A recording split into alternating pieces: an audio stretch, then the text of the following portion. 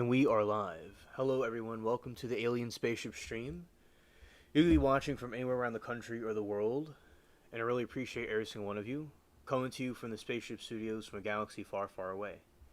Alright, so we'll be switching over to the other screen now. Hello, Abs. Good evening.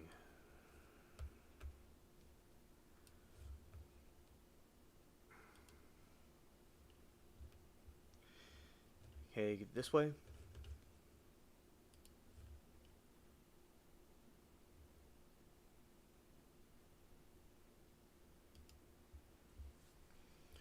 Alright. Here I am. It is good to see everyone. We are going to... Hello, Tree Saw.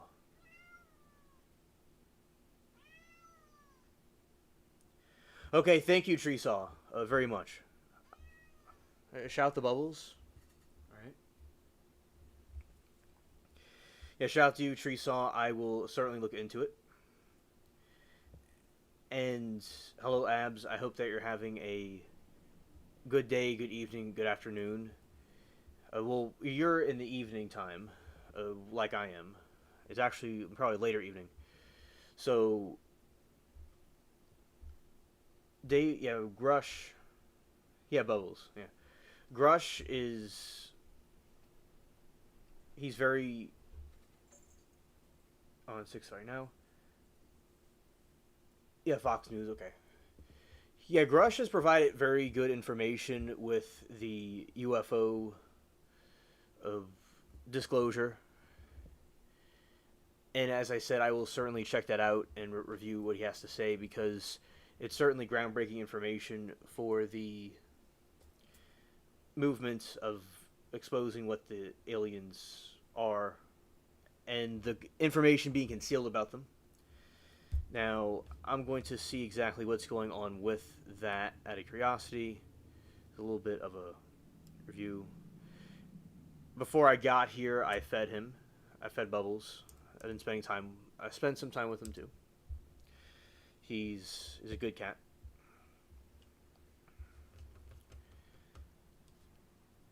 Okay, and let's discover what is going on here.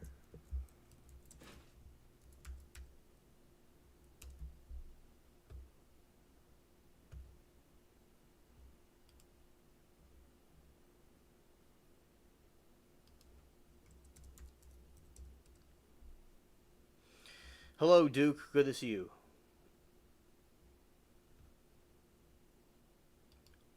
It's a little bit about David Grush, about who he is, for those that may not know.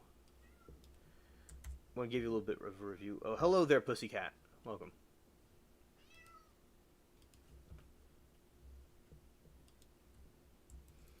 I'm also going to do a review on the trials that we saw today.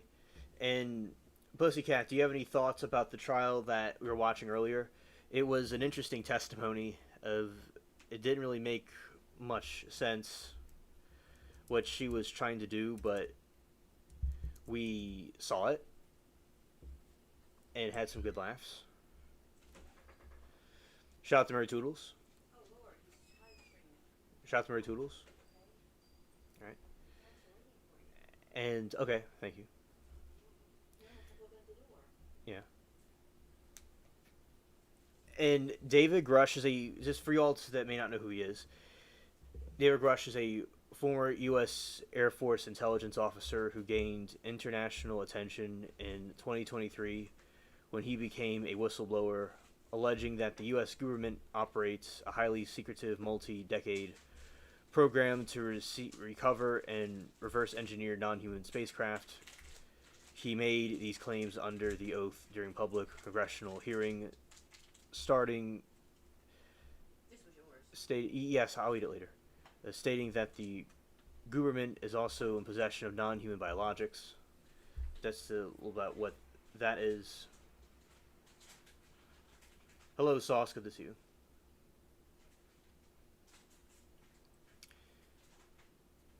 Oh, hello, Remy. Good evening. Welcome to the chat. Now, there is a of course, what we're going to be doing is the David Rush thing. I'm not able to see it at the moment, but I will look at the other parts of it in the later on. I don't see anything live about it, but it's on TV. We'll review it later afterwards. All right, the secret programs, and I'm going to be doing the trial review and just kind of give you a breakdown about who David Grush was in the UFO community. The secret programs. Yes, Abs, it's Remy. A shout out to her. She's here scared. And Bowles seems like he's getting the zoomies. It's nice. It has warmed up where I am.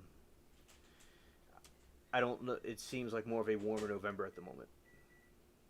All right. And all right, secret program. Grush claims that the U.S. government and private aerospace companies have been running clandestine special access programs.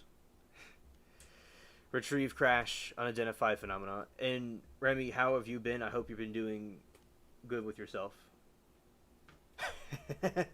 Yes, Screaming Cat has the zoomies too. Yeah. So,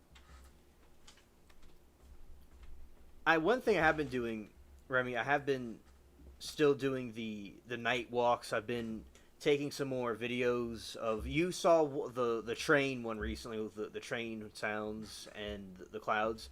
There's some other ones that I took because the constellations are in a certain direction, and it looks really cool through the trees. So that is something that I'm doing my nature walks. And anything new with you, Remy, you can feel free to say if you'd like. So, I've been really focusing on these trials a lot. I've been focusing on the trials a lot. And reviewing the different videos of the trial chat. It's been pretty cool. I've been learning a lot of information. We've been having some good times with each other. Oh, you can't wait to visit NOLA. Yes, Remy, I agree. I think that would be great for you. It's a very nice city. You'd like it.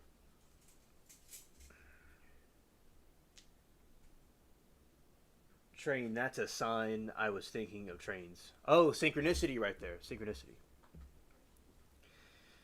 And Ab says, I want to be deleted. Very much so. I'm mad that dumb a-hole left. Yeah, she was laughing at Alien because I was making some shots at her about a screaming cat and a cat getting zoomies. Yeah. But yeah, Abs, we certainly want you to be with us, as you know, and I understand you're upset about the person getting released. They really failed you, and we are here for you as long as you want to talk with us about it. We love you very much. Yes, there is lots of history in NOLA. It was different countries had control of it over time. There was all kinds of different conquests that happened with different outside European countries. It's certainly a melting pot of different cultures, indeed. Okay, Sauce. I understand, buddy.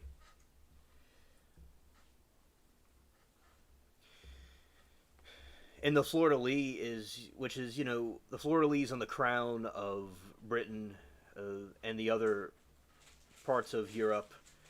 It's used in the city, and that's what the Saints, New Orleans Saints, has. It's black and gold. And they are... I like how the city kept that symbol from the French that had it. Yeah, shout out to BK, too. Shout out to BK. And also, Remy, the food is extremely enchanting, too, as well. For those, different dishes people are... Oh, there's dishes for everybody. Different things people could eat. Yeah, the Wax Museum was really cool, and Remy, it was like a horror movie. It was like a scary place, but they took it down because of the darn Of they want to create some condos out of it. It was 10 years ago they took it down, but there's still pictures of it though.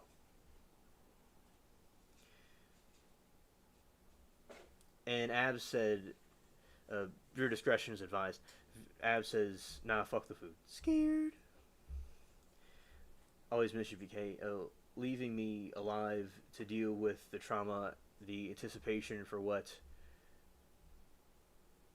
he comes back. I'm so out of it. Life is frozen at the moment. I think he's locked up still. Oh, you think he's locked up still, but he's going to be released at some point. Those people really should be sued that failed you like that. You know, I can't even begin to imagine the terror you must feel all the time from that, and the horrid fear and feelings. And we are sorry that you're going through this. Yeah, I hear Abs.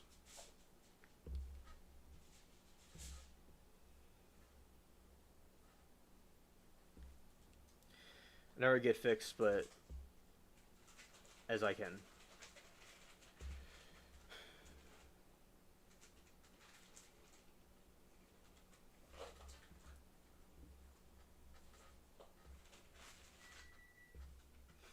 Remember he said Gordon Ramsay did a whole Kitchen Nightmare series in NOLA during the Super Bowl. Oh yeah, yeah. I believe I remember that was going on. Gordon Ramsay's a very good chef. He makes very excellent dishes, and I like the Hell's Kitchen when he yells at people. That's funny. All right, Ab says my mom was another witness and filled out witness statements, and she was not even subpoenaed, nor did all the evidence. And Kim says, "Hey guys, I've got a few minutes waiting on my ride to get to airport. Just got to Orlando. Hope everyone's doing well." Hello, Kim. Good to see you. And kisses for chat in general, because I may have forgotten to do that before. But yeah. Idiot sandwich, yeah. Idiot sandwich. Oh, hello, Kim. Glad that you came here to tell us hello, and you're in Orlando, and you're waiting your ride to get to the airport. Oh, yeah, that's good. Yeah, so we're talking about my city. We're talking about Gordon Ramsay and a couple different things. And yes, Kim, have a good weekend, and thank you for stopping by. Yeah, remember Gordon Ramsay, he did the thing where he take the two piece of bread and put it against the person's head. That was something quite hilarious he did. And there's lots of famous chefs and different historical events that happened here with that. So yeah, many different. Just during the Super Bowl, a lot of people came here from all over the place to see the Super Bowl. Lots of famous actors and folks like the French Quarter, and as I said, lots of history and lots of ghost stories too.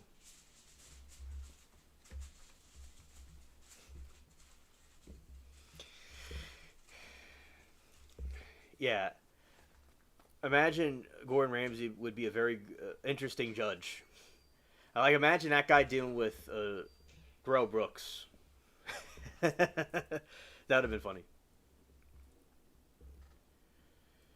And with David Grush, information is allegedly withheld from the 30s. There's non-human craft biologics that are around.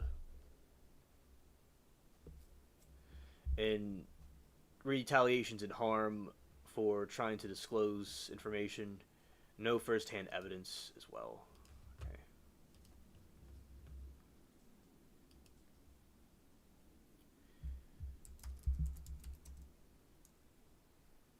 Yes, Judge Judy with Gordon Ramsay, yes. And Judge Judy is excellent. Yeah, that's a good example.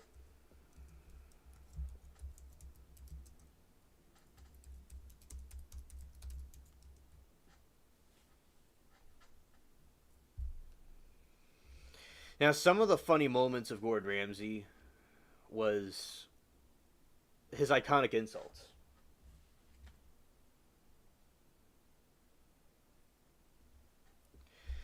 One is his most famous. It's raw. That's one of his lines. Ab says, I'm turning into a... But scared. Scared.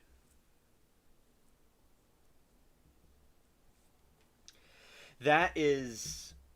So, it said, we think you are... You know what you are, Abs? It's like honey, right? The sweetest honey in the countryside somewhere. Like, I'd say English countryside, specifically. That is truly an enchanting place. Although America's enchanting, too.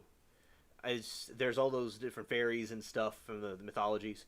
So, yeah, that is what you mean to myself in chat. But I understand. I understand frustration. Yeah, stressed just a tad. It's like a tad bit stressed. It could just be ever so slightly. Scared.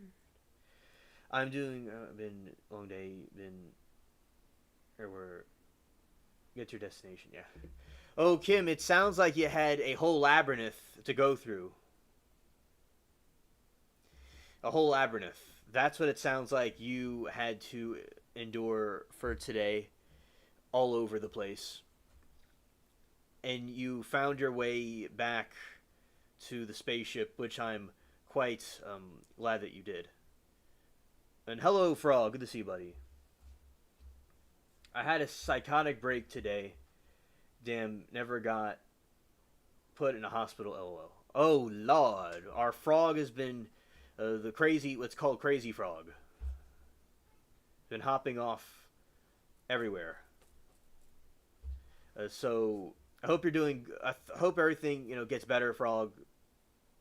Because I know you have the crazy frog moments off your lily pad.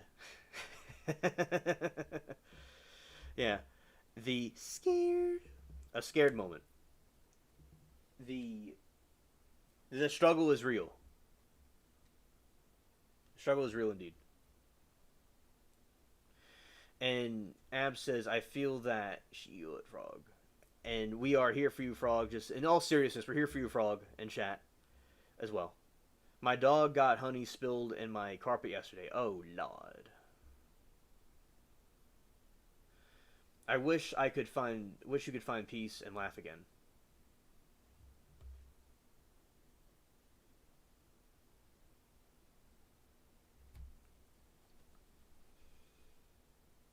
Now, Kim, was there lots of people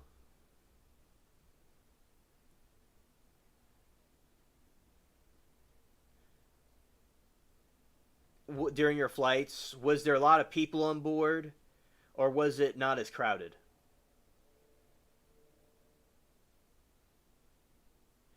And yeah, so Frog said he had a psychotic break today. Damn need to get put in a hospital. LOL. That's what he said. And Kim, yeah, it sucks. Still had forgiven sauce. All right, yeah. And yeah, Pussycat TV. Hey, what did the kid get for a sentence today? My sentencing watch got interrupted by my flight. Oh, yeah. He got thrown in there for the rest of his existence. Like, he got, like, life sentence, another life sentence, another life sentence. And he's just, like, basically going to be locked up for eternity. And after eternity's over, he's going to be locked up even more. I thought it was a good idea to take myself to the meds and stop seeing my doctor. Oh, okay. Okay. Understood, Frog. Even frogs need the medicines. The exact verdict will be explained right now.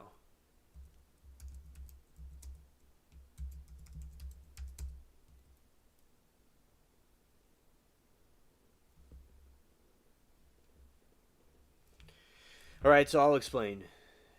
Matthew Lons was found guilty of 13 counts, including 2 counts of malice, murder, sentenced to 2 consecutive life sentences without possibility of parole, plus additional prison terms. The sentencing took place on Friday, November 21, 25 in Cobb County, Georgia.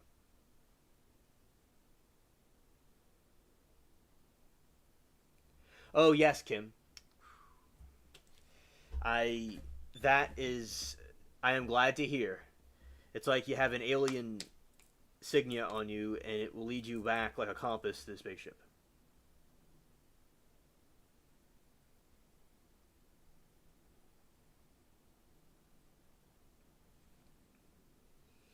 Yeah, so Frog said we're here for you, and we hope that you are, um, things get well soon.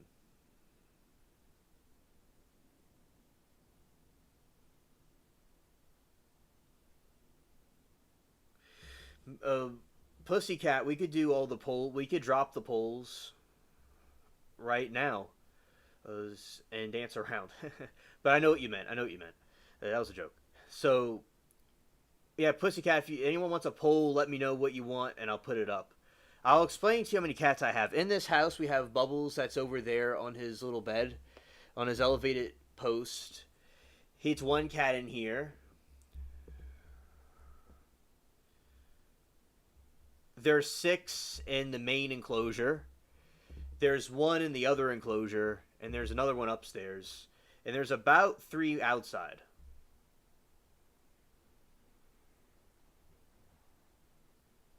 Trinoki, but don't listen to any anyway. Mermaid, good evening to you. Welcome to the stream. In Mermaid, yeah, I haven't seen you in maybe a few days or so. If you have any updates, Mermaid, let us know if you want to talk about anything. And I'm so glad to see you here along with everybody else here. Kisses for everybody. You and Remy has one cat.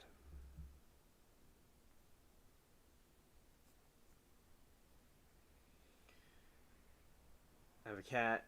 A psychosis. Listen, anyway. Okay, I'll caught up. Yes, yes. I got one right here. Let's do this poll.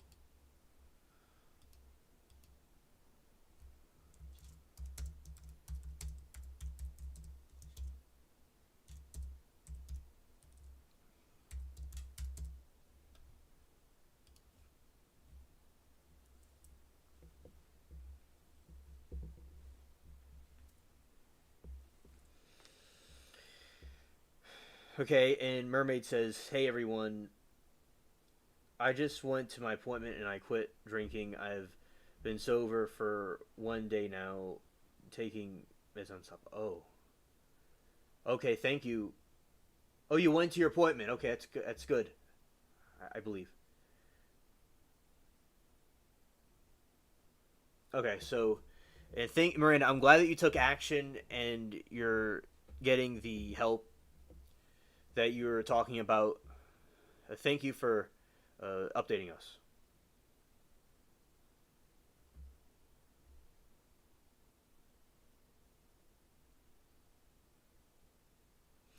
Love you to Pussycat. All right, we'll close this here.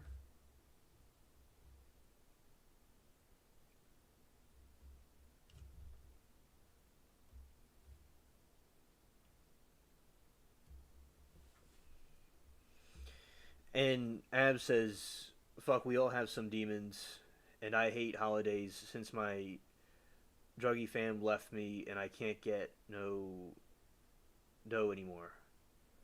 Oh. Oh, the holidays can be a lonely time for a lot of people. So yeah, it's like sometimes the holidays can be a double-edged sword because some people could just get really despair. So um, yeah, that really sucks about your family not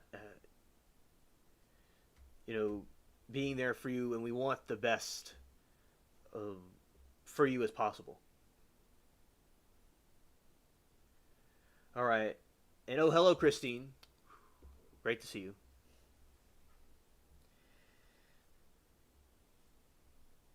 Abby said the generational trauma that just keeps getting scared. I just don't want to buy them to, but I have been once. Hilarious, actually. I didn't.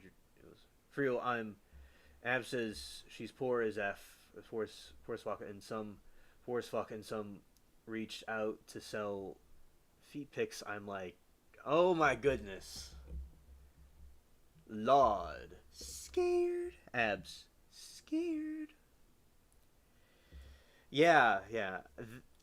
They just yes, people just could be completely heartless these days, and absolutely, especially with the current.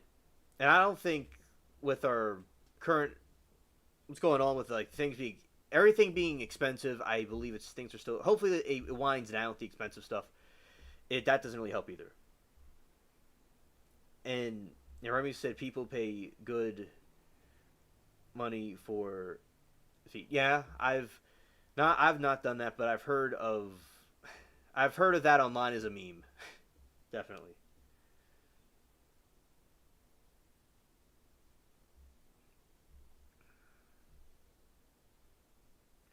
Okay, and Mermaid said, "Abs, I have done that before. It's humiliating, but get your paper, baby." Scared. Pussycat says, "Try selling Topics." Yeah, I've heard that. Like on internet memes, it's very popular. I've heard about that. It's just don't tell anyone about looking up things on Google because for free, but they'll pay for. Yeah, people will pay for things. There's always a. I'll say this. There's always a supply and demand, right? And there's people that will pay for when there's a something people want. People will pay for it. Yeah, that's business, I guess you would call it. And Ray said, once I was pregnant with my child, and a man very young, handsome, came up and asked for pics of my toes, and I was asking if it was a joke. He was serious, and I was offended, y'all. Yeah, it sounds like it would be awkward, for those that are trying to ask for that. Pussycat said, "Sell your toes." Okay. Scared.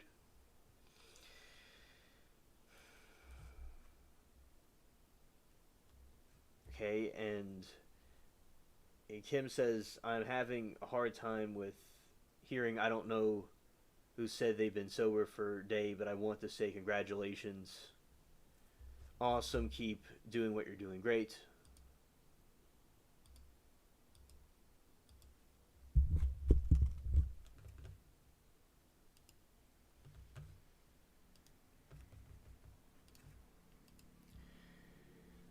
That was Mermaid, actually. All right. So basically, yeah, Mermaid says, "Kimberly, thank you. It was me. I'm talking the medicine to stop drinking."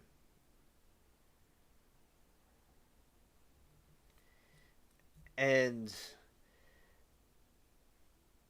Frog says, "I tried to stay calm, and it took a lot of volumes, and finally passed and out and woke up perfectly fine." Alien right. What the heck do they want? Live feed pics for, but they pay for it. Right. I mean, it's something I certainly have seen where like there's internet memes and there's people like they'll talk about stuff in like comedy videos and like there's comment sections and I've heard of that people will pay for stuff like that. I just I it was not as I said I've never if I had even if I had money which I don't I wouldn't pay for it. I'm not. I wouldn't mind helping somebody that's in need, of course.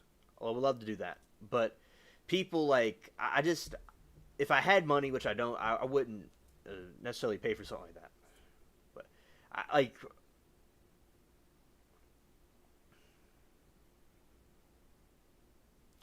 and then Abs says shave my effing toes ahem. Yeah, it's like in Abs you do whatever you feel is best for yourself. Yeah, you do you.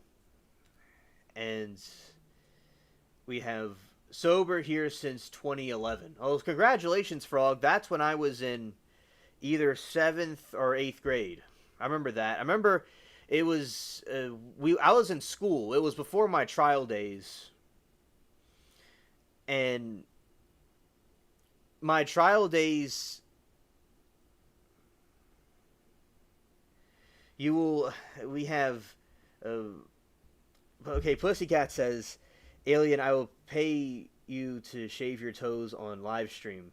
Scared? Well, sir, I don't know about that. I'll have to. And uh, basically, so scared, and that's very flattering. That's very flattering, Pussycat. Thank you. But for now, I am going to be doing the trial stuff at the moment. But we have. Tom says I don't go anywhere for Thanksgiving, and forget. I'm going for Thanksgiving, sitting right here. Okay. And Ernie says, "Where's BK? He loves hairy toes." Yeah, where's BK? We need a summon BK in here. And yes, I have a very let's say I have strong alien legs too. By the way, it probably at the moment, as I said, I'm interested in doing the trial stuff at the moment, but I probably what's your name, Pussycat? I probably would make a fortune. But for now, I am that's very flattering. Thank you, Pussycat. At the moment, I'm going to be uh, doing the trial stuff. And then Ab says sick. Yeah, it is certainly a chat right now that's might make some nauseated, scared. Mermaid said, "OMG, you guys are traumatizing me." And yeah, we have the police lights outside. That's nice. And let's see, Christine, BK is missing out on the hairy toe talk. You guys are traumatizing me. Oh, we're going to certainly is going to need counseling. We're going to have we need to have the chat counseled at this point. No problem, anytime casual. Scared.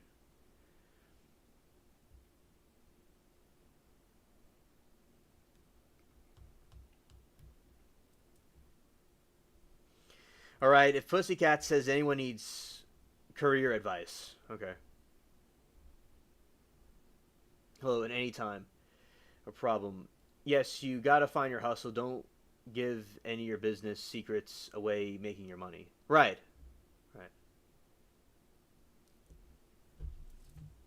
I like if someone just casually walks in here and they see just the hairy toe talk from Timu. Yeah. Scared. Kim says there are lots of people out there that have a feet fetish and they will pay for those pics. I heard of somebody requesting spaghetti on their toes. Strange, I saw that on a shower. Shower. On a show. Wasn't for me, y'all. Oh, okay. Okay. Yeah, people have a lot of different fetishes. I believe I've done research that the feet one is the most uh, famous one. It's the most popular one.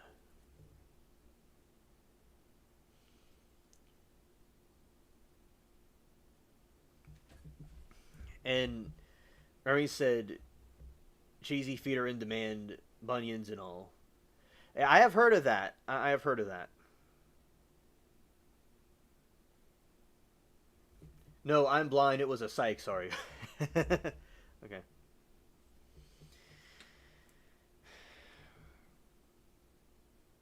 I beg your finest pardon. Bro, spaghetti on their what the fuck? Yeah, people. The fetishes people will have will be unlimited, quite unlimited. Yeah, and as I said, the feed's number one, and there's like a list and all the other ones that people are into.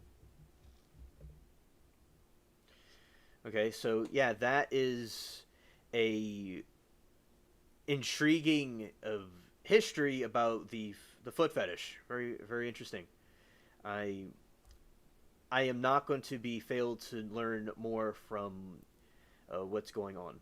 Yes. Okay. Yeah. So as an alien observing this, the Earthlings are into all kinds of different things. So that's from my alien analysis, it's quite good to know. Scared. Why study the Earthlings on the operating table when it looks like they're studying each other's hairiness? Yeah. They're doing the aliens' work for them. Yeah, but yeah, everybody has their own different stuff that they're into, and people pay money for it, just like I don't know people pay for Netflix or whatever people watch. They say different strokes for different folks. Yeah. You saw MC in chat today. Oh, you did. I decided to block that person, but they didn't block me, but I decided to block them. I wasn't playing games. And Ab says that's not a fetish. Food on toes is a kind of unhinged, but the GTFO of here energy type. It is bordering on the edgy territory, Abs. Yes, I agree with that. It's something I'm quite. If anyone's into that, I'm not. Nothing. Don't take this personally, but yeah, I'm not. Yeah, that's not the most normal thing that I've thought of. Which none of us are normal, but that is not something that I have thought of. I will say, and it is the type of energy you're kind of like, yeah, I'm gonna check out to the other room. That's something that I can see that being. Yeah, tell their mamas they're bitches. Tell their mamas they're my bitches. Right on. Scared.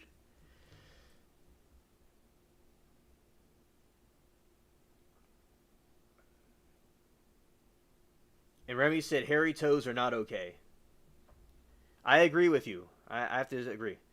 All right, Kim says, "Hey, you do your hustle. I'd shave my toes for enough money. LO, I shave them anyway. Just kidding. Do you? That's about the cash, man. You do what you have to do. It's toes. It's not boob pics. Yeah, I personally don't do stuff like that, but there are people that do that. I mean, there's something like people could Google anything. There's like a billion results that can show up, but they'll go pay for it. Yeah. But as I said, no hate on people that are into stuff like that.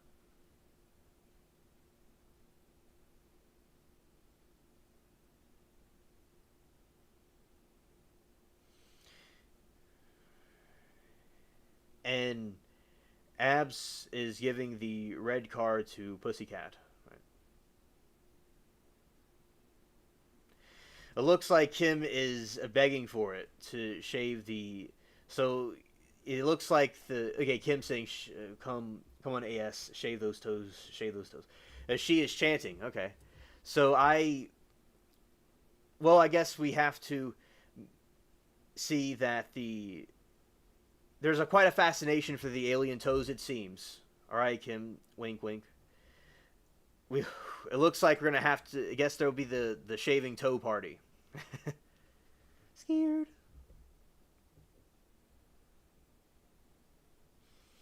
So yes, think of me as a genie that maybe it will, maybe it won't. Scared. People have told me they've liked the lips that I have and the hair and stuff. So it looks like. Oh, you got on the phone call, okay. So it looks like there's gonna be the alien. They're talking about alien toes on demand. That's must be a scared. But yeah, so and people said they like my lips and stuff. So I guess people like every body part. Yeah, the screaming cat is a very good boy. And Pussycat says alien toes aren't hairy. Well, I guess it looks like you caught us red-handed.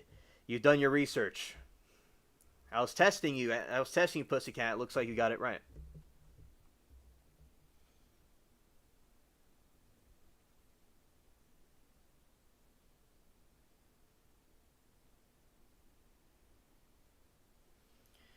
All right, and Remy said, "Abs, when you're ready to return, I get it." Okay. And shout out to Abs, cool people.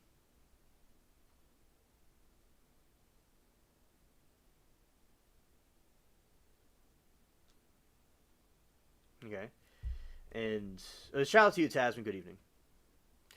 Oh, one thing I want to say about Gordon Ramsay, some funny things that he said was, "It's Raw, one of the most famous." Not can't. This gag reflex don't fuck with me. Oh, okay. Yeah, absolutely. I can feel you. And Anna says, "Oh, hello, Anna. Good evening to you. Welcome to the stream." All right, it's Raw, one of the most famous and frequent used exclamations when presented with undercooked food, often accompanied by him slamming or throwing the dish down.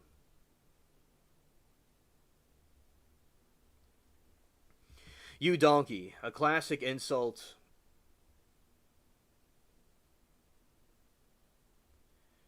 A classic insult used to express frustration at a chef's incompetence.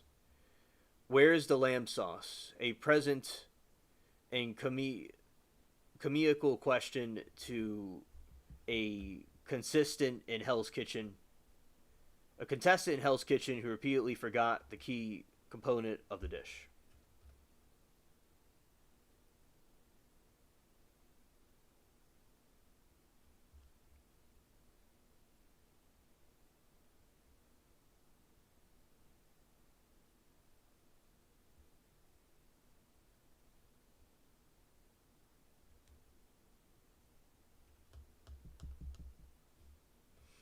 Oh, we'll continue.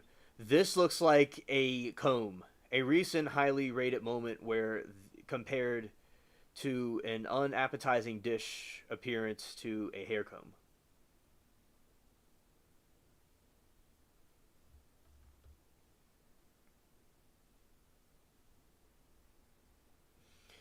All right, and so what I'm on is take my meds and see if it makes me nuttier, or have a drink. Neither. It's hard to knock life. I mean, I'm there. I'm just kind of numb and don't care. I'm not sure which I'm having, but I'm feeling right now. Anna said she's late because she had to shave her knuckles. Hilarious. Abby, and also here to start it, extra dizzy.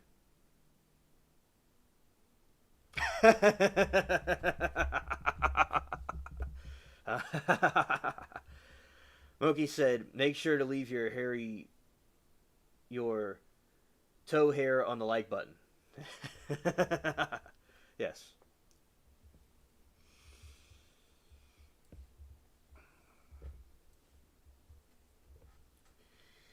You look like old people.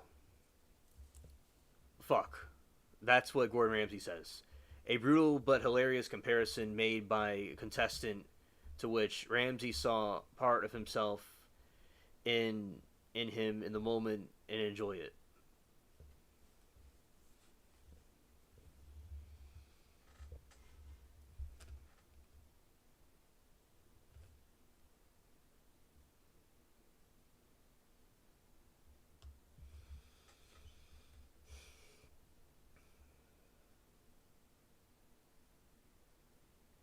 Yes, and Moki, I have it saved, by the way. I have the Bobo trial saved. Or Boo Boo trial saved.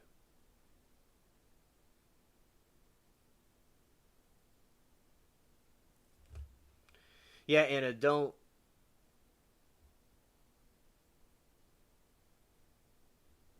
Yeah, you are. What I am is scared. Never feel bad anybody about yourself in chat, because I'm always scared.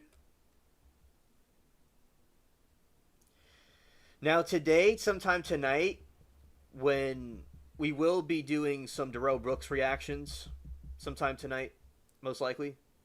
It may be abrupt. It'll be funny, by the way. But, and we'll also do our program and then get into that perhaps later.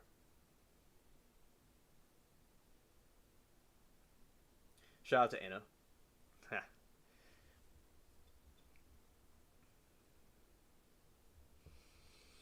Punching the salmon. After tasting an unappetizing salmon dish with water sauce from the contestant, Raj Ramsey spat it out, poured the dish onto a counter, and punched a plate of salmon obliterating it. Wow, that's hilarious.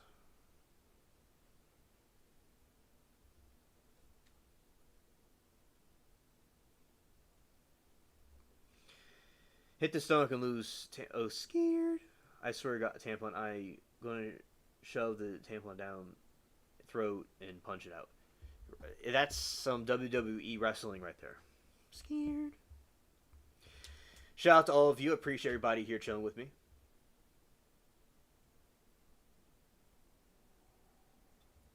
Hey, and the Joker, when a contestant handed him their Joker playing cards as for a challenge, Ramsey declared, "There's your card, the Joker. How fitting is that?"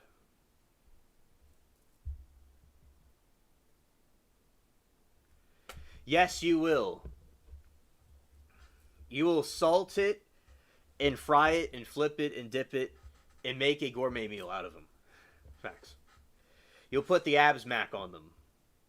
In my city, there's a lawyer named Womack, and so there's abs mac. Oh, there's we're making up something. There's aliens angels mac. There's G mac. There's Capri mac. There's Moki mac. There's Mermaid mac. There's Pussycat mac. There's Remy mac. There's Anna mac. 5 hours later, there's Kimberly and Tom mac. There's so all the people are gonna be Macs.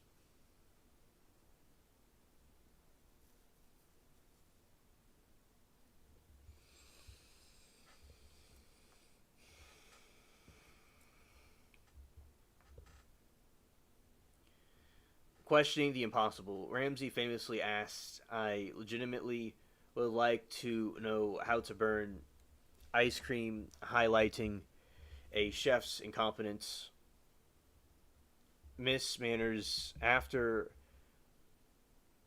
I love you too, Pussycat. And also, I love your dear cats too." Yes. Ramsey famously asked, "I legitimately would like to know how you burn ice cream, highlighting chef's incompetence." Though there's only one Remy.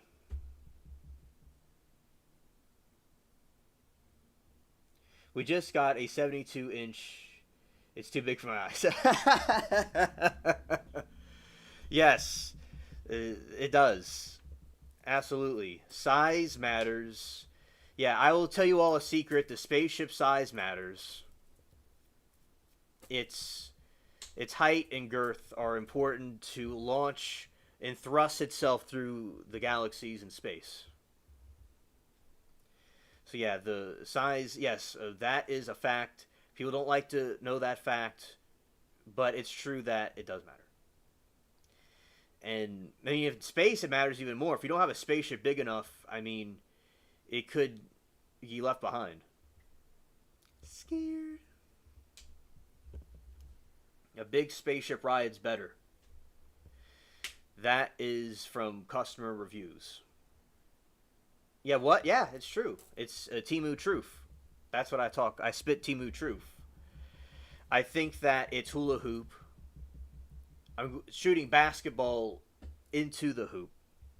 Spaceship size matters. UFOs. UFOs too.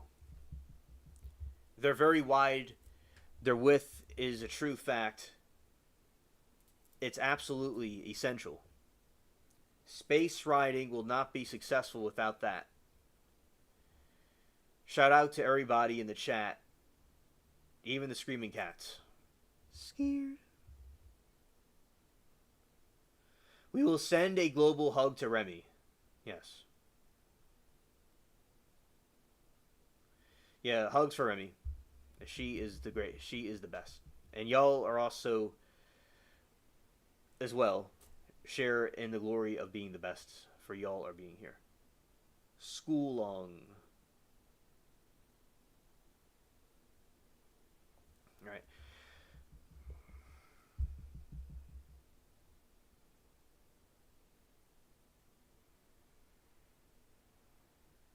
All right, and Miss Manners, after contestant Colleen said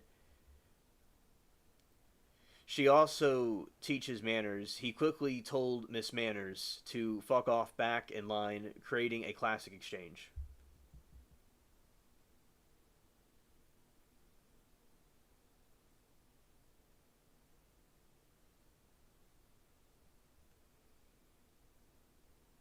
Oh, you're welcome, Remy. Pranks and trolling. Ramsey has participated in pranks including drive-through interactions and trolling contestants in Hell's Kitchen.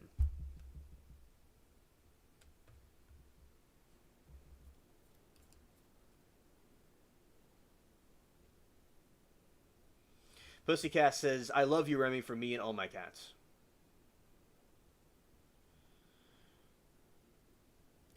If anyone else says, if anyone else says, "Schlong," you're going into your naughty chair and getting a spanking. Oh, I just did it. Well, I'm gonna put my dunce cap on and go into naughty chair. Scared.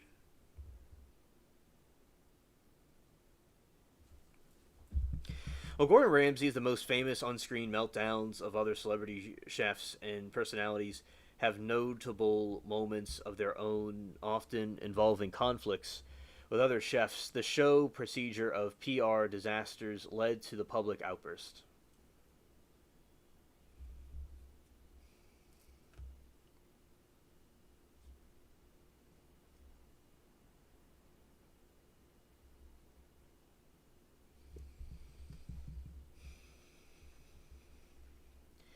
Yeah. Anthony Bourdain's roast and feuds. I probably said that. I probably said his name wrong. But before becoming global storyteller, Anthony was known for his raw, honest, and sharp criticisms, both of his book and in the Kitchen Confidential and his shows. He famously went on the stand and tour where he roasted his colleagues, including well-documented feud with Guy Fieri and jabs at other beloved chefs like Ine Garten.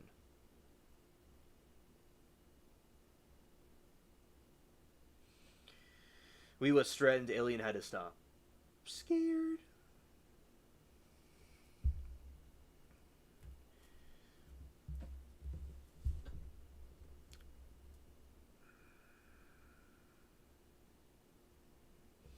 Pussycat says, "I currently have cat's arse in my face, so I guess that's a good thing."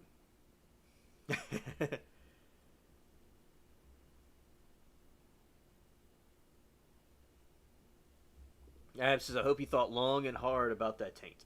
Alright. Scared.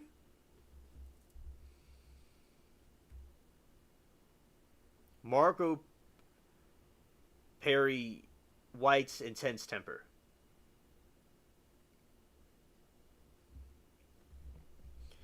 Known as the original infant terrible of the culinary world, Marco Pierre White was famous for his demanding standards. It was a testament to White's intensity. His staff at one of his restaurants even staged a walkout due to his attitude.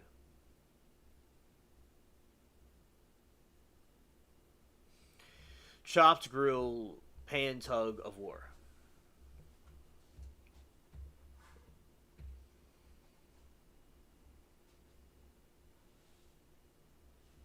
A memorable scream confrontation on the Food Network, Chopped chefs Elda Benensky and Keith Young engaged in a physical tug of war over a shared grill pan during the competition, highlighting the high pressure of the show. See all about the inches. Yes. Yes.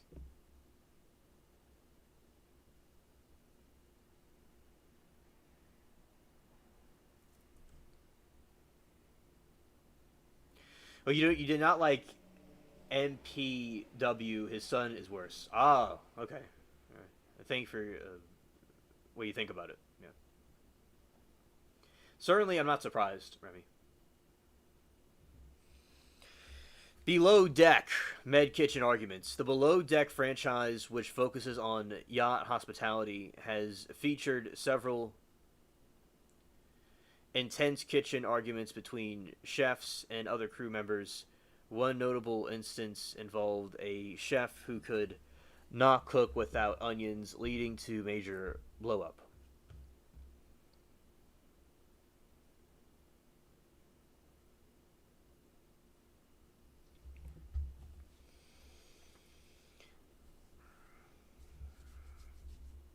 Anna says, "Sorry, pussycat, me stupid, and you're probably female again.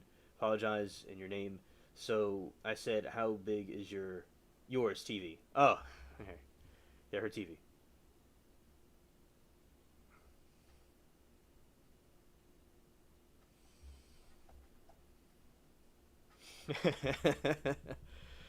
Adam,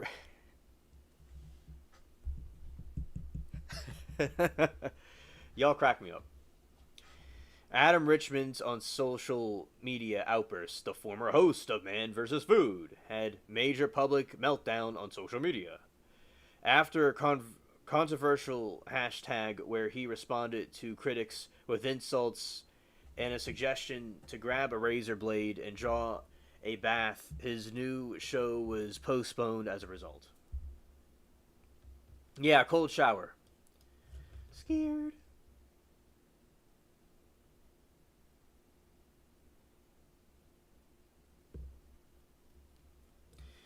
Oh yes, you have a cat TV in a TV.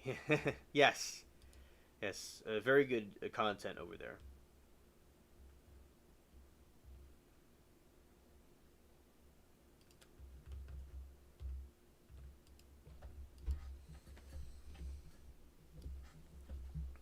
Beyond Ramsey's own rants, many of the restaurant owners and staff featured the kitchen nightmares have their own epic meltdowns, often in response to Ramsey's criticisms. Memorable examples include the owner's Amy's Baking Company, whose refusal of accept criticism in subsequent online rants when rival their own Sebastian's, who threw a temper tantrum when Ramsey refused the food. Yeah, I've been at Pussycat's channel. It's a good channel with live streams about cats, and there's a cat and a TV. Yeah, I remember we saw the cats giving birth. That was pretty cool.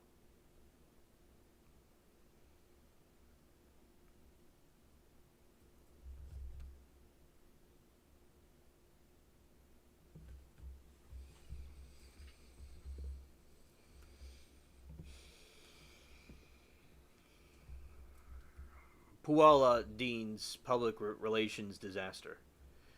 Uh, while more of the series of off-screen issues that led public fallout, Paula Dean's career suffered a major blow after she admitted to using racial slurs in the past, resulting in cancellation of her show by Food Network and loss of endorsement. You are not fat, abs. No, I think you're. I think you're fine.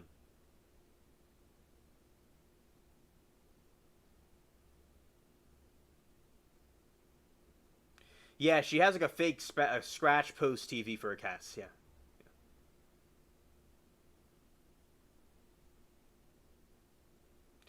Tom Jones song in the '70s. What's new, Pussycat? Yeah. Yeah.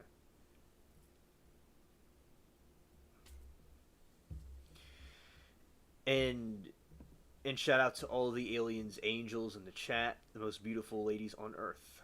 Facts. Most funny and charming. Okay, and something interesting here to me is, and at some point we're gonna watch the Bobo trial again. I never saw it, but we're gonna watch it. All right, and the feud between Anthony Bourdain and Guy Fieri was triggered by combination of personality clashes,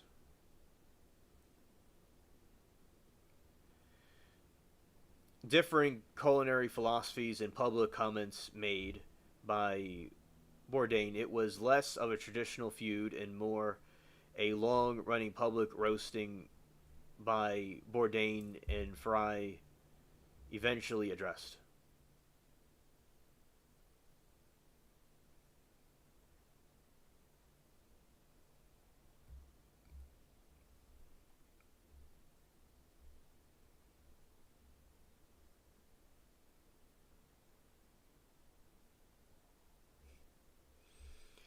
And Pussycat says, "Did you say you're going to stream the Bobo trial from 8 years ago?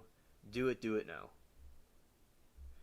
Yeah, we are going to do that, and I'll make commentary on it. I have the playlist saved. We'll get to it. Absolutely. Oh yeah, I've gained 10 pounds. Couldn't stop ordering fried dough. Went right to my ass. My bakery's getting. Oh, oh you watched the opening statements of a couple of days ago. Okay. Yeah, we need to get one of the aliens. Okay, there's alien in the other room. He needs to go check on Frog on his lily pad to see if he's all right.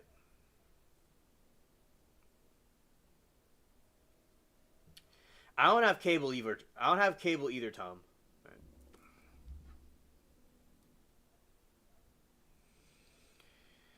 Initial comments in 2008 interview with TV Guide include the first public comment. Bourdain said it looked like a character from The Simpsons designed by committee. Wow, they called him the character from The Simpsons.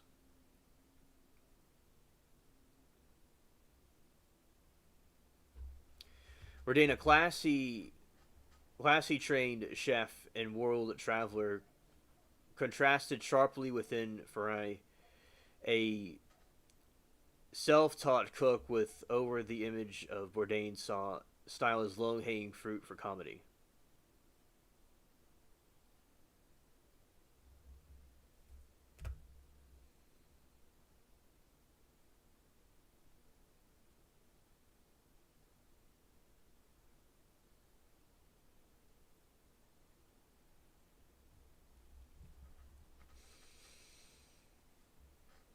Culinary philosophy, Bourdain championed the culinary authenticity. You gotta put a tinfoil hat on. Yeah, that's what we do on our spaceship, and it certainly will cancel out all the negative radiation, and we can have continue to have the spicy time with concealing all the spices within us. So we will have our spaceship members in complete bliss. Remy said maybe during Christmas break we can watch Casey Anthony or Jodi Arias. That's a good idea. Absolutely. Thank you, Remy, for the suggestions.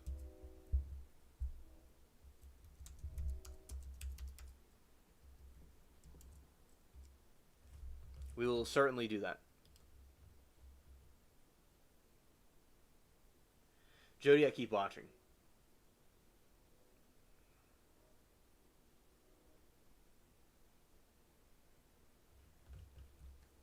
All right. All right. Furry's response for years. Furry generally took the high road. In 2015 interview with Furry expressed disappointment. His turned one-sided jabs recognized public feud.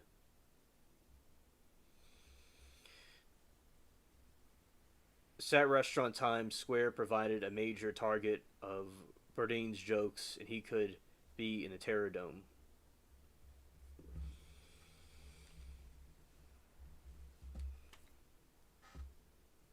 I guess there would be, as a joke, I guess there would be more cable. People would get cable more often if they had the Toad channel on demand, like we were talking about earlier. I guess that would bring more people into it.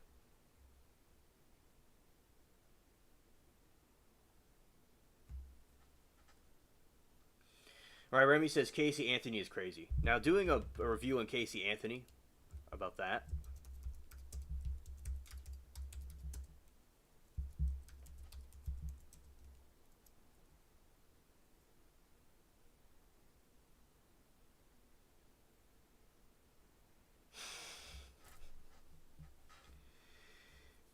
Ab says I need to go fuck myself. SOS. Scared.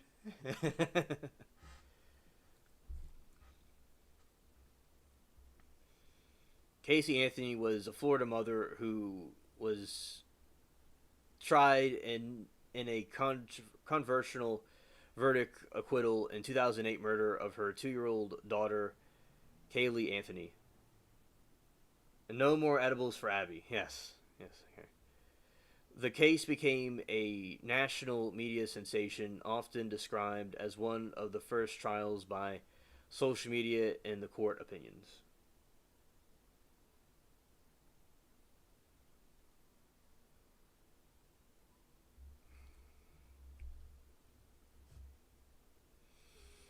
Case trial disappearance.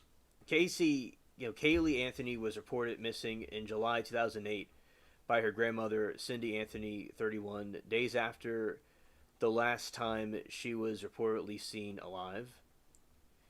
Investigation. During the investigation, Casey Anthony provided law enforcement with a series of false statements and fabricated stories, including claims that a nanny named Zindina Fernandez was kidnapped. The child and she worked at Universal Studios, of which were proven unnatural.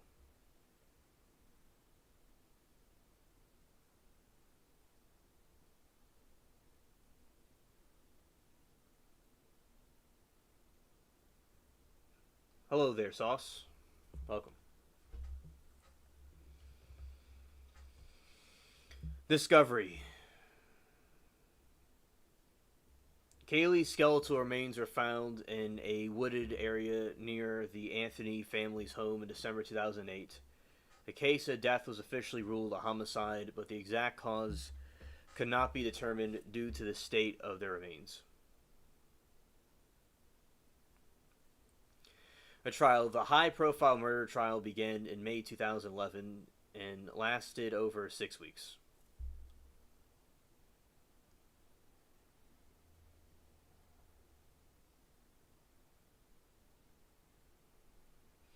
Timu confusion. That's what I have. Prosecution case. Prosecution alleged that Casey used chloroform and duct tape to suffocate Kaylee in order to escape parental responsibility. They presented circumstantial evidence, including a hair found in the trunk of Anthony's car, consistent with decomposition. The smell of decomposition in the car detected, oh hey Lord Roan, good to see you, by a cadaver dog and forensic testing, the computer searches of how many chloroform was.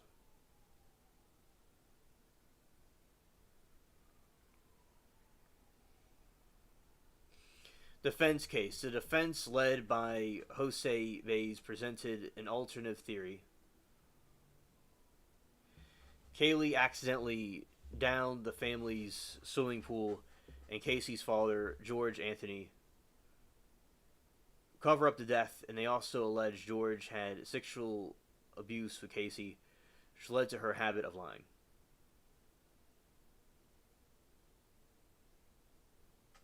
Anna says Casey's lawyer acted like she was molested by dad and cause of the dad made her put Kaylee in a bag and bury her in the woods because afraid of her dad, and so the baby drowned in the pool. Scared. Casey Anthony could eat my unwashed ass.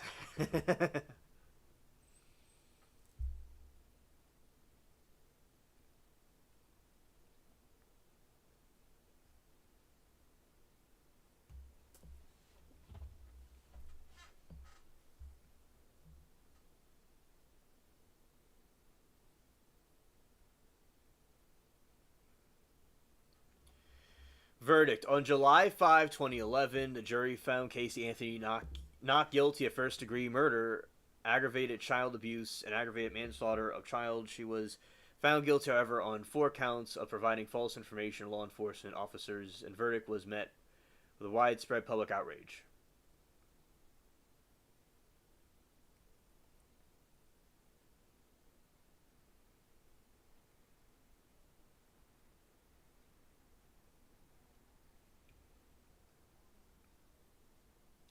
Pussycat.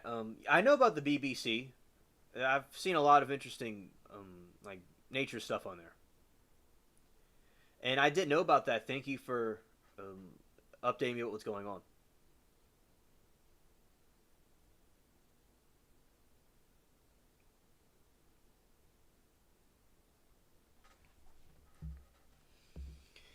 Anthony was sentenced to 4 years in prison for the misdemeanor counts, but was released just 10 days later due to credit for time served and good behavior.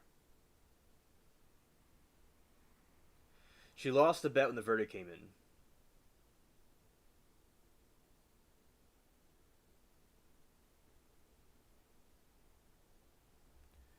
Okay, and you're too small for BBC.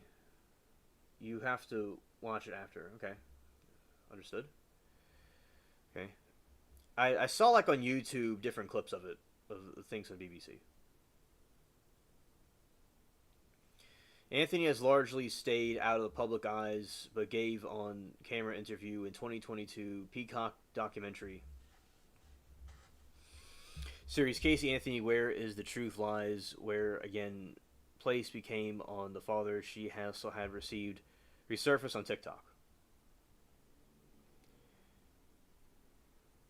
Kaylee's Law. The public outcry following the Casey's promoted several states in purpose and passed Kaylee's Law, which makes the failure of the parents or guardian to report missing child immediately a manner of felony.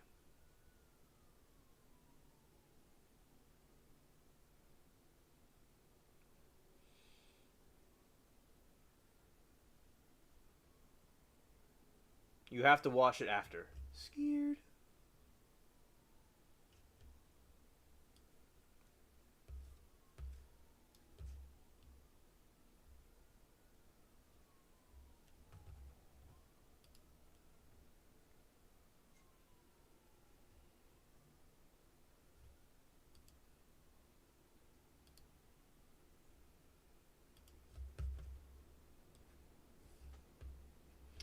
Hello, Gloria. How's everything with you? I hope it's all going well. Thank you for being here with us.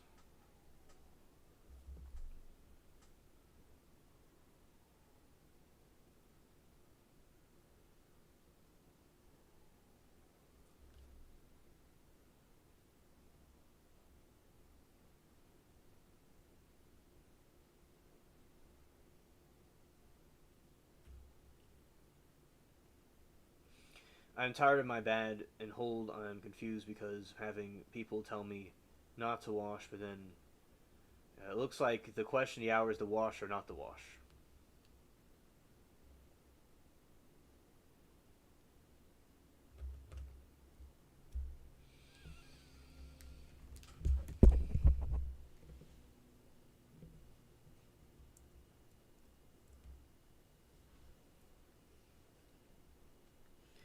Kim says, "Okay, guys, my ride is almost here. I love you guys, everybody. Have a great night. Always great to see you. Take care." Okay, the Kim, thank you for hanging out with us tonight.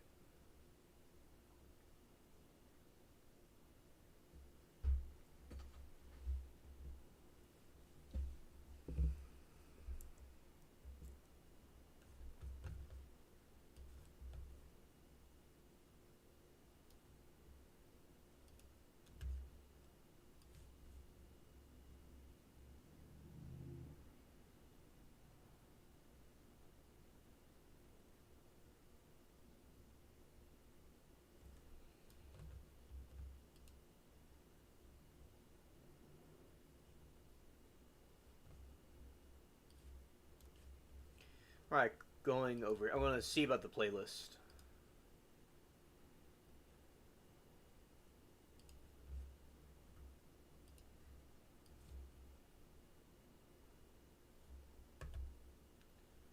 Let's see.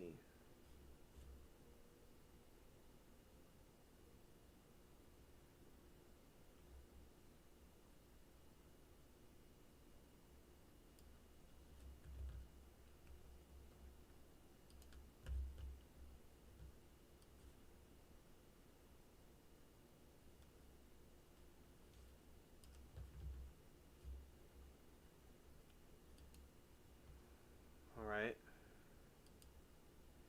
There's the playlist right there. Let's copy. Copy that. I'm just gonna save it. Whenever we play it, we'll have it on board.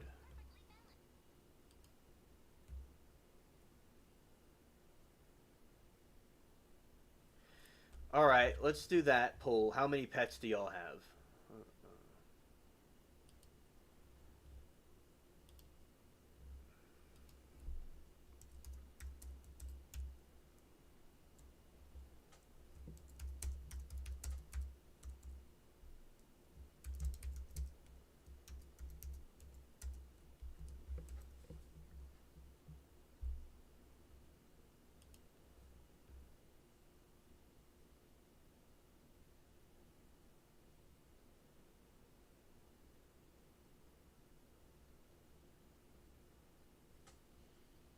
I'm crashing. Good night, all guys. I love you. Sorry, I'm exhausted. Okay, okay, Abs. Good night to you. Thank you for coming.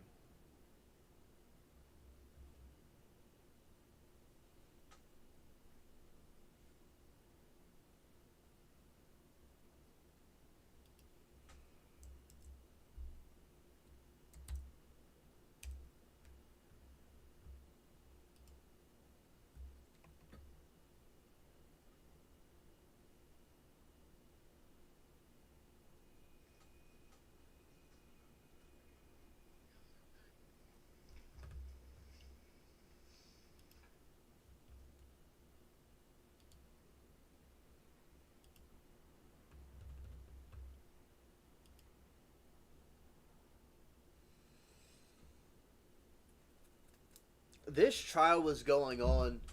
Like, I had graduated high school. That's what I did.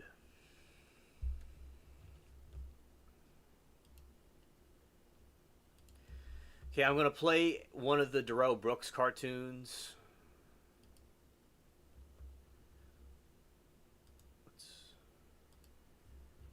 At some point, and we'll get to other things. But I'm going to, as I said, some point tonight, play more of them. I'm gonna play one.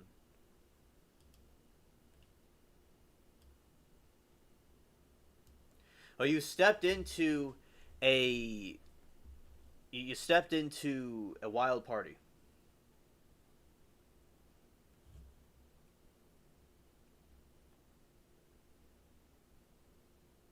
Oh, thank you, Pussycats. Very, very sweet of you.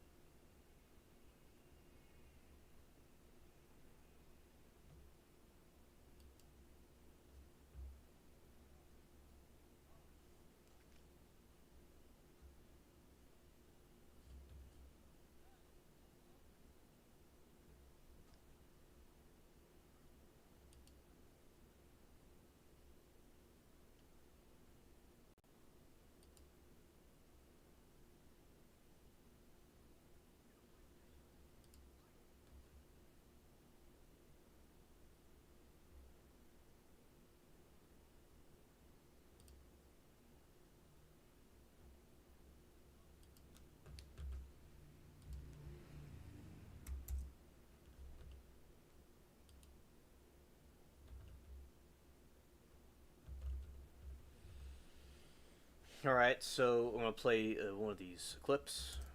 It's funny.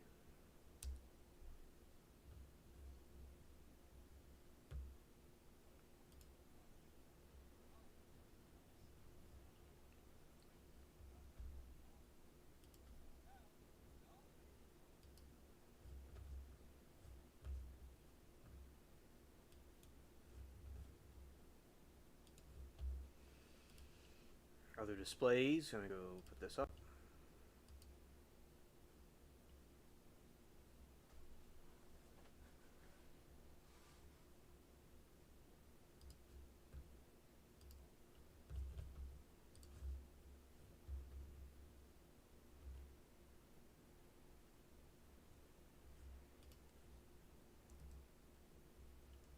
From the company that brought you Alec Murdali comes another special toy.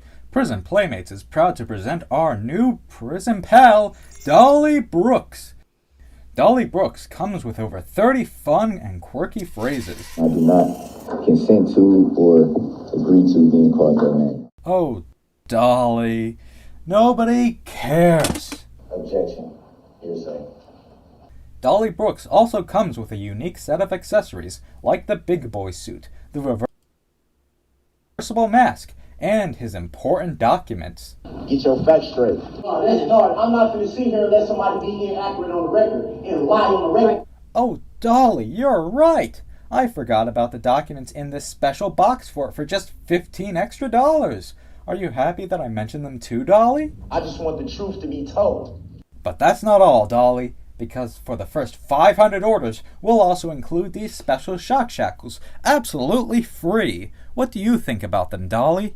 It should be noted that I had a shock device on my ankles. It is a fact. I was told that there were a shock device, which I know how a shock device looks. They have a bunch of these cartoons, and it's really... really creative people have come up with these different roast on the Roe Brooks and other inmates that they had. So that is a very funny one right there. Looks, because I've been through this before in Milwaukee. Dolly Brooks is endless fun for all ages. You just never know what he's going to say next. Can we move on to subject matter jurisdiction that hasn't been proved for the record? Just remember, if you order now, you can get Dolly Brooks, his extra courtroom set, and the shock shackles for just $25.99. Don't wait. Call now. Absolutely free. What do you think about them, Dolly? It should be noted that I had a shock device on my ankles. It is a fact. I was told that there were a shock device, which I know how a shock device looks because I've been through this before in Milwaukee. Dolly Brooks is endless fun for all ages. You just never know what he's going to say next. Can we move on to subject matter jurisdiction that hasn't been proved for the record? Just remember, if you order now, you can get Dolly Brooks, his extra courtroom set, and the shock shackles for just $25.99. Don't wait. Call now. I accept for value in return for value. To order your Dolly Brooks, just call 867-530. That's 867-530. Call now.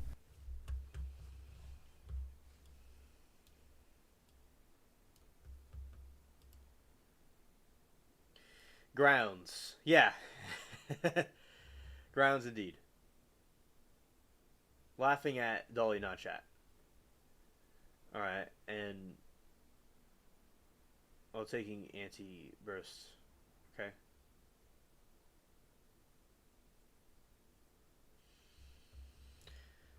I'll put on the Boo Boo trial. And we're going to watch more of Brooks in a little bit. A little bit later. We're going to put this up at the moment.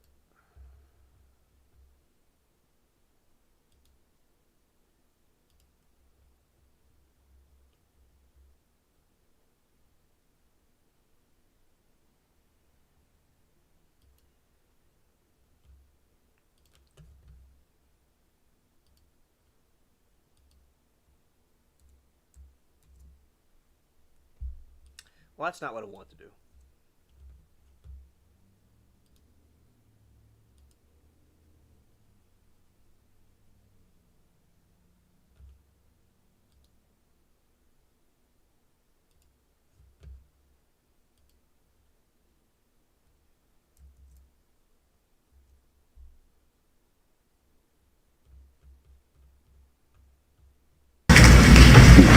Going to open, Mr. Gilkey?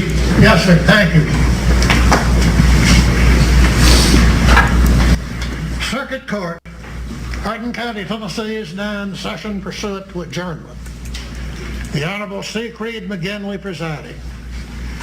God bless the United States, the state of Tennessee, the county of Hardin, and this honorable court. You may be seated. When he does that, I always feel like we ought to say, Darth Vader better, or God bless America, or something.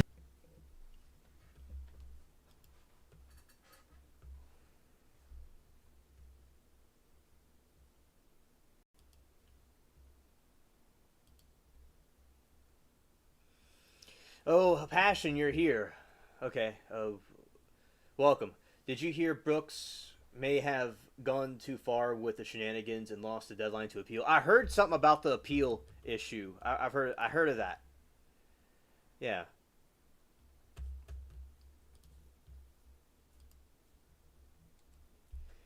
Yeah, and to just kind of tell you all about the Darrell Brooks situation, I will give you a little prompt.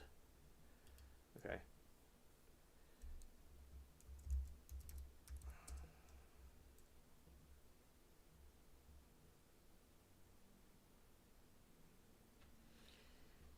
Okay, rest in peace, headphone users. Okay. It must have been a little bit too loud. Okay. Scared. Sorry about that, Anna.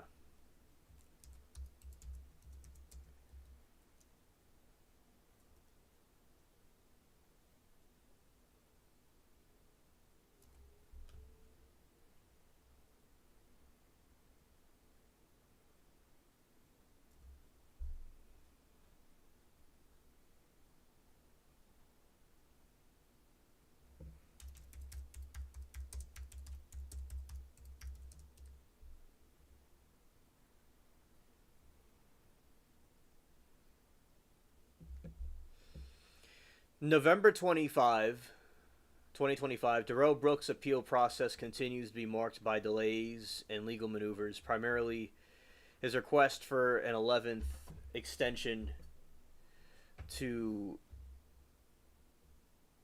file necessary paperwork, and court has required proof that he has received all case files, while legal experts warn he could lose his right to appeal if he does not file soon. Scared.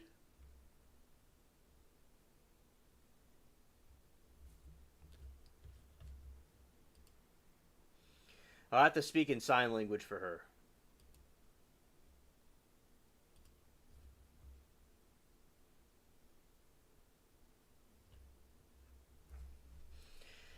'11th extension request. Late last month and into early November, Brooks sent handwritten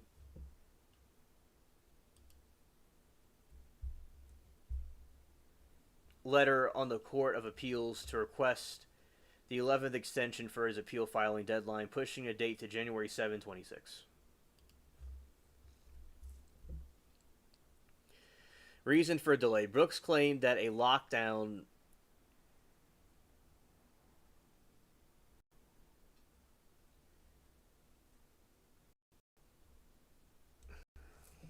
South Dakota State Penitentiary, Sioux Falls, South Dakota, where he's incarcerated, was making it extremely difficult to locate and access his case filings due to ongoing drug investigation and expected to continue in 2026. All right, so he's having delays. Experts have indicated unlikely to grant many more extensions for the failing to file appeal and documentation soon could result in Brooks forfeiting his right to appeal entirely.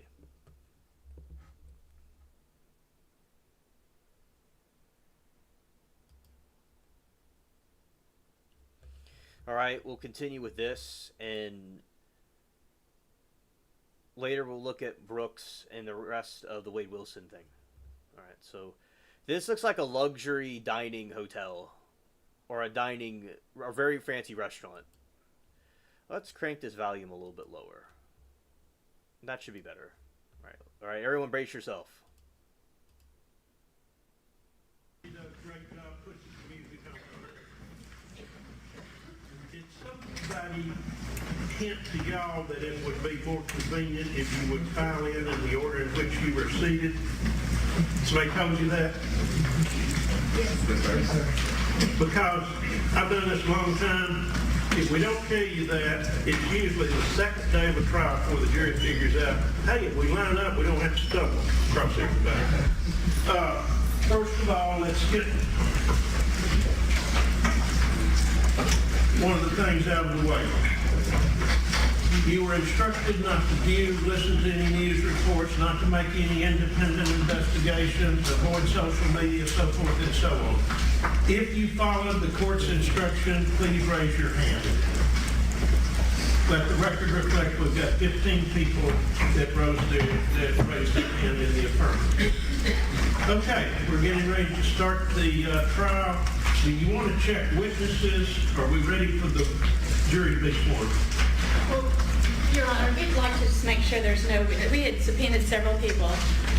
We wanted to see if anyone was actually in the courtroom that had responded to a subpoena.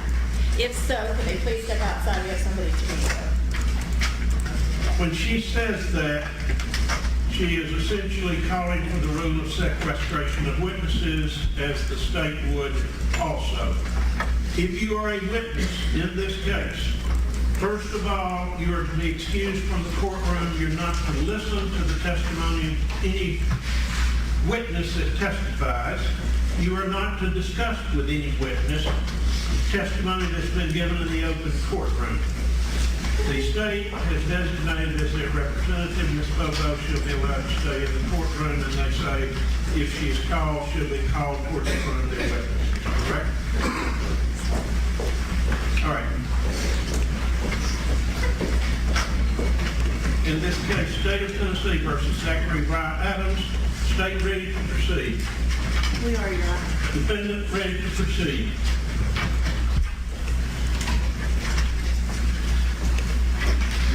Yes, Your Honor. All right.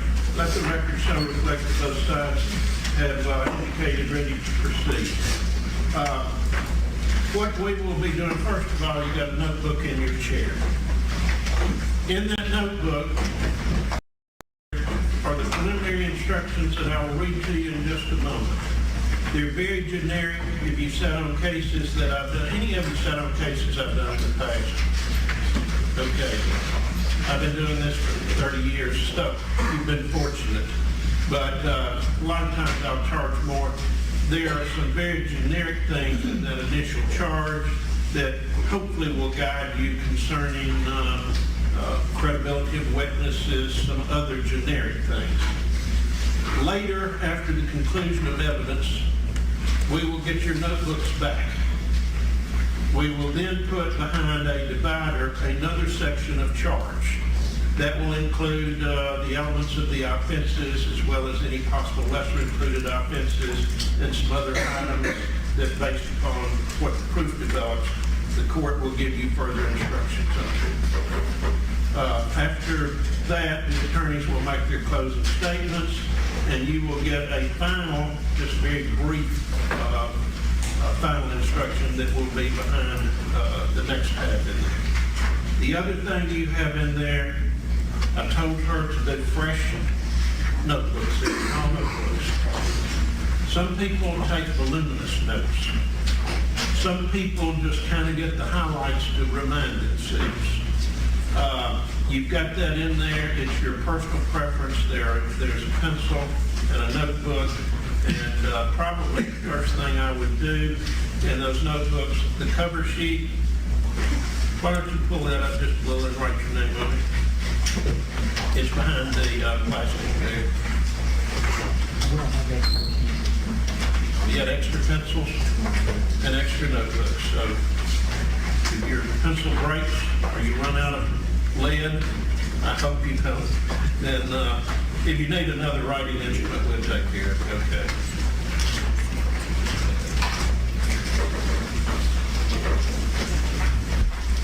All right, we're ready to commence the trial. State ready to read the indictment. All right. If the state will read the indictment. The indictment is the formal written accusation that charges the defendant with crime. She went up and sworn in. Oh, that's what I asked. Madam Clerk, you'll swear the jury to try the cause. Let the record reflect we've got 3 built-in alternates. The names will be drawn at random. Hopefully everyone will remain safe. Please be staying right in the case of State of Tennessee versus Zachary Wright Adams and render a true and accurate verdict according to law and evidence so help you God. Will be true to that? Yes. Be seated. Thank you. All right, the formal reading of the indictment, please.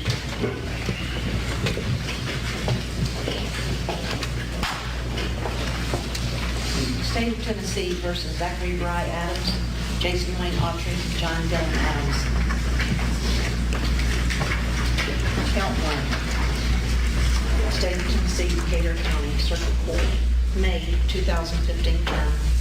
Grand jurors of the state of Tennessee duly selected, impaneled, sworn, and charged to inquire for the body of the county of Decatur in the state aforesaid upon their oath to present that Zachary Rye Adams, Jason Wayne Autry, and John Dillon Adams heretofore to wit between April the 12th.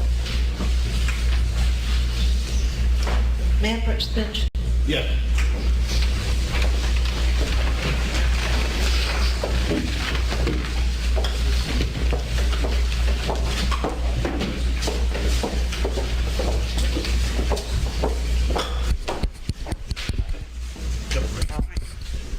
Body of the county of Decatur in the state aforesaid upon their oath present that Zachary Rye Adams heretofore between April the 12th, 2011 and September the 8th, 2014, before the finding of this indictment in the county of and state aforesaid did unlawfully and with the intent to commit kidnapping, kill Holly Lynn Bobo in the perpetration of or attempt to perpetrate kidnapping, thereby committing the offense of first-degree murder in violation of Tennessee Code Annotated Section 3913-202 against the peace and dignity of the state of Tennessee.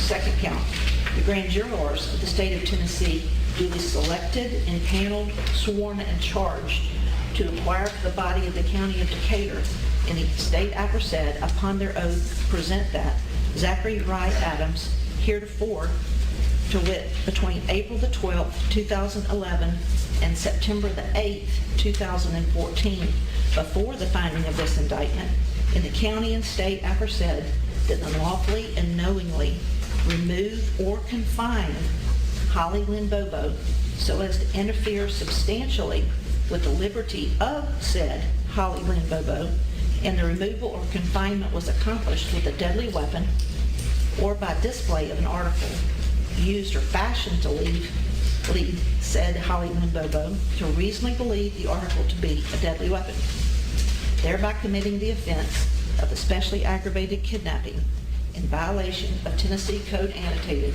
3913-305 against the peace and dignity of the state of Tennessee. Third count, the grand jurors of the state of Tennessee duly selected and panel sworn and charged to inquire for the body of the county of Decatur in the state aforesaid upon their oath present that Zachary Rye Adams. Okay, let's start the proof. Call your first witness for the state, please. Your Honor, the state calls Dana Bobo. Dana Bobo.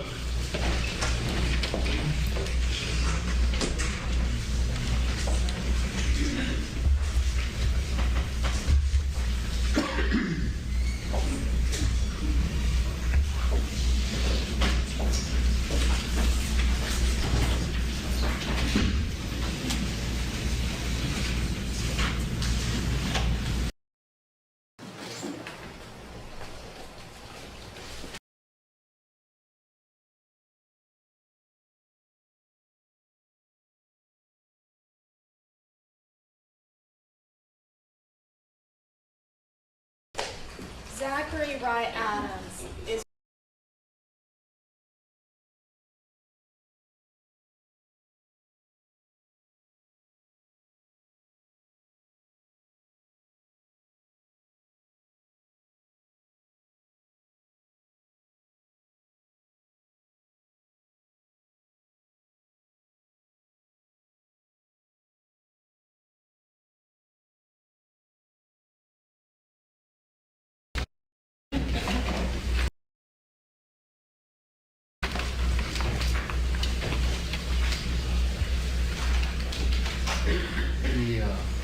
He took her. He raped her. He killed her. He discarded her. covered it up. He bragged about it. And he almost got away with it. He took her. He raped her. He killed her. He discarded her. He covered it up. He bragged about it. And he almost got away with it. He bragged about it. Zach Adams. He bragged about it. I couldn't have picked a prettier bitch. It was fun. The world may never know what happened to Holly Bova. I couldn't have picked a prettier bitch. It was fun. The world may never know what happened to Holly Bova. Holly Bova.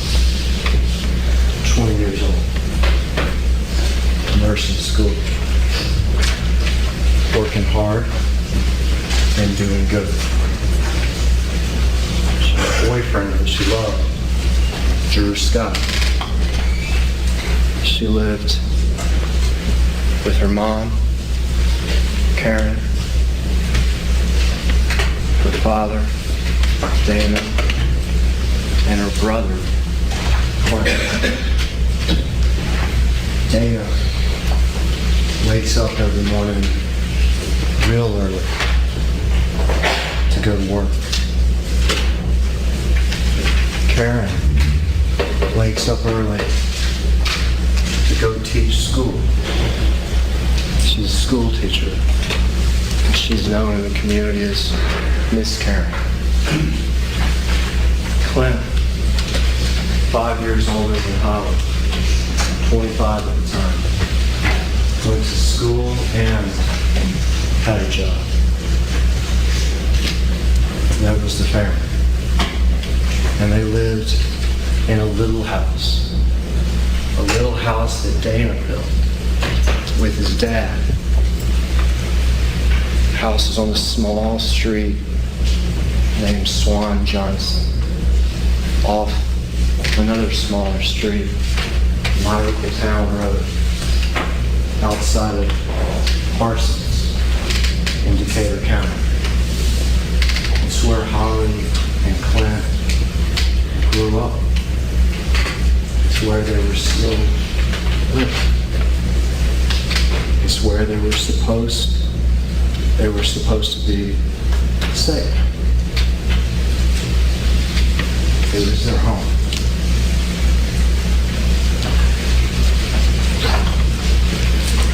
I couldn't have picked a prettier bitch. It was fun. The world may never know what happened to Holly Bova. Zach Adams, older than Holly, real different. Meth and morphine and the dark things that go along with it.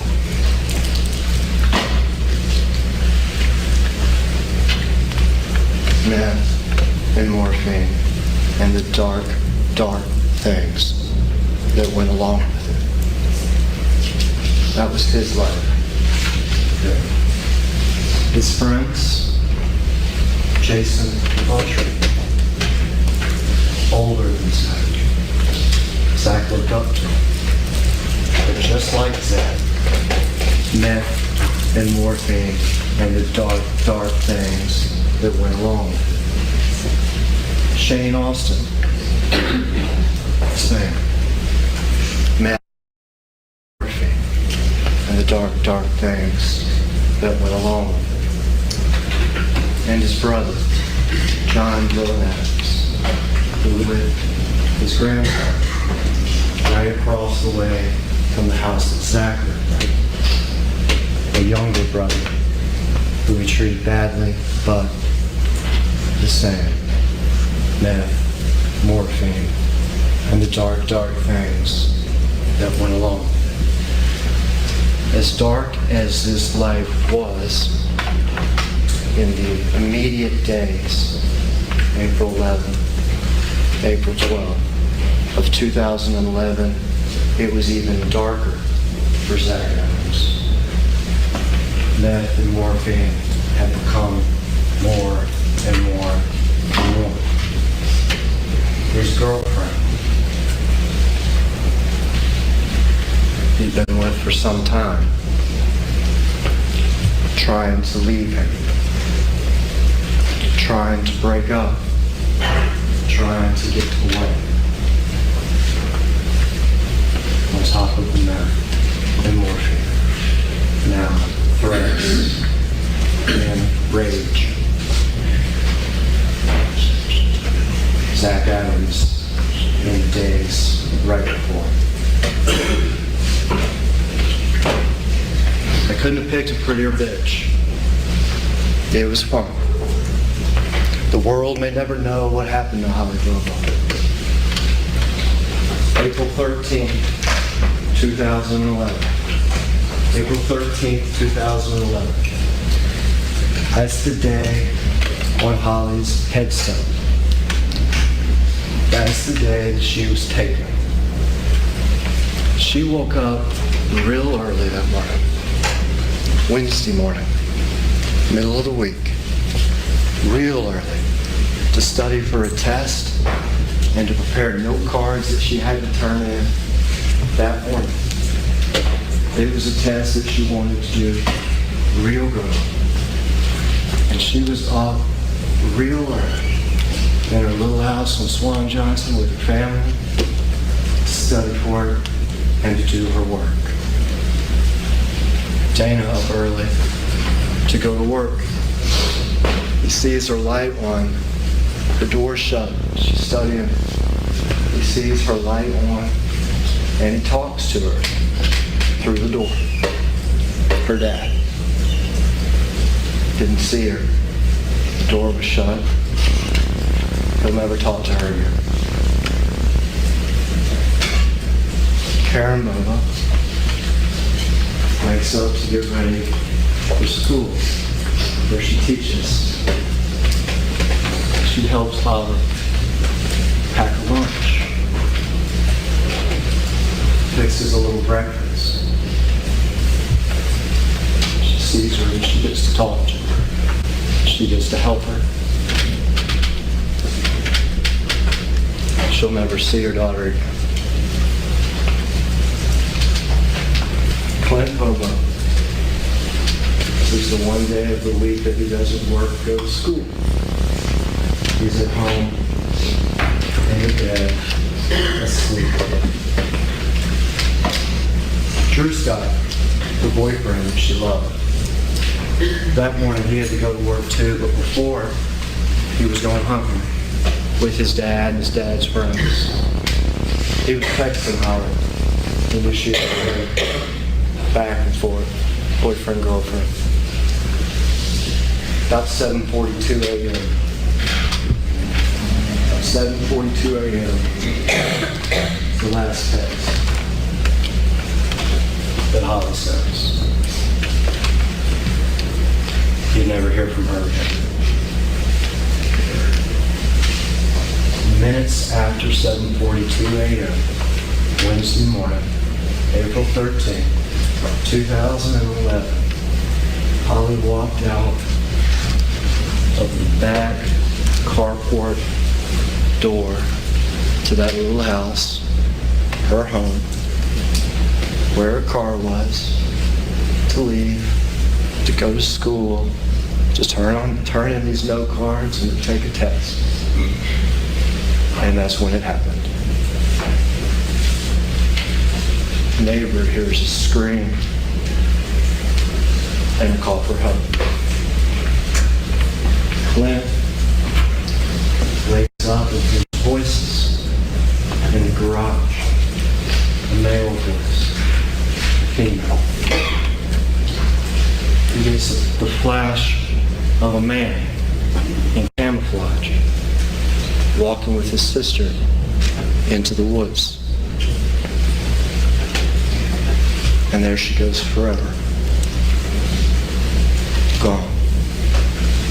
Only trace of her, the only evidence of her or anyone, drops of blood right there at the back carport door leading to her car. Drops of her blood right there. Right there at the back of the car. Gone. Just gone. For 3.5 years. About the same amount of time you send your son or your daughter off to college. For 3.5 years. September 7th, 2014. Her skull, her teeth, some ribs, hot, found in the woods, off Interstate, near cell phone tower, between two sawmills, just 4 or 5 miles from Zach Adams' house. Those 3.5 years didn't pass quick. It was eternity on top of eternity. For Karen and for Dana and for Clint, for family, for the community that volunteered and searched and searched and searched. For the men and the women in law enforcement who searched and searched and searched and followed lead after lead after lead after lead. They searched every outhouse, every well, every place they could. Hoping, against all hope, that they could bring her back to Dana and to Karen. That maybe they could bring her back alive. 3.5 years. During the course of chasing lead after lead after lead, they had an idea. Not a bad idea. They had an idea. Let's check the local sex offenders. I'll just give it. Let's check the local sex offenders. The law enforcement did, and they concentrated on one man, a man by the name of Terry Britt. A bad man, man with a history, a man who lived in the same general area. And they ripped into his life. They ripped into his life. Talked to all his friends, all his family, his wife, him. Searched his house over and over. Followed him, watched him, tapped his telephones, tapped his house. They ripped into his life. But every time, absolutely nothing. Absolutely nothing. And so what did the men and women of law enforcement do then? Did they give up? They spent 1.5 years ripping into this man's life and they got nothing. There was nothing there. Nothing to it. Did they give up? Did they just give up? No. They roll their sleeves up. They put their head down. They retrace their steps. They circle back. Early leads in the investigation. Zach Adams, Jason Autry, Shane Austin. Early leads from the first days of the investigation. Zach Adams, Jason Autry, Shane Austin. Mysterious scratches. Mysterious scratches on Zach and Shane. Suspicious behavior. Alibis that didn't check out at all. At all. A girlfriend. Zach's girlfriend. The one that was trying to leave. Who saw things, who heard things, and who within 2 days this thing happened was certain that her boyfriend Zach Adams had done it. They rolled up their sleeves. They rolled up their sleeves and they went into the dark world of meth and morphine and Zach Adams' friends. Interview after interview with people that we hope, we wish we never meet. And from them, they heard about Zach Adams. They heard about what he did, and they heard about what he said. I'll do you like I did Holly Bobo. I'll lie you in a hole next to her. You have to kill a bitch to get $2 million bond. I did it. They talked to his friends, and they heard his words. Those were his words. They looked at these alibis, Zach and Jason, and they were lies. After years, after mistakes, after a desperate search, they had it. They had Zach Adams, his own words, his own lies. They had his friends. They had it. They had him and Jason Lutcher, and Shane Austin, and John Villanevas. They had it. And even then they didn't stop. Because it wasn't enough to know who did this. It wasn't enough to know who did this. They rolled their sleeves up a little higher. They put their heads down a little bit more. And they said, we're going to get some answers as to what exactly happened to this girl. What they did. So if you want to find out about a bad thing, eventually, sooner or later, you got to go talk to a bad man. And after years of denying, after years of lying, they went to Jason Lutcher. And told him what happened to the girl. He describes phone calls he had with Zach Adams the morning of April 13th, 2011. He describes how he wanted morphine and Zach wanted help. He needed Jason's help with something.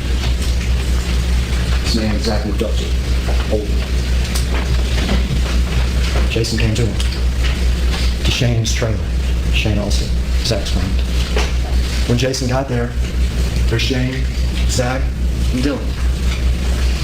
Something crazy's happening. Everybody's acting crazy. Shane's yelling. Zach's dark, very dark. And Jason sees a blanket in the bed of Zach's truck. There's a body blanket. He sees the three of them, Zach, Shane, Dylan, and a body in a blanket in the back of Zach's truck. With them, give or take, an hour and 15 minutes of Holly Bobo being taken. Zach tells Jason, I need your help. I've got to get rid of her. Jason's a bad man. Jason's who he looks up to. Jason's a leader. At that point forward that morning, Jason will tell you, he was in charge. We're going to take her to the river, to a place that Zach knew very well, under the I-40 bridge, the Tennessee River, near Birdsong. And we're going to gut her so she doesn't float up, and we're going to put her in the river. Jason's a bad man. At that point that morning, he was in charge. Him and Zach load in the truck, and they drive to that place. We pick up the blanket from the back of the truck with her in it, getting it out of the truck. They put it on the ground on some rocks. And when they do, she makes a sound. She moves. She's still alive.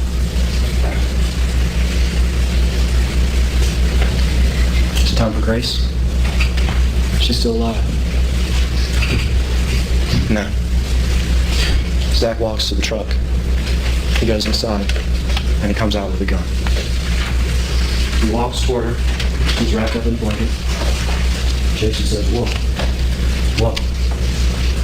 Not to stop him. Not to stop him. Whoa. I need to go look out, make sure nobody's down here. The bad man. walks fast. Probably about 20, 30 yards. Gotta go about 20 or 30 yards so you can look down and see a long gravel road that comes this way, so you know whether or not somebody's coming or not coming. He looks down and sees nothing. He turns around, he starts back, he gives Zach the nod. Is it time for grace? No. Zach peels down with the blanket, finds her head, and fires a shot into her head and kills her. There'd be no grace. Jason and Zach would talk on the way back. Their own words. How did this bitch end up in the back of your truck? Zach will tell him. We took her. And Shane. We took her. Shot her up with drugs. We raped her. We thought we would kill her. And as I had killed her.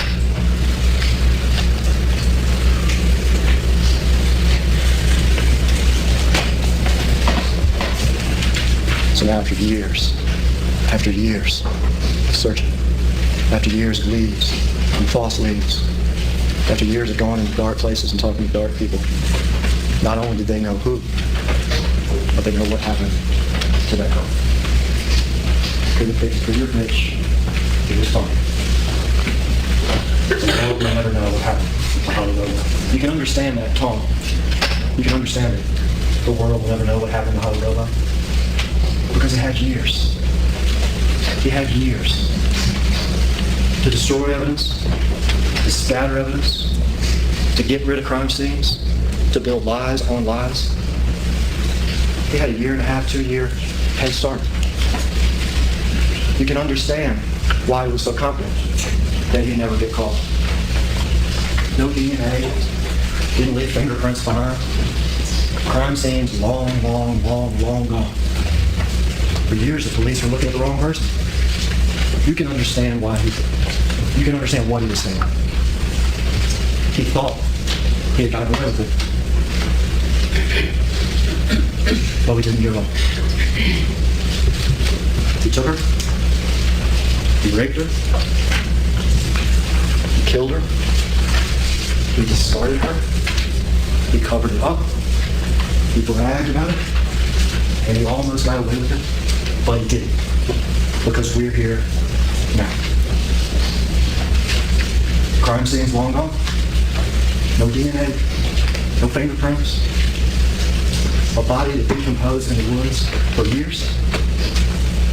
Oh yeah, and a gun too. A gun. You see, when investigators talk to a bad man like Jason Alger, it doesn't stop there. They check in to the things he says. They check what he's saying against facts and witnesses. And over, the facts will cooperate. What he said happened. It happened. And he told him something else too.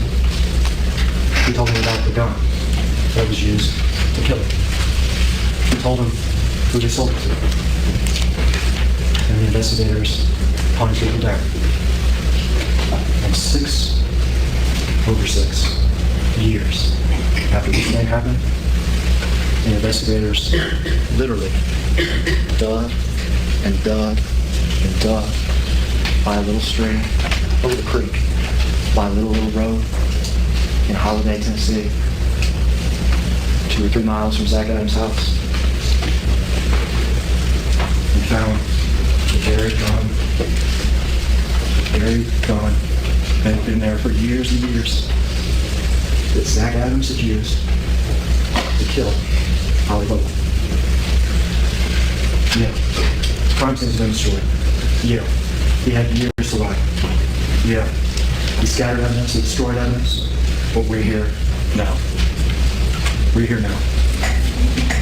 And this week, or these weeks, we're serious men, and we're serious women to do serious things. We can't undo, we can't stop what happened to the girl, what happened to her. But here this week, we can do what's serious, what is hard, and what is right.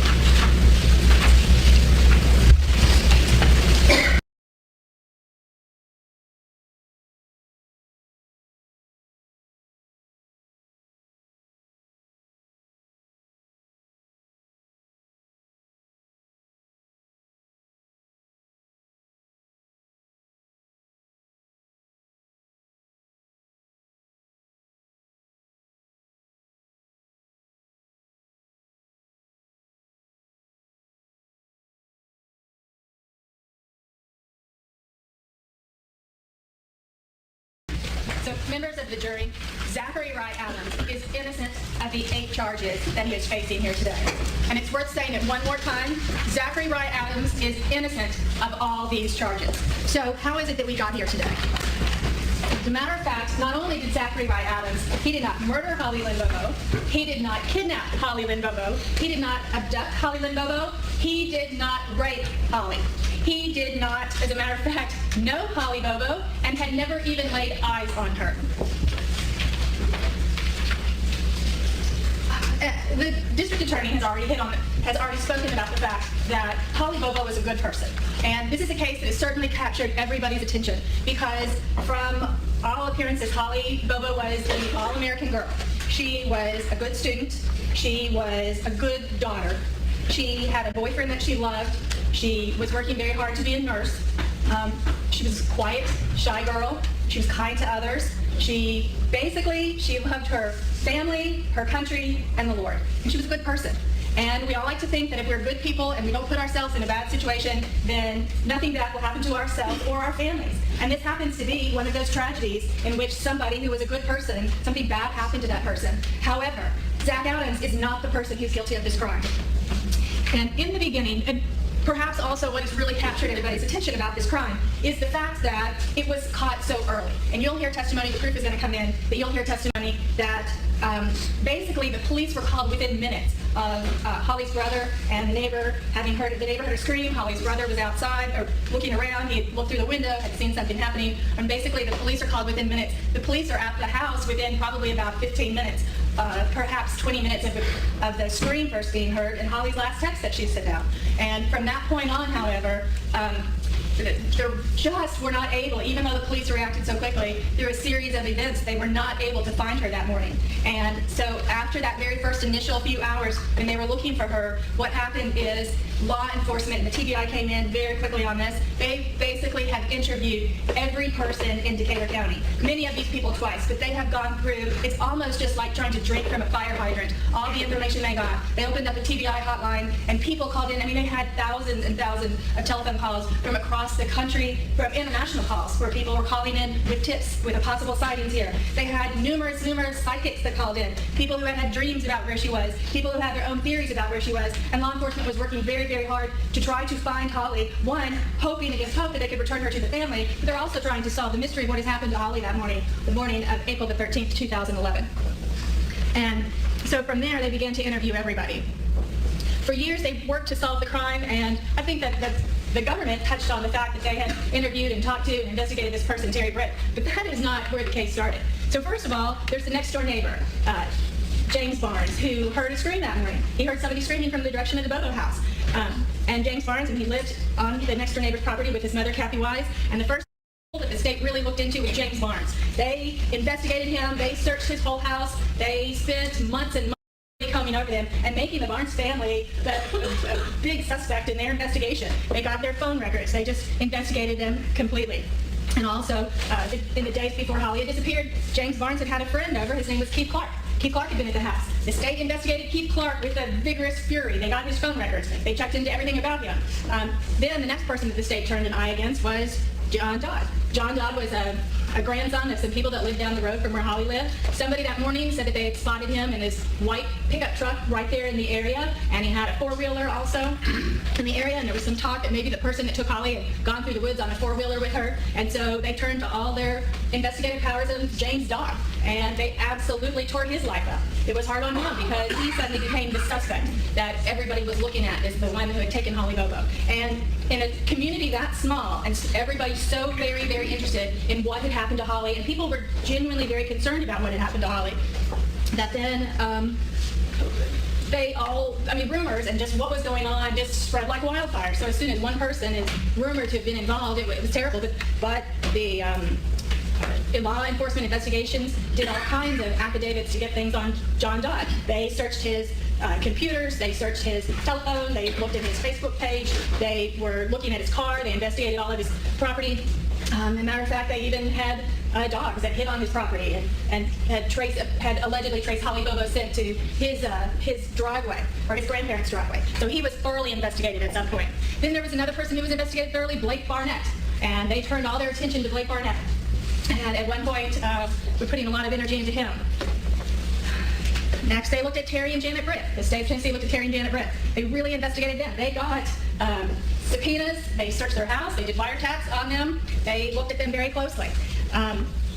However, through the wiretaps and through the subpoenas, and they even put listening devices in their house, they lived in a trailer, they had a metal roof, they were never able to get any type of, quote, confession from them. What they were wanting was some type of confession, some type of discussion between the couple where they were acknowledging, perhaps, that they had done this. They weren't able to get that, even though they did get a lot of circumstantial evidence in that case.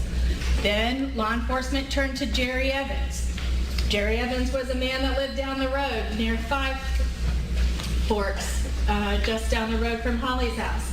And they turned to this man, Jerry Evans. They did thorough search on his house. They did all kinds of affidavits on him to get all kinds of information.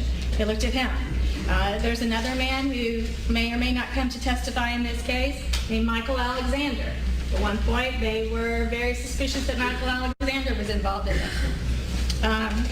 There's another man that they investigated, Jason Nichols. And the morning that Holly disappeared, and the case has been an absolute fire hydrant of information coming in. But one of the things they did is they got all the cell phone records from all the cell phone towers where Holly Bobo's cell phone pinged that morning. They got all the records of everybody else's phone who pinged at the same time her phone did.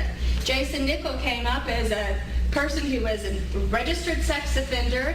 His phone pinged that morning, and his wife's phone also pinged that morning on 2 different towers where Holly's phone was. They investigated Jason Nichol. As a matter of fact, he had a potential possible kidnapping of another woman 1 week to the day earlier. And he'd also had he had accosted several women at the Hickory Mall, the old Hickory Mall in Jackson, Tennessee. So they turned their focus on Jason Nichol at some point. And then, of course, one of the more tragic things that the state did is they turned their investigation on Clint Bobo. At some point, the Bobos retained an attorney to represent Clint because the state of Tennessee was absolutely determined to show that Clint Bobo was somehow involved in this case. And they got all kinds of records on the Bobo. They got phone records. They oftentimes treated the Bobo family as though they were involved, limiting any kind of information that they shared with the Bobo family because they were treating them as though they were suspects in this case. And so all of that came up, and yet at the end of the Clint Bobo they really focused on at the end of 2012, all of this is transpired, and now as they're heading into 2013, and they're in the fall of 2013 headed into 2014, it's been 2.5, almost 3 years, and they still do not have a suspect that they can firmly go after. They don't have anybody that they've narrowed it down at this point as to who it is that has committed this crime. And at this point, and as it's been said many times by the TBI, this was the most expensive and most exhaustive investigation in the history of the state of Tennessee. And yet, when they came to 2013, they had nothing. They had a great big goose egg. They paid all this money, and they had absolutely nothing to show for it. And the citizens of Decatur County, the family of Holly Bobo, and the public at large all wanted answers to how such a crime could happen, how the police could be involved right away, and still, after all the resources and all the information they had, they could have absolutely nobody charged by that point. And it's also important to keep in mind that in the beginning of 2014 is an election year. Who's coming up for re-election in 2014? The district attorney. The district attorney who is in office, who'd been in office for a while, Hansel McAdams. He is coming up for re-election. Who else is coming up for re-election? The sheriff of Decatur County.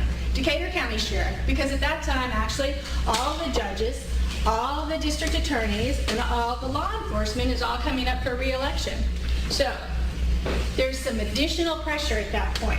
And Matt Stowe has just announced that he will be running against Hansel McAdams for District Attorney General of the 24th Judicial District. So what happens at this point? And the Bobo family had been estranged at some point this time from the TBI. So the Bobos reached out to a person that they knew, a man named Dennis Benjamin, who went to their family church. And he was a retired police officer through Memphis. He was a retired Memphis police officer. So the Bobos reached out to him. And many people had been volunteering to try to help the Bobos also. But this Dennis Benjamin came forward and was wanting to try to help the family. So Mr. Benjamin went around and made some inquiries as to what was going on. And definitely one of the people's names who had come up, or several people's names had come up in the investigation, and it was Jason Autry, Zach Adams, Shane Austin. Their names had come up because, as I said, there were lots and lots of people's names who had come up during the investigation. But one of the people, and there's a man named Victor Dinsmore, and one of the things that Victor Dinsmore specifically told, because Victor Dinsmore has a past rape conviction. And so Victor Dinsmore was one of the people that the police had looked at and lived close to where the body was, where they eventually found Holly Bobo's body. But Victor Dinsmore lived over there. Victor Dinsmore lived on Yellow Springs Road, and on the east side of his home and on the west side of his home, they found some of Holly Bobo's personal property thrown out on the road. And Victor Dinsmore tells Dennis Benjamin, well, I think that maybe Zach Adams did it. Victor Dinsmore had heard that Zach Adams was trying to use Victor Dinsmore as a alibi for that day, and Victor was disturbed at that point. I think he was erroneously told that Zach Adams had used him as an alibi, but one of the law enforcement had told him that. So at that point, he grew irritated. He said, I think that you ought to try to look at Zach Adams. And he says, Zach Adams has a brother. If you want to get anywhere with this case, what you need to do is talk to Zach Adams' brother. Because Zach Adams has a brother named Dylan Adams. And I want to be politically correct here. I want to say things, I don't want to be offensive, but Dylan Adams has a low IQ. He has low intelligence. All through elementary school and high school, he was in special education classes. He has low intelligence, and he also has some problems processing information. He's not very smart. And so Victor Dinsmore even says to Dennis Benjamin, it's the brother is not very smart. And, he's a slow brother, and if you want to get anywhere with this, you need to go talk to him. So, at some point, and the case is complicated. Again, like I said, there's a lot of people involved, a lot of information. But at some point, it turns out that Hansel McAdams, and this is before the election, Hansel McAdams has a woman, an assistant district attorney that works for him. Her name is Beth Hall. And Beth Hall works as a part-time state prosecutor for the district attorney's office. And she works part-time as a federal prosecutor, and she works for the federal United States Attorney's Office, prosecuting federal crimes. So Dylan Adams is then charged in a series of federal crimes, federal drug crimes. Dylan has not been convicted of a felony, and however, he's arrested along with a friend of his. The friend is a felon, and he's arrested in possession of some weapons. And so Dylan is arrested then on some very serious gun charges relating to the fact that his friend has His friend is a felon and is in possession of a weapon, and Dylan may or may not have supplied weapons. I think they're arrested for burglary of the friend's mother's house. They broke into the mother's house and took some guns from her. And so they're arrested on these charges. The prosecutor in this case is Beth Hall, who's also the assistant prosecutor and working on the disappearance of Holly Bobo. So she there. So she charges Dylan through the United States Attorney's Office on some federal gun charges. And Dylan is in federal custody, in trial on those charges. And the most amazing thing happens. Dylan, who is facing 120 months, and that's federal talk, it's 10-year sentence, but he's facing 120 months. And this is a crime, the crimes he is facing are crimes that you cannot get probation for. Probation is not allowed on those crimes. If you are convicted of those crimes, those are going to be sentences to serve in federal prison. And federal prison does not have a parole system. And so the most amazing thing happens. Dylan Adams has a guilty plea. He pleads guilty to these federal charges.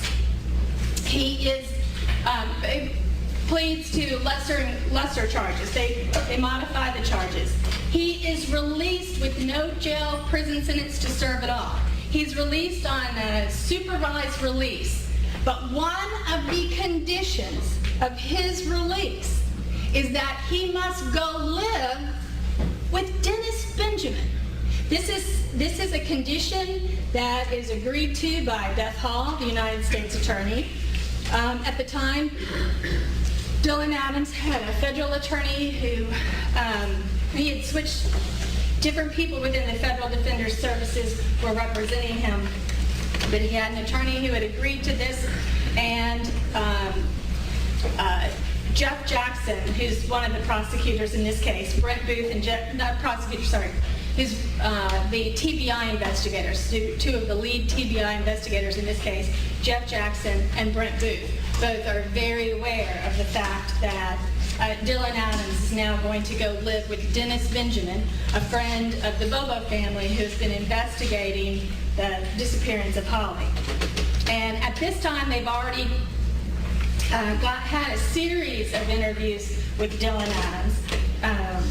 And most of those, they've had a series of interrogations, with Dylan Adams. Most of those interrogations have been where Dylan had no attorney present. So they've taken this man who has low IQ. They've had multiple, perhaps even as many as 15 interrogations with the police. They've used the information that Dylan's been giving them, or the information that they've gotten through interrogations, to go ahead and get an indictment started on Zach Adams, and that's in the spring of 2014. They've gotten a basic indictment for homicide. This is before they found Holly's remains. They've gotten an indictment for homicide. Dylan is then released in August of 2014 to go live with Dennis Benjamin, a man that Dylan Adams does not know. He's not related to Dylan Adams. He's not a friend of Dylan Adams. He is released to go live with Dennis Benjamin. So Dylan goes to live with Dennis, and 5 weeks later, after having lived with Dennis Benjamin, Dennis calls the 911 system and announces over the 911 to the 911 operator, I have somebody at my house who's here wanting to confess to the murder of Holly Bobo and what happened to Holly Bobo. So they bring Dylan in for additional questioning. This time they videotape it. They videotape what's said. And based on what Dylan says at this, during this interrogation, they then get their indictment. This is when they get their next indictment, an indictment for the rape, the murder, and the kidnapping of Holly Bobo. And it's after this final session with Dylan Adams that they go ahead and they file their notice of death penalty. So now they have several people charged. They have charged Jason Autry. They go ahead and charge Dylan Adams with rape, murder, and kidnapping of Holly Bobo.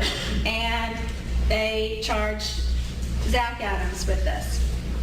So now they have their indictments and they file their notice of death penalty. Well, turns out that there's some really big problems with this. One of the really big problems is that when they were getting Dylan Adams to do all this confessing, a lot of what he's confessed to doesn't match the physical evidence. After all, when they first start talking to Dylan Adams, they haven't done any searches on the Zach Adams property. Really, Zach Adams has a house that he inherited when his father died, and it's right next door to his grandfather's house, and he owns it in part with his brother Dylan. But Dylan lives with the grandfather because Dylan's really not up to living on his own. So he lives, but they all live at the end of the same driveway and in a very close to each other. And so after Dylan begins to talk to them first, while he's still in federal jail awaiting federal charges, they go ahead and they get extensive search warrants to search that property. And a lot of it was even broadcast on TV. They had helicopters out there. And you'll hear testimony in this trial about all of the searches they did. They went through Zach Adams' house and they took over 500 items out of that house. They took all the material off of all the mattresses. They took giant chunks of carpeting out of that house.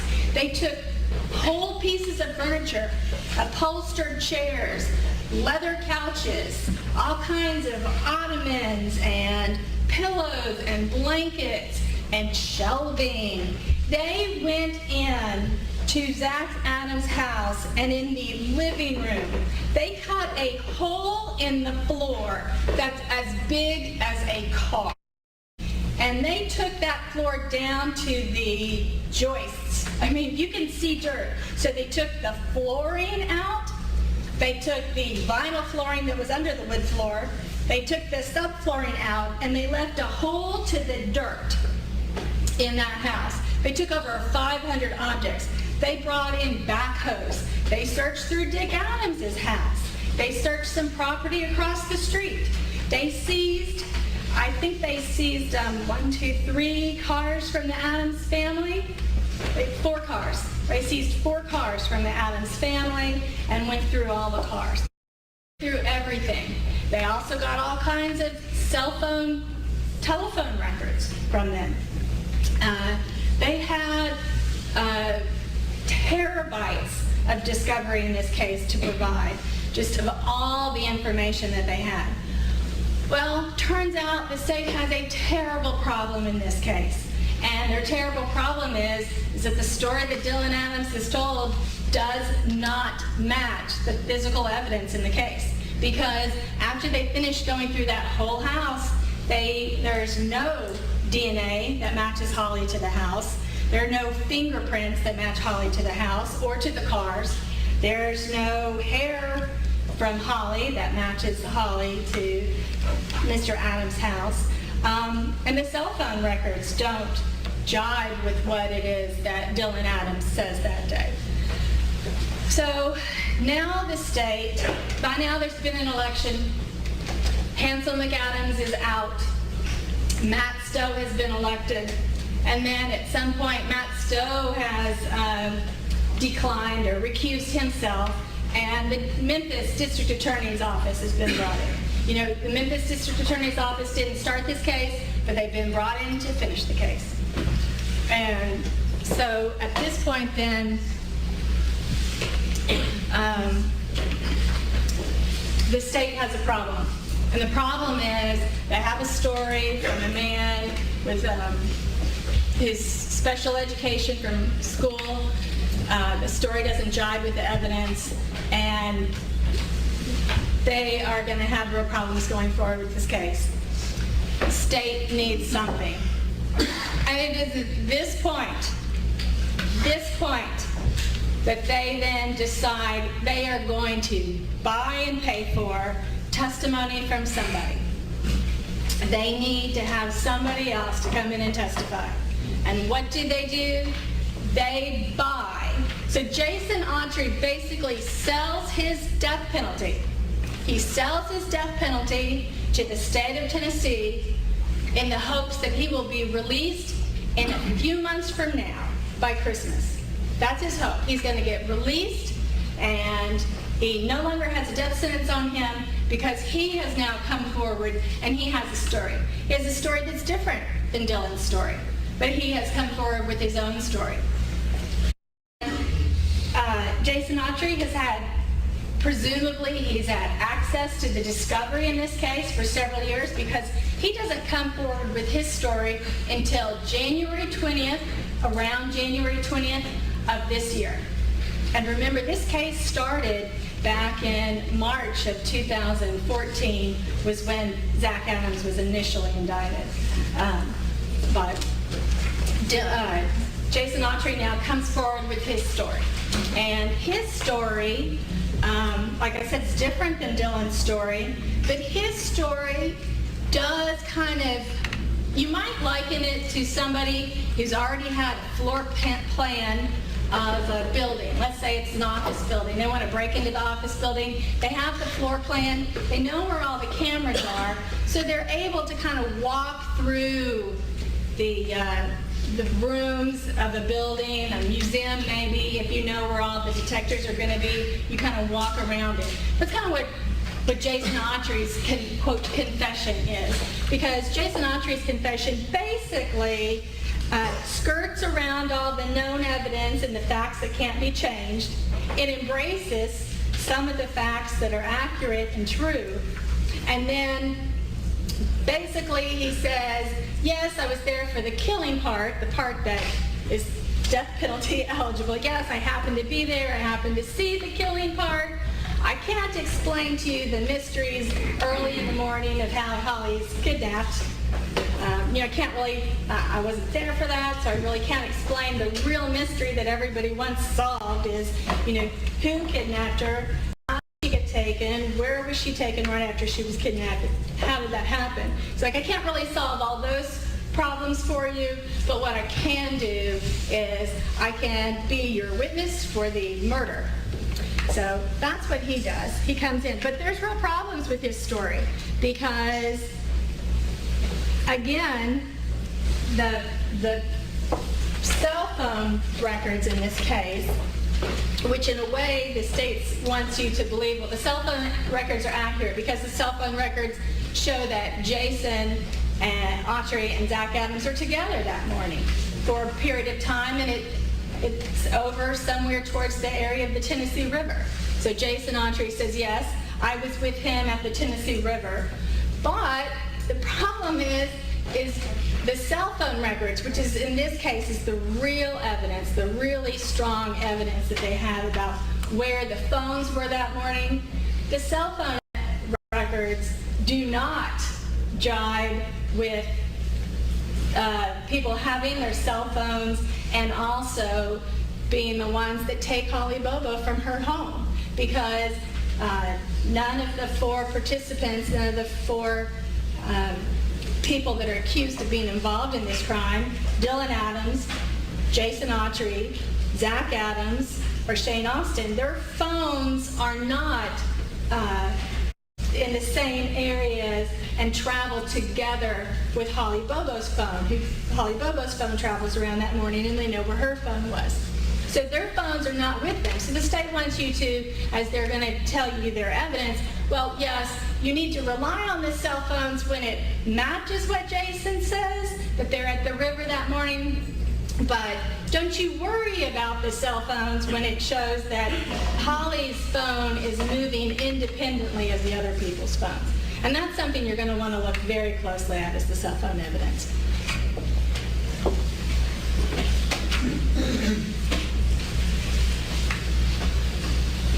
But as we go through, you're going to want to listen very, very closely to what Jason Autry has to say.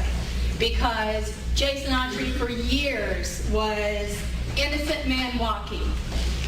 And then suddenly, January 20th, he has sold his death penalty sentence, his death sentence to the state for what he hopes is going to be very little additional time to serve in jail. And that's going to be the true evidence in this case. As it shows, all the evidence will show that Zach Adams is not guilty of these 8 charges that he stands facing today.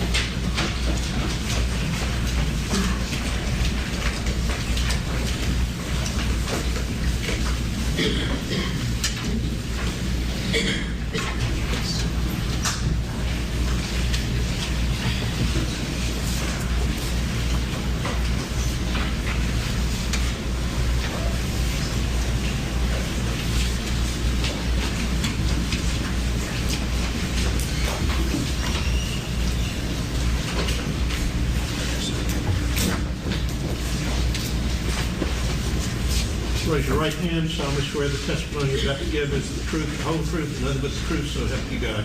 I do. Be seated. I want you to state your name for the record and spell it for the court reporter. Dana Bobo.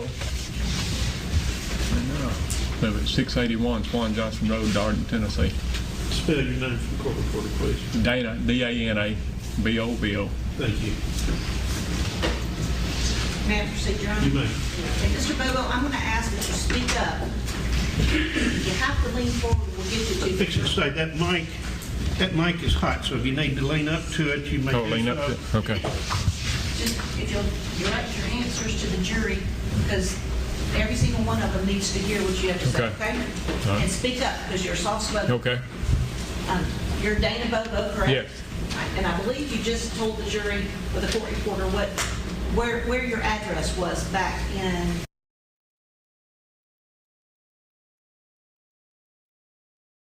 And what is Darden compared to Parsons? Because I've heard both names. It's about 3, we live actually about 3 miles out of Parsons going toward Lexington, and then 3 miles off of 412, And that's in Decatur County, Decatur County. Tennessee. Yes.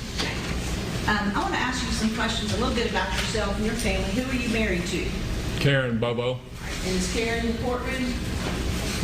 Yes. All right. And do you have children? Yes. And what were or are your children's names?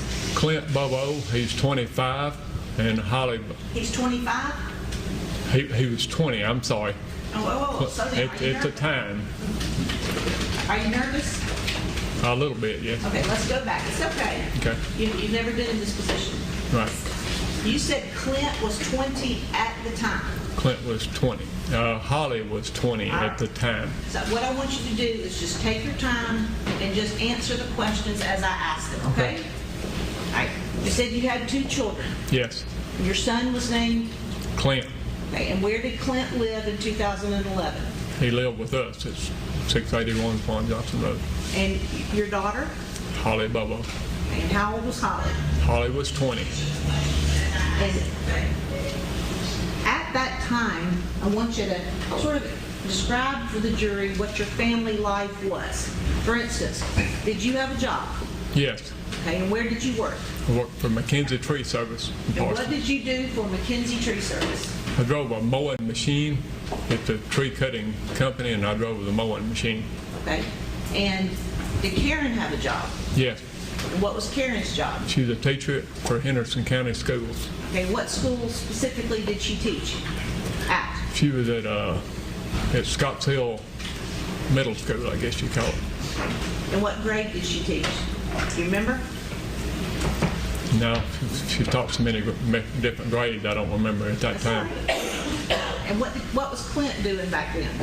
He's a social worker. Okay, was he still in school? Taking some classes? I think he was taking some classes and working part-time. And what about Holly? Holly was in the nursing school. Okay, and was she in school full-time? Yes. Okay. Now, you said that all of you lived together on Swan Johnson Road? Yes. 681 Swan Johnson Road? Yes, ma'am. Okay, how long had you lived at that house? Me and Karen have been there since 1982. Who built the house? Me and my dad and one more guy. And Karen. And Karen? And Karen. All right. When both of your children came home from the hospital, is that the house they moved into? Yes. And Holly was born in 1990? 90. What was her birthday? October the 12th, 1990. So is it fair to say for her entire life, that's the only home she'd ever known? It is. You said she was in nursing school. Did she go to school about every day? Yes. And how did she get to school? She drove her own car. And what kind of car did she have? She had a Mustang. And in addition to her family, was there somebody in her life that was very, very special to her? Yes, ma'am. Who's that? Drew Scott. And who was Drew Scott? Who was Drew Scott? A friend or a boyfriend? That was her boyfriend. Okay. Yes.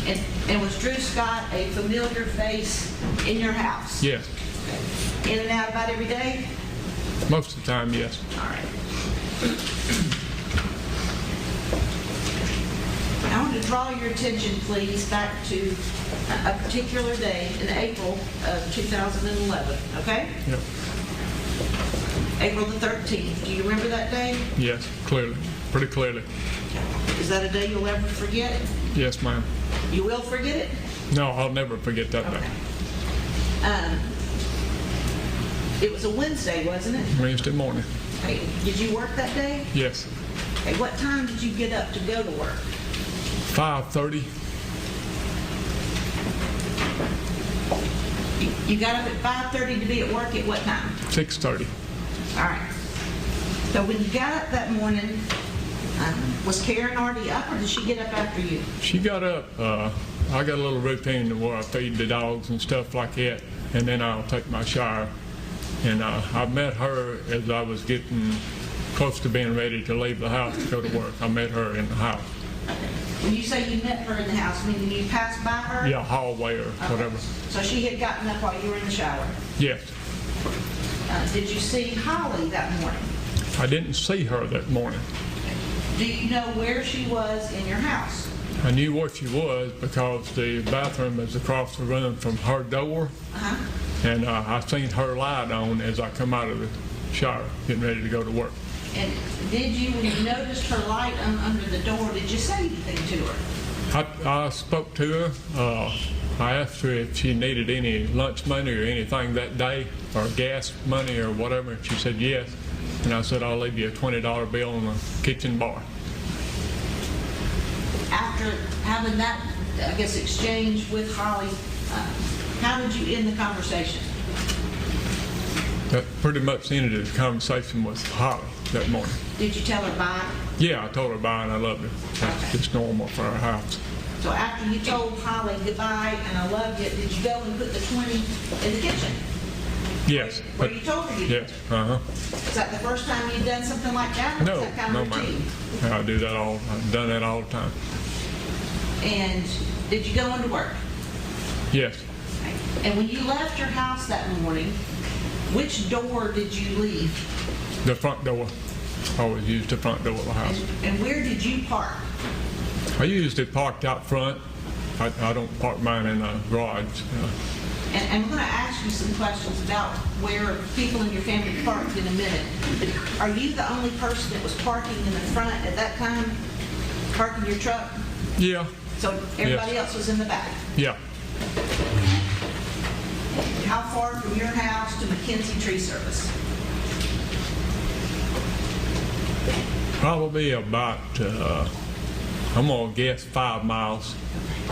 And when you got to work, did you all stay there at McKenzie Tree Service, or did you and a crew go somewhere else? Because you said you were a mower. Yeah, when we get there, what we normally do, we'll fuel up our trucks for our machine, our pickups that we're driving to work. We'll fuel them up, and if we have to pick up any parts we need that day to work with, we get them. We're usually there like 30, 40 minutes in the morning. That's why we get there a little early before we leave out. All right, so did y'all go somewhere? Yeah. Where did you go?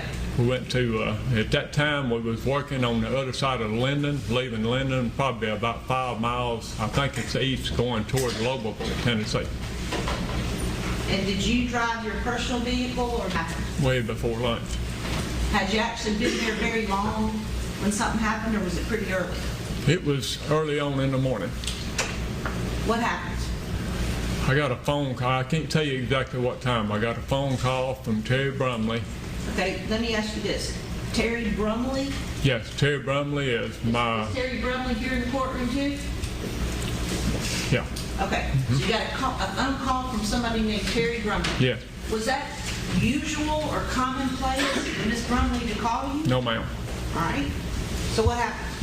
I got a phone call from her, and I had some guys around me there talking, and she told me that I needed to come back home because Holly had been taken. And I said, what? And it was a guy beside me talking. I had to holler at him and tell him to quiet down, or I forgot what I said, but he quieted down. And she told me for the second time, and she was crying when she told me the second time. And I understood her the second time what she said. Holly had been taken. Holly has been taken. Yep. 4 words. Yep. What sort of an impact did Holly has been taken have on you at that moment? That was the worst feeling you could possibly feel. That something bad has happened to one of your kids. So you're out there outside of Linden without your own car. Dana, what did you do? I have what you call a point man that he usually drives me to work and back in a single cab company truck. And I hollered at Danny, he's the one that drove me, and I told him that I forgot what the words was. He had to carry me back to the office quick. And so did he drive you back to McKenzie Tree Service? Yes, ma'am. Were y'all going slow or y'all going fast? He was going so fast in that Chevrolet truck that the motor was cutting off and back on. We passed everything from work back to Parsons, McKenzie. Other than those 4 words,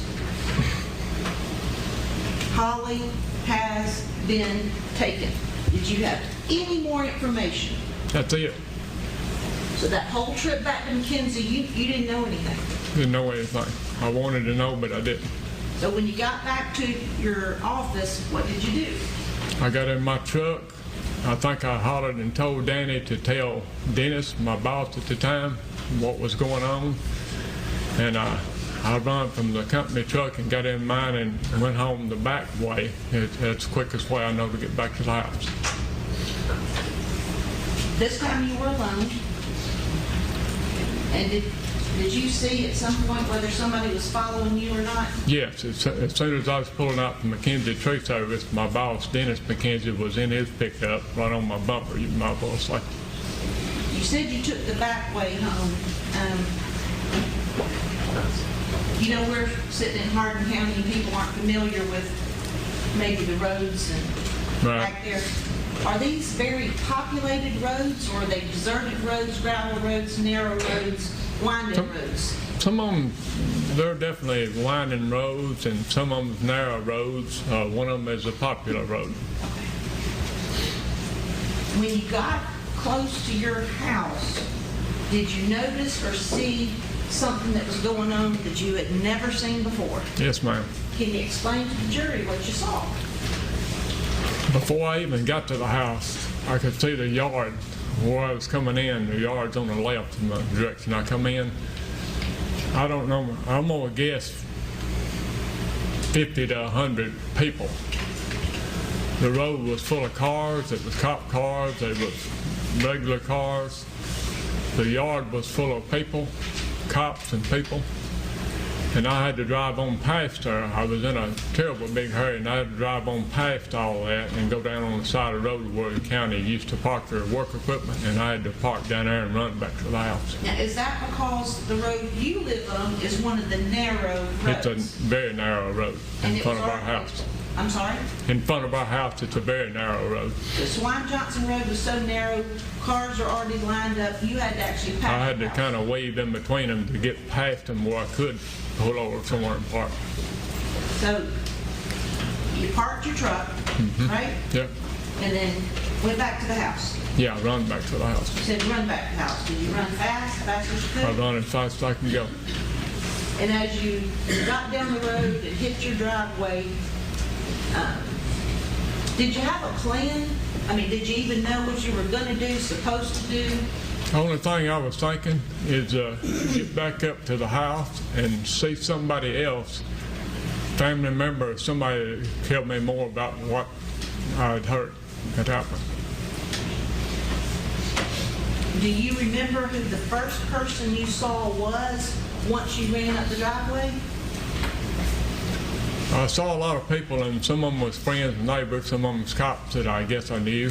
The first person I saw that I thought I needed to talk to was my son, Clint. I'm not going to ask you what Clint said, but after you talked to Clint, do you remember the very next thing you did?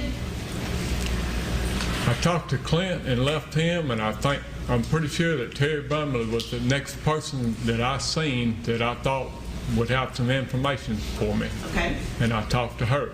All right. And again, I'm not going to ask you what Miss Brumley said, but after you talked to Terry Brumley, what's the next thing that you did? I saw Karen and I talked to her. Okay. So now you've talked to Clint, Miss Brumley who called you, Yep. and Karen. Yeah. Then what did you do?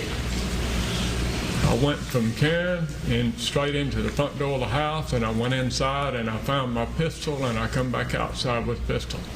Was the pistol loaded? Yes, ma'am. What was it? What were you? 9mm Beretta. You said there were cops all over the place. Did anybody try to take your gun away from you? No, ma'am. You just had it. I had it in my hand. I didn't even own a holster for it at the time. And how long did you wander around your yard with a loaded pistol in your hand that morning? I don't know how long, but it seemed like hours. Initially, you said there were 50 to 100 people. Did more people just keep coming and coming and coming? It seemed like there was more coming. Do you remember what all or what agencies were represented by law enforcement? You said there were some local ones. Did other agencies come as well? Yes, several more agencies that morning come. Did TBI come? TBI was there. Did FBI come? FBI was there. U.S. Marshals was there. So U.S. Marshals, FBI, TBI. A SWAT team. I remember them pulling up. Were there helicopters in the air that morning? Somebody told us, yes, there was a helicopter come in and circle the house and sit down on the pond levee. How much property do you own around your house? Sit down on the pond levee. We have a pond to the right side of our house, and it sit down over there. That's an open place for it to sit down. And I should have already asked this, how many acres do you own? 23. Okay, and that's all right there around that house? Yes. Were people wandering around in your front yard, your backyard, your house, your woods? It was people wandering, standing, fiddling, just like nobody. No, it was kind of like nobody knew what to do. No, that's the way I took it at the time. At some point in the middle of the morning, did you lose patience with an FBI agent and tell him what he should go do? What did you say? I couldn't tell you who it was. That's all right. I told him,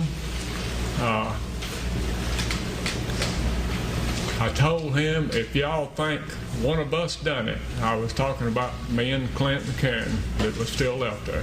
I said, if y'all think one of us done it, 10 of y'all stay here with us and the rest of you go do something. And it probably wasn't that nice of words when I said it. But you wanted somebody to do something. Yes, ma'am. You wanted Holly. Yes. Back. Immediately. Your Honor, on passport, a photograph previously shown to defense counsel. Okay. May I approach or do you use your report? Let's hand it to Bailey.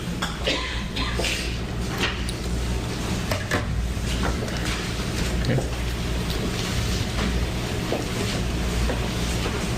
Who is that a picture of? My daughter, Holly Bobo. And does that accurately depict what she looked like in 2011? If I ain't mistaken, this picture was took about 2 weeks or less from the time she was kidnapped. Like that, mark that as Exhibit 1, Your Honor? All right, we moved into this one.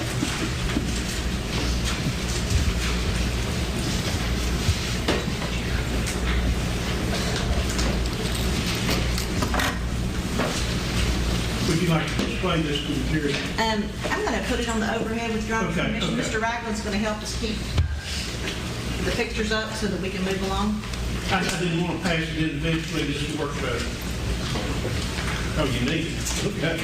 Put your hand down there.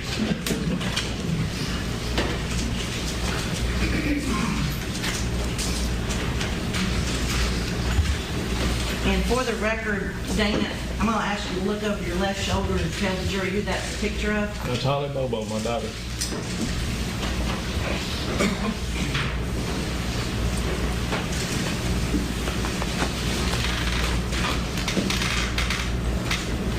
I've asked you a number of questions about your house and your property, and I want to show you, I'm going to pass forward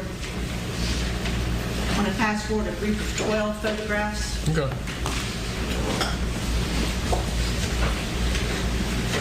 What I'm going to ask you Thank to you. do, Mr. Bobo, I'm going to ask you to keep them in that order, look at each one of them, and tell me when you're finished.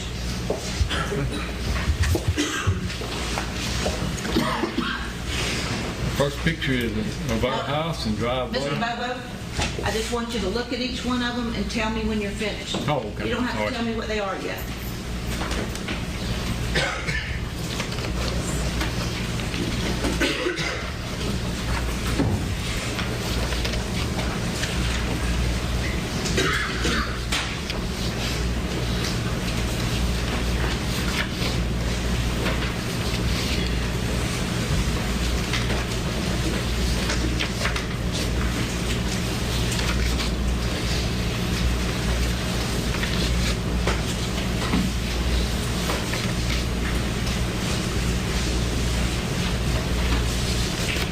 Okay, I'm finished. So I'm going to ask you the same questions about those photographs as a whole, and then we'll talk about them individually. Do you recognize what is portrayed in each of those 12 pictures? Yes, Okay. And generally speaking, what are those pictures of? that's all pictures of our house. 681 Swan Junction Road. The house that you built? Yes, And do those pictures accurately reflect what your house looked like in 2011? yes. Your Honor, at this time I'd ask that those be marked individually, 2 through 13. Okay. Let's let me mark first and then.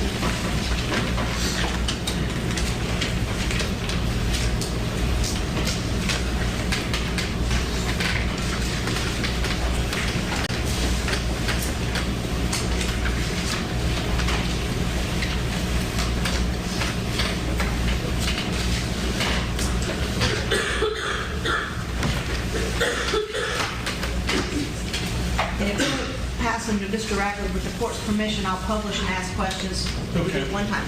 Okay. Start with Exhibit 2.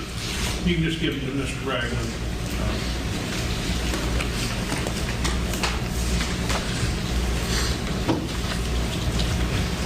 Mr. Bobo, I want to ask you now not only to speak up so they can hear you, but I need you to look over your shoulder the next few minutes.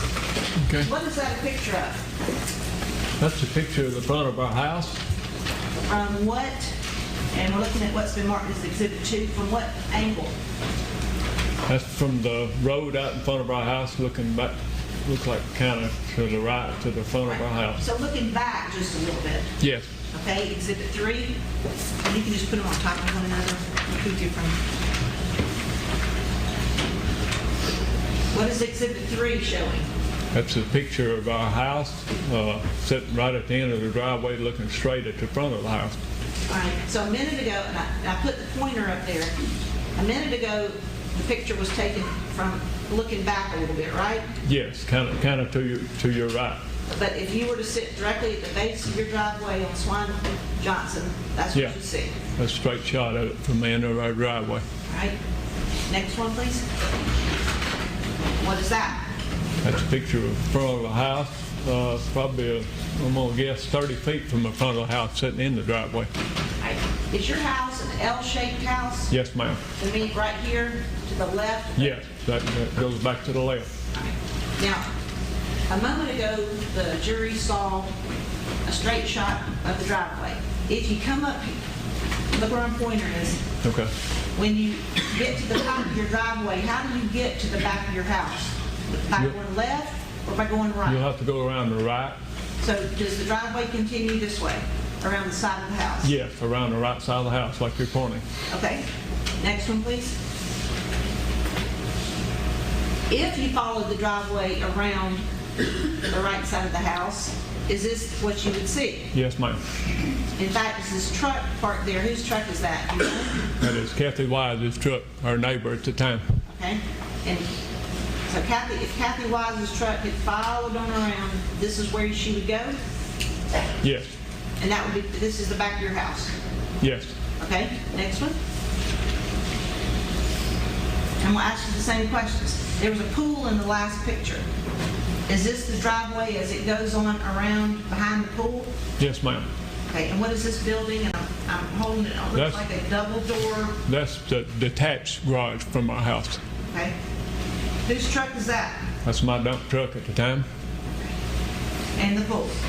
Yes. Does this driveway stop right here, or can you go on around? It goes on around the pool to your left and pulls into the carport in the back of the house. Next picture. With respect to the same pool, correct, on your left? Yep. Is this the detached garage they just saw? Yes. And you said it pulls on into the carport. Yeah. Is this your carport? That's a carport. Okay. When you got home the morning of April the 13th, was this crime scene tape already stretched between your house and the building? No, ma'am. Did you take steps for some reason to block off something that you thought was important? I did. Tell the jury what you did before law enforcement. Okay. When I was standing around in the front yard, is sometime after I told some law enforcement to do something. I went back to back. People was wandering around as they pleased, all in the yard. Someone was headed back toward the back of the house. Sometime before that, I'd walked to the back of the house, and I seen Holly's car still sitting in the garage. Okay, let me stop you here. Was Holly's car parked in this detached garage, or was Holly's car parked in the carport? I'm gonna call it the carport, the one on the back of the house. Okay, so you had seen Holly's car still there? Yes. And so what did you do once you saw people wandering around? Once I seen Holly's car still in there and something in the garage floor and people wandering around as they pleased, I used to cut timber on the side, and I always kept pink tape. I took 2 lawn chairs off the back deck right there, Okay. and I put them across the garage. At that time did not have a door on it. It was open garage. I took 2 lawn chairs off the back there and I put them on each side of the garage open, and I stretched pink tape across the lawn chairs to keep people from walking in the garage. Okay. And then later on, law enforcement added this crime scene tape that we Yeah, can see? that was added after later that morning, I suppose. Gotcha. Next one, please. And what is it? What is this? That's the front of the detached garage, the left-hand side of it. Whose truck is this backed in? That is Clint Hunter Bobo's truck, my son. Okay. And what is this vehicle next to it? That is one of them. We had 2 4-wheelers at home. That's a Honda 4-wheeler. You mentioned that the carport didn't have doors on it. Did this detached garage have a door? That detached garage has always had 2 doors on it. What I've got the pointer in now? Yeah. Does it just roll down? Yes. Okay. And do you remember now whether, when you got home and when you locked off the carport, was that garage door up or was it down? Down. Next picture. Okay, this is a different, you mentioned a deck a few minutes ago. Yes. Tell me where to put the pointer. Tell you what. Where's the deck? The deck is on the right side of the pool, attached to the back of the house. All right, so this structure right here on the far right is the carport, is that correct? Yes, that's the front left-hand side of the carport as you pull in it. And there's a deck between this above-ground pool and the house? Yes. All right, and if you will, looking there in the background, what is the jury looking at? That's the tree lines of the woods, separates the yard from the woods. And that's the playhouse that me and Karen built for the kids. And to the right of it is the swing set we bought, set up for the kids. All right, and you mentioned this tree line. Was this your property beyond That, the the tree, Hang on a second. Okay. She tries to write down everything we say. okay. So I know you have 20-plus acres. Is your land back behind the tree line, or is your land the other way? Our land is this side of the tree line. Okay. So is the tree line, is that the edge of your property? Yes, ma'am. Okay. Next one. So this is a little, I guess, nearer view, is that correct, of the tree line in the woods Yes. and where your truck was parked? Okay?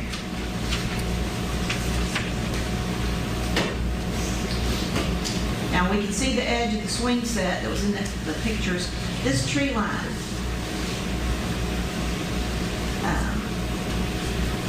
if one were to walk back there, is the terrain about the same, sort of hilly with trees filling out in this April? Is that about what it looked like? Yes. Next one, please. And what's this? That's our back deck on the house. That's a better picture of the deck. And is there, I know it's dark, and the jury will have these pictures later, can you see from the deck into the carport? Yes. And how is that? You said there was no door on the front, but how can you see there on the side? The carport there is kind of on the right of your picture, above that shrub. Right? You can walk straight in off the deck. There's an open, I'm gonna say 4 to 5 foot open, cased out door open, and it has no door on it. So yes, you can see from right there, plumb in the garage. Okay. One more. What is this a picture of? That's our carport on the back of the house. Whose car is that? That is Holly's car with the trunk lid open. What kind of car was it? 2006 black Mustang. You said earlier in your testimony that you parked in the front.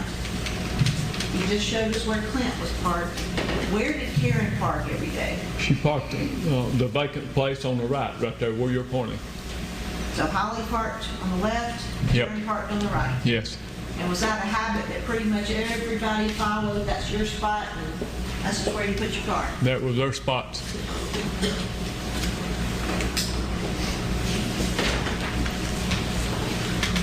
At some point on April the 13th, were you asked to leave your own home?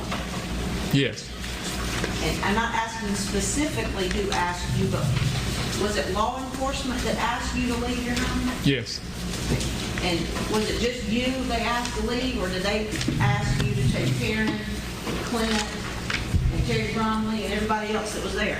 Yes, ma'am. What was your understanding of why you needed to leave?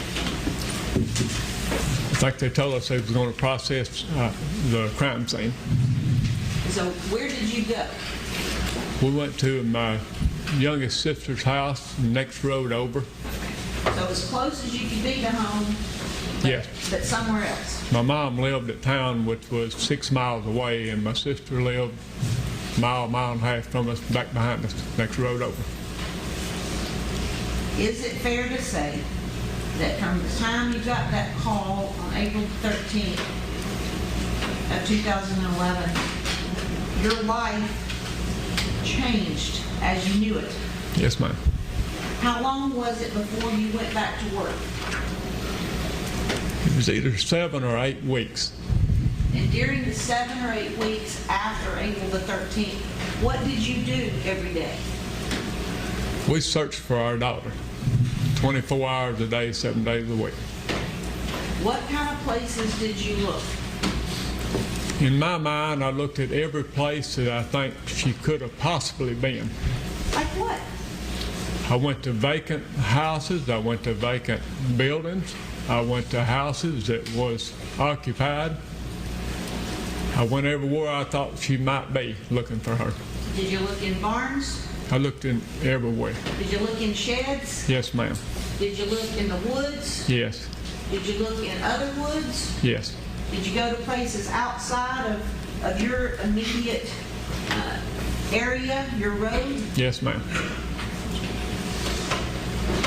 Do you know whether your phone number, y'all's private phone number, was it out there broadcast to the public so that people could call you with tips and leads? Or Karen's? Karen's phone was.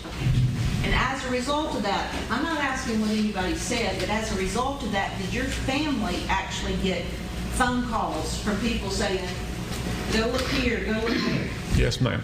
When you got those kind of phone calls, what did you do?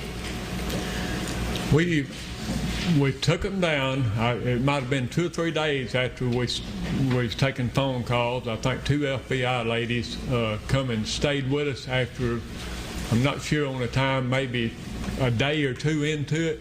Now, we was taking the calls ourselves. We had a house phone at the time, so calls was coming into our house and calls was coming into her cell phone once it got out there for somebody to call it. And would you turn the calls or the leads over to the FBI, or did you just handle it yourself?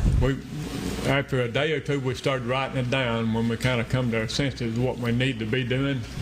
Every call that we got was turned into the TBI daily, just minutes after we took it.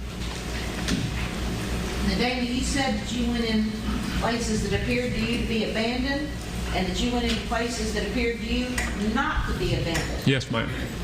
And when you did that, did you keep that a secret, or did you self-report that to law enforcement? TBI was at our house a lot of time during the daytime, and they was there every night briefing us. I told everybody everything I'd done that day. And at some point, did you stop going into houses and sheds and stick to just knocking on doors and looking in the woods? Yes. Okay, what made you, I guess, change? 'Cause that's your daughter, that's your baby. What made you go from one way of doing things to another? We searched for, I guess it was, I don't know how long. We searched forever, it seems like, in the woods, sides of the roads, buildings and stuff. And there come a time, I don't know how long it was later, that we had searched everything, seemed like 3 or 4 times with dog teams and all. And you wouldn't believe how many people was helping us and come from out of state and all. But we searched, and there come a time where we just started going out as far as bunches gathering, and we was talking to people, knocking on doors everywhere and talking to people. And when did you stop doing that? I couldn't tell you. It was a long time we searched the woods. And did anybody ask you to stop doing that? No, ma'am. Law enforcement never asked you to stop Not They told me to quit searching like I was dead. That's what I'm asking. Numerous times. All right. And so at some point, did you stop doing that? Yes.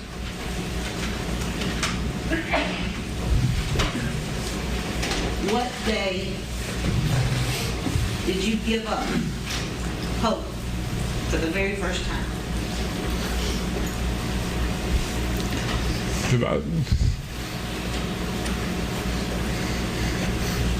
About 3 years into it, give or take, the TBI come to our house. There's a whole bunch of them, and took me and Clint and Karen down in the living room and told us that was Holly, that Holly had been found. That was her remains. And until that moment, were you looking? Yes. Still hoping? Until that moment.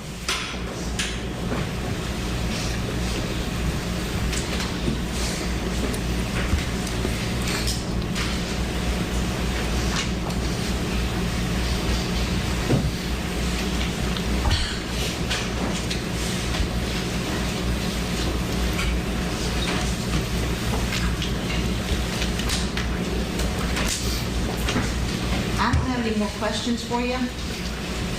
The defense attorneys might. Okay. Okay.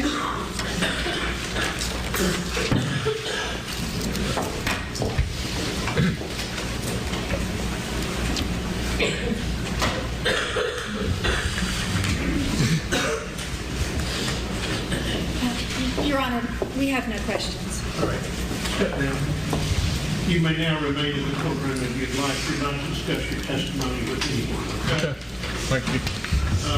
They said they'll have lunch about 12. Do you have a brief witness? I do. Okay. We do.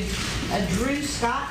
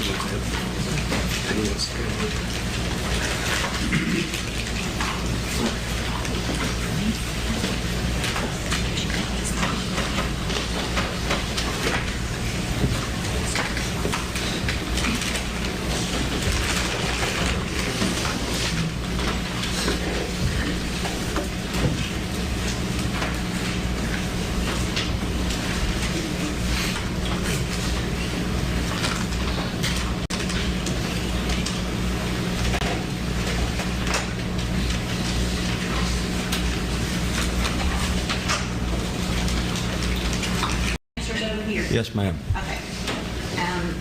Judge asked your name, you're Drew Scott, is that correct? Yes. I'm not asking what your address is, but where do you live? Parsons, Tennessee. And how long have you lived in Parsons? All my life. How old are you? 26.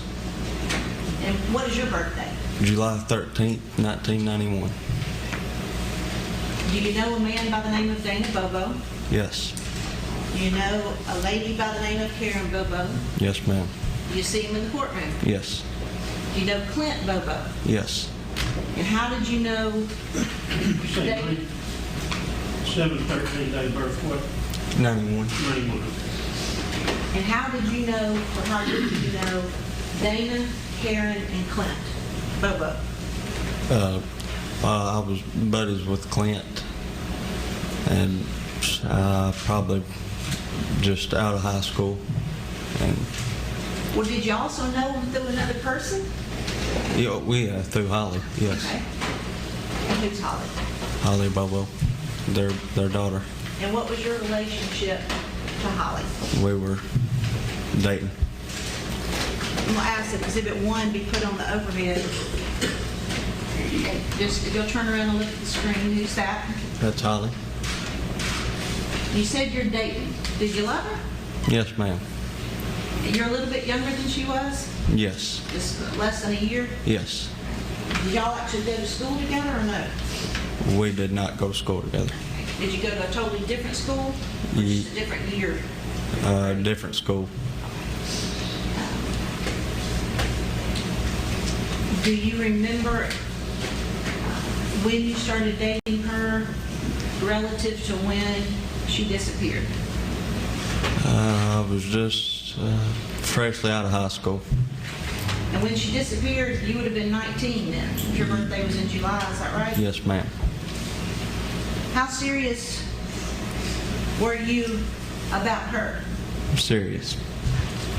In fact, did you give her a gift for Christmas Yes, ma'am. before she disappeared? Yes, ma'am. May I approach, Your Honor?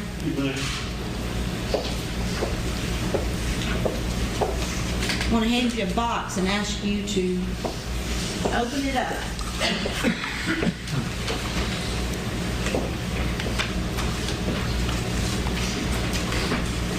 What is that? That's a ring I bought her for Christmas. Was it a special ring? Yes, ma'am. What'd she call that ring, or what'd you call it? Promise ring. Did Holly wear that ring? Yes, ma'am. Did she wear it every single day? As best you knew. Yes. And Your Honor, I'm not going to introduce it into evidence. Frankly, I hope to return it to the family, but I would like it to be passed if nobody objects. Let's do this. We'll make it an exhibit, but I will allow you to substitute a photo. Okay. Okay? Well, that's work. That's perfect. So for the time until I substitute it, I'd ask that be marked as the next number. All right, the exhibit 14.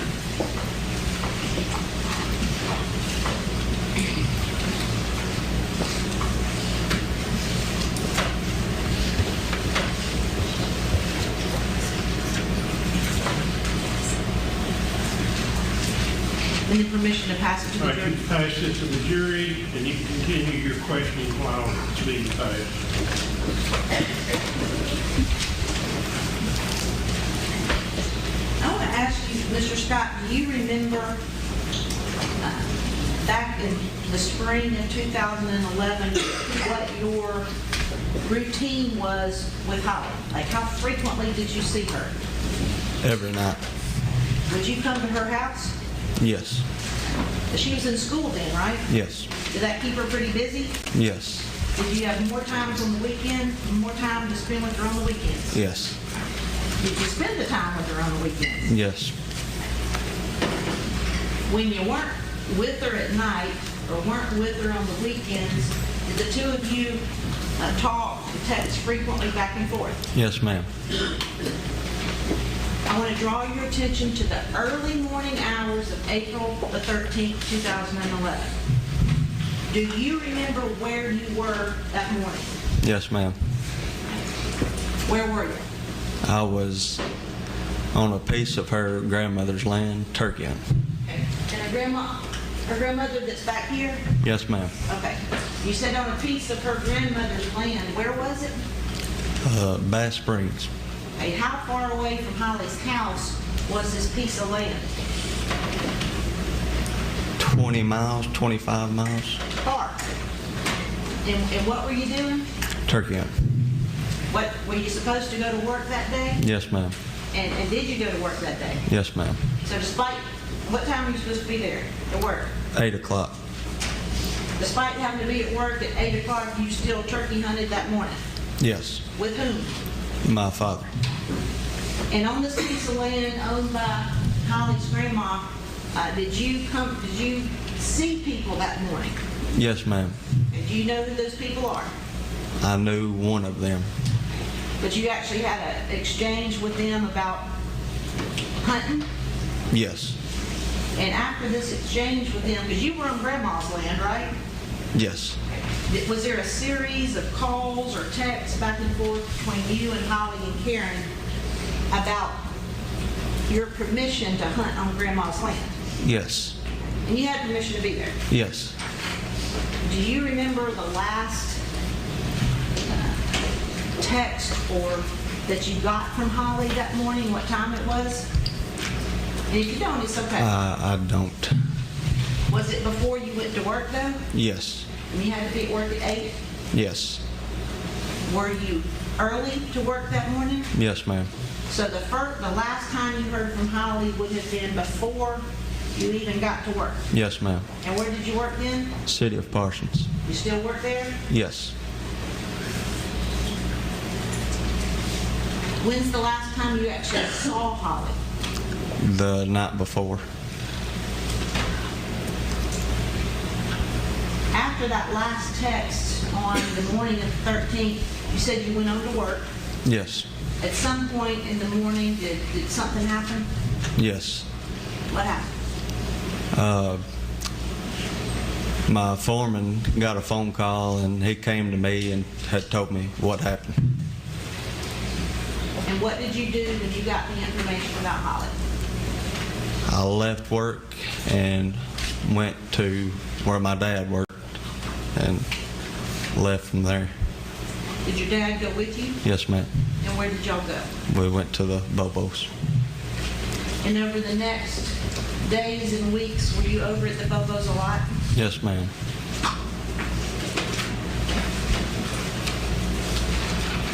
At some point in time, did law enforcement come and ask you where you were that morning, that kind of thing? Yes.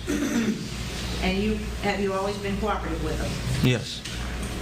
And you were 20 miles away hunting with your dad? Yes. Talking to some other people? Yes. And texting with Holly? Yes.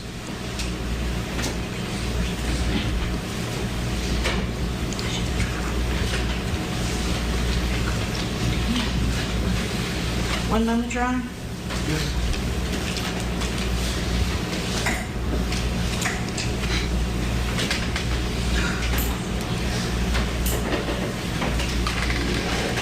Drew, I don't have any further questions. Defense may. Just a second, cross-examination. One question, Your Honor.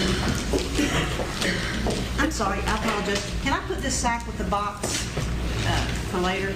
The bag that I took it out of? Your Honor, I don't think the exhibit number was actually read into the record for the ring.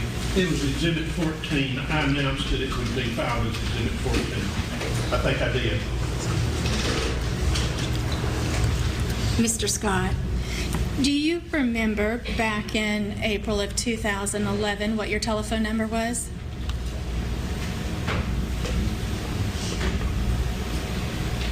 No, ma'am. Would it have been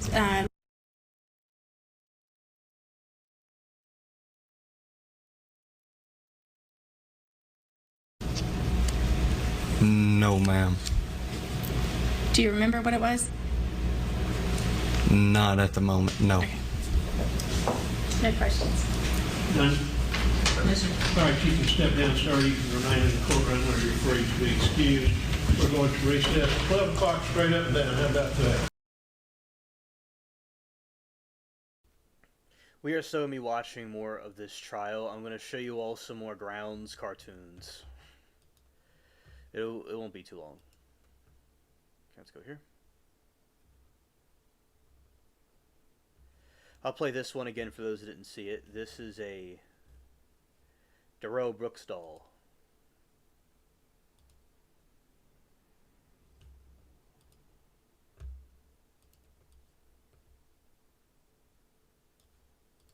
Well, this is one of the other, the Murda doll, or that one. They made a couple of different variations. Another special toy. Prison Playmates is proud to present our new prison pal, Dolly Brooks. Dolly Brooks comes with over 30 fun and quirky phrases. I do not consent to or agree to being called your name. Oh, Dolly. Nobody cares. Objection. Hearsay. Dolly Brooks also comes with a unique set of accessories, like the Big Boy suit, the reversible mask, and his important documents. Get your facts straight. Let's start. I'm not going to sit here and let somebody be inaccurate on the record and lie on the record. Oh, Dolly, you're right. I forgot about the documents in this special box for just $15 extra. Are you happy that I mentioned them too, Dolly? I just want the truth to be told. But that's not all, Dolly, because for the first 500 orders, we'll also include these special shock shackles, absolutely free. What do you think about them, Dolly? It should be noted that I had a shock device on my ankles. It is a fact. I was told that there were a shock device, which I know how a shock device looks because I've been through this before in Milwaukee. Dolly Brooks is endless fun for all ages. You just never know what he's going to say next. Can we move on to subject matter jurisdiction that hasn't been proved for the record? Just remember, if you order now, you can get Dolly Brooks, his extra courtroom set, and the shock shackles for just $25.99. Don't wait. Call now. I accept for value in time for value. To order your Dolly Brooks, just call 867-530. That's 867-530. Call now. You're gonna blame me. Lie to her. It's okay to lie to women. They're not people like us. I don't know. Hey, where's the other guy? You could make a box fort. See, here's a box. You can pretend it's a fort. Actually, that sounds like fun. I want this. I'm king in here.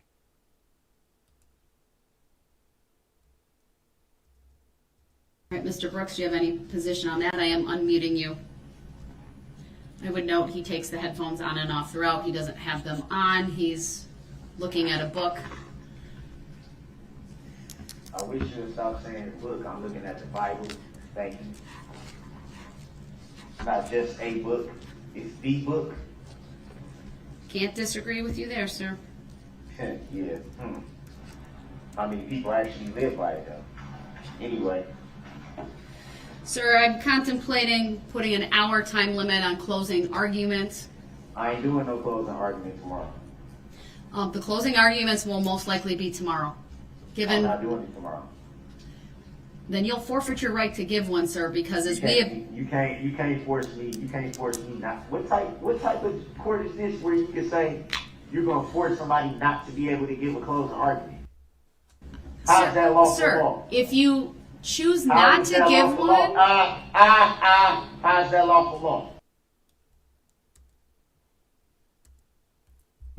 This 32-year-old guy wants to spend a Sunday afternoon chilling with a 13-year-old girl after texting her about getting stoned. You say, I want to make love to you. Have you ever seen people have sex? Man, I ain't trying to hear all that because at the end of the day, I did what you asked me to do. She asked for it. She didn't ask for it. You sent it to her. And even if she did, I mean, you're not supposed to be sending stuff like that to somebody who says they're 13. But instead of taking responsibility, he tries to blame it all on the decoy. Did you know she said she was 18 when I met her? Did you know that? I've got the transcript right here. No, I'm not going to sit here and let somebody be inaccurate on the record and lie on the record. As he gets up to leave and makes the long walk to the door, officers are in position, ready to arrest him. Sheriff's office. Hands up! Hands up! He's then taken to jail. And later, he starts crying.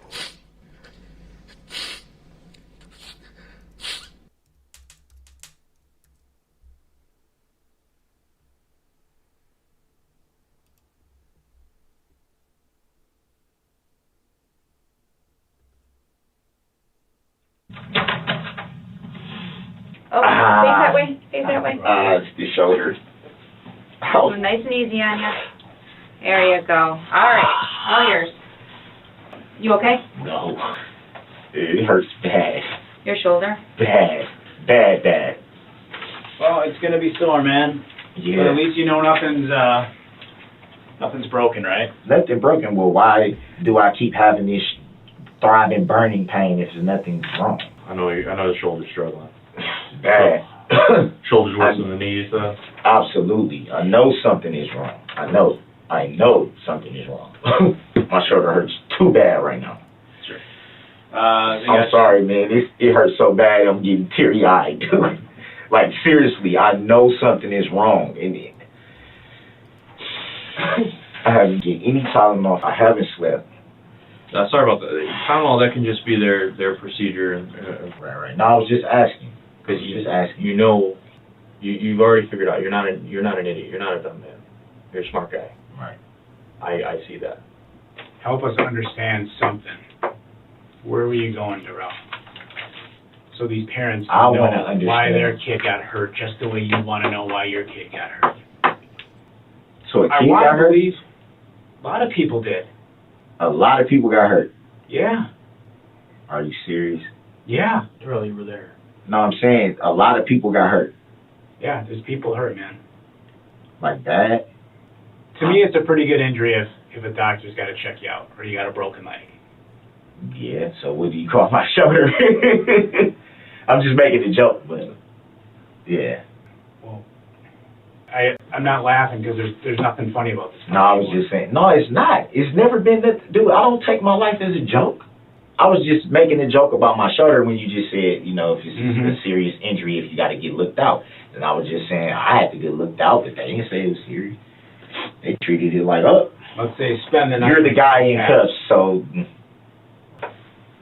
it's hurtful. Can I show you something?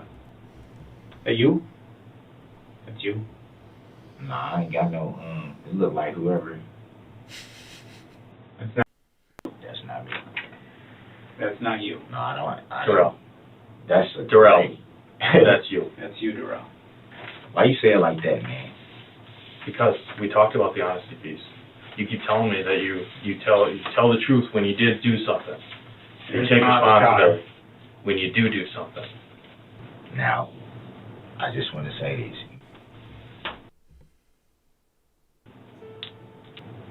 When you said it wasn't the end of the world type thing, it is. It's over for me. It's over. Can't see your family. Can't see nobody. It's no guarantee you're even gonna see tomorrow. I go to jail right now. I go to prison right now. At my age, there's no guarantee how long I'm gonna have to be in prison. There's no guarantee if I ever see my mama again, because she's getting up there. I used to think that I was a lot stronger than what I am, you know, because my mom used to always tell me, you know, you got my strength, you strong. It's, you know what I'm saying? It's nothing that you would go through that you can't get through because you have my strength. But it's like, you know, I struggle with a lot of times feeling like I'm a failure. Like, it's probably a lot of times where I probably shouldn't even be here. I've made a lot of mistakes, you know, a lot of mistakes. Almost 40 years old, and I'm still going through case after case after case. It's almost enough to just be like, the hell with it, man. And you got beautiful girls out there that you want to see grow up. My sister never got a chance to see her kids grow up because she passed away. What the fuck do I have to live for? To sit in prison? Like, who would want to have their last moments in a place like this, or in a cell somewhere, or in a jail somewhere? If I had to sit in jail right now, my life is over. I know y'all probably just think, oh, he's just talking. And it's crazy, man. I can't believe, man. I can't believe this is how my story ends, dog.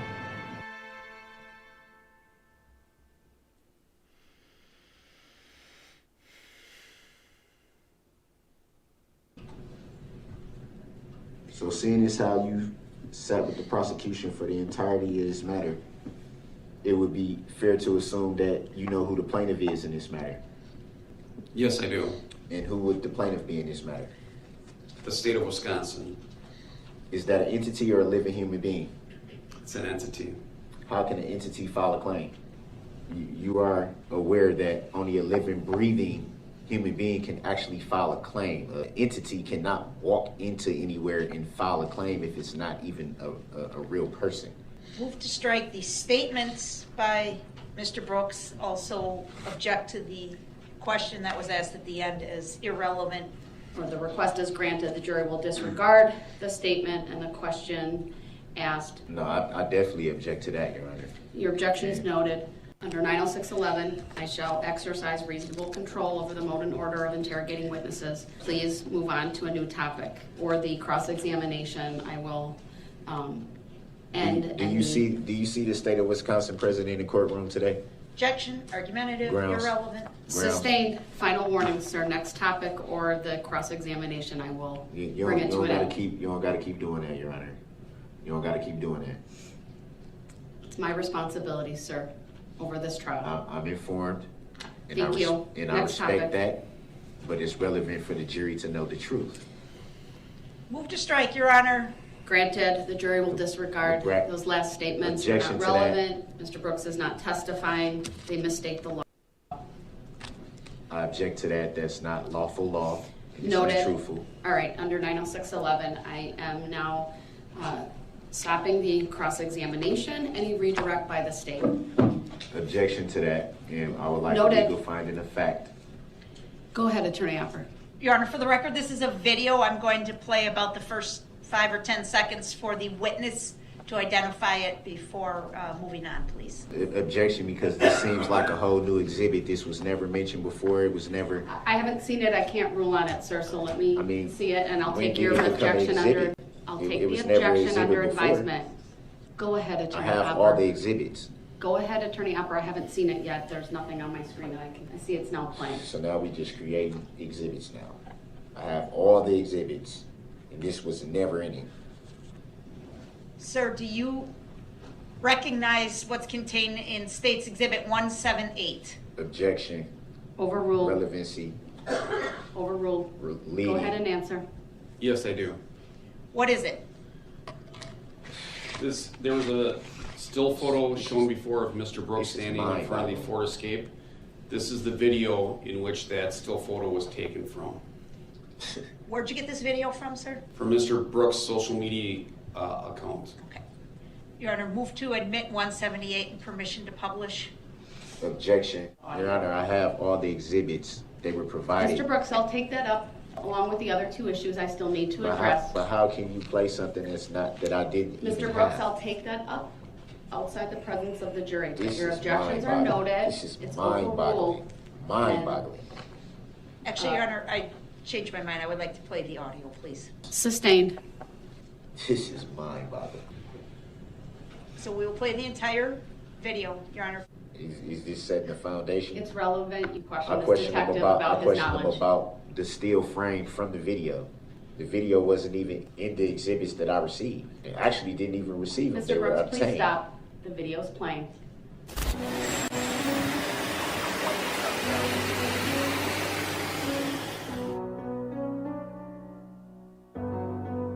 D-Mark got that heat.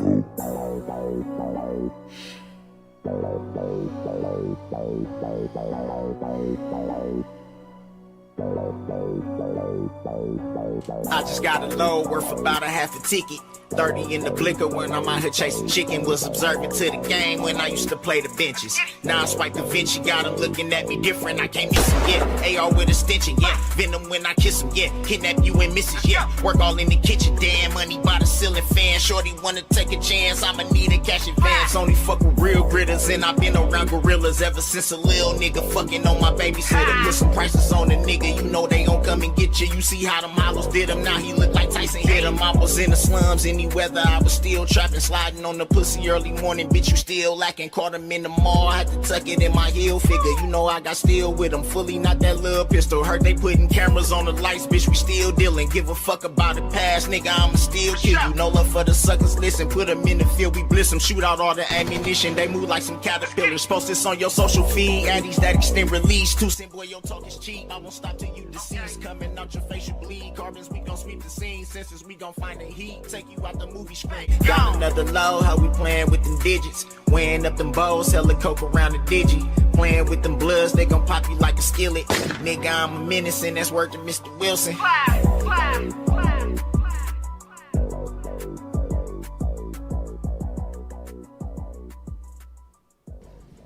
I hate that song. Why am I singing?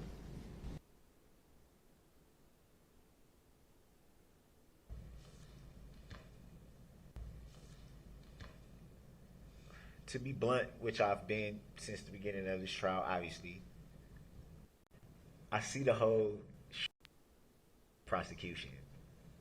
I see right through it. Don't have any cross-examination, mainly because you've already schooled the people getting on the stand on how to answer certain things. Well, that is completely speculative on your part without any Obvious. basis in law or fact. It's obvious. Sir, you said you wanted to raise a legal issue. What's the legal issue?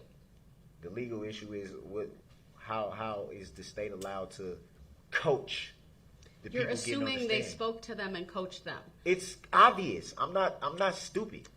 Well, I disagree with that, sir. Again, you could ask All of a questions to sudden- lay a foundation all of a sudden the with state these don't got, witnesses. all of a sudden, For the first time in trial, all of a sudden now they don't got no cross. That's clearly a rush to try to get through the case. Hurry up. We just gonna let these people go. Well, this is argument. Come on, man.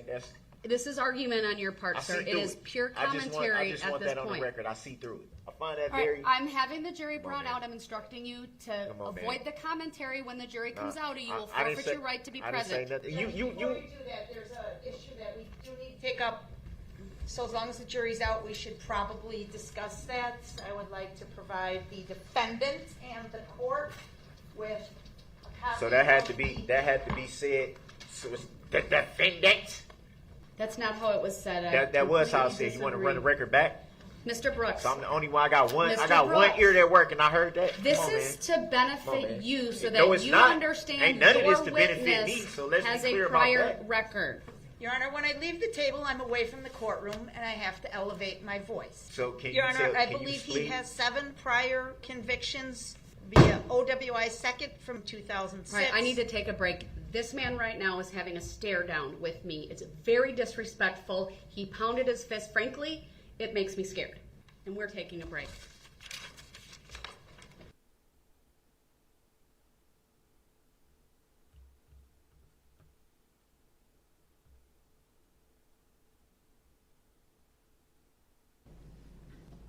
The fact of the matter is, just like I did with my opening statements, I don't have a well-prepared or rehearsed speech. I didn't look in the mirror and say certain points to myself over and over again to make sure I have them right or anything like that. I've chosen to speak from the heart.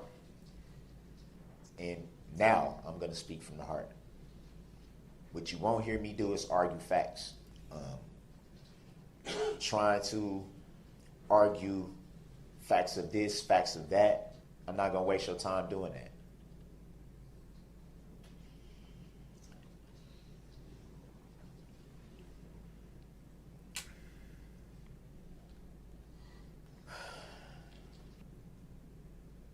It's a little emotional. I apologize for the long pause. What you've been hearing from the prosecution, and not to take anything away from them, but let's call it what it is. You've been hearing a lot of rerun. Same things over and over and over. No different than when you turn on the radio and you first hear that song that you don't like when you first hear it, but they play it so much that eventually you start saying it, the words to yourself before you even realize it. And then you sit and you go, I hate that song. Why am I singing it? That's what's been happening. Rerun over and over and over and over and over and over and over. Attempting to make things stick in your head that simply aren't true. It's a lot of information that you guys should be privy to, I believe. And one thing that I believe that you have not been privy to is the truth of your rights and your duties. The fact that you and you alone have the power, not well-prepared DAs with well-prepared and clearly rehearsed speeches and exhibits and a lot of theatrics. Frankly, not the judge. You and you alone have the power. You and you alone decide what is truth and what isn't truth. You should be informed that you have the power to nullify any law that you don't agree with. Remember the power that you have. Don't for 1 second let it be taken away from you. I can never understand the position of sitting on a jury in something of this magnitude. So I'm sure there's a lot of pressure. I pray that the right decision is made. The right decision. Do what's right. Don't let the smoke and mirrors take away your power. Don't let the theatrics take away your power. Each and every one of you has a decision. Do what's right. Make the right decision. That's the magnitude of the power that you have.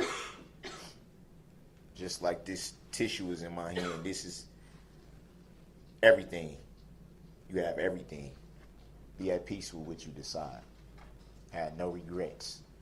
Don't let this decision weigh on you after it's over. And again, I say the same thing that I said earlier. Same thing I said in opening statements. I'm not reading from any paper, any books. Everything you've heard in opening statements, everything you're hearing now is from right here. Everything. You have the decision. You and you alone. All of you. You have the decision. I know it's probably not proper, but you guys deserve a round of applause if you could get one. Thank you guys sincerely. And I know, and I have faith and I trust that you guys know what's right. Ladies and gentlemen, I don't think it's fair to just say guys, but I believe in your heart you know what's right.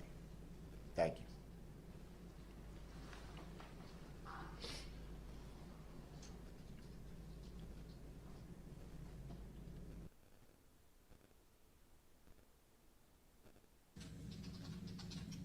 Madam Clerk, might I please get verification that the audio and video are working in the neighboring courtroom? All right, thank you. I do have verification. There are headphones on the table in front of Mr. Brooks should he choose to wear them. I see he's reading from a book at the moment. I do need to make a record that this morning, although Mr. Brooks was not raising his voice, there were repeated interruptions. I gave Mr. Brooks multiple opportunities to stop talking. I asked him repeatedly to stop interrupting me. I advised him that if he continued, he would forfeit his right to be present in this courtroom and would be taken to the neighboring courtroom. I believe I gave that warning at least twice. It's my hope that we can continue with Mr. Brooks in this courtroom. At some point today, I'll certainly invite him back over when I get through these advisements. I'm not asking for a response yet, Mr. Brooks. What I'm asking you for is whether you have any requests for jury instructions, or if in your review you think anything needs to be changed, deleted, added, etc. Do you have any requests as it relates to the jury instructions, sir? I would note he put 2 boxes right in front of where he's seated, so I can't presently see his face. He is unmuted. I've confirmed previously regarding the audio working, and I will just ask him a second time, sir, do you have any requests as relates to the draft packet of jury instructions, whether that be any additions, corrections, edits, or deletions? And Your Honor, would it be possible for the bailiffs to just move the boxes off the table so Yes, we I can think see? that's fair. I'm going to advise the bailiff to remove the box so I can see Mr. Brooks. I don't know what he's doing behind there. Hey, why do you tell them to move my box? Because I couldn't see you, sir. Or what?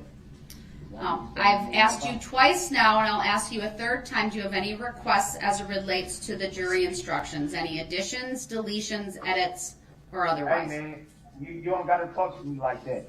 Do you have any requests First of all, related to the jury instructions, sir? Yeah, I got requests. It ain't like they gonna be honored though. As it relates to the jury instructions, sir, what are your? I heard what the hell you said, man. Well, Mr. Brooks, that was very disrespectful. Yeah, and I've been getting disrespected since the beginning of this whole process. So welcome to the club. Mr. Brooks, do you have any requests as it relates to the jury instructions? Sir, I understand you may be upset, and I really do, but I've made my determinations. You don't understand nothing. You don't understand anything, Your Honor. You don't.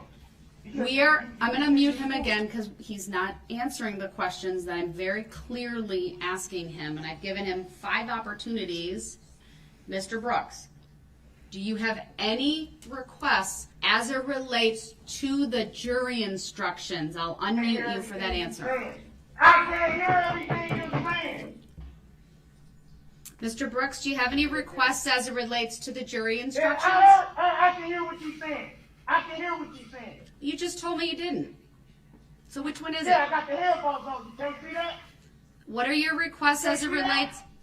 What are your requests as it relates to the jury instructions, sir?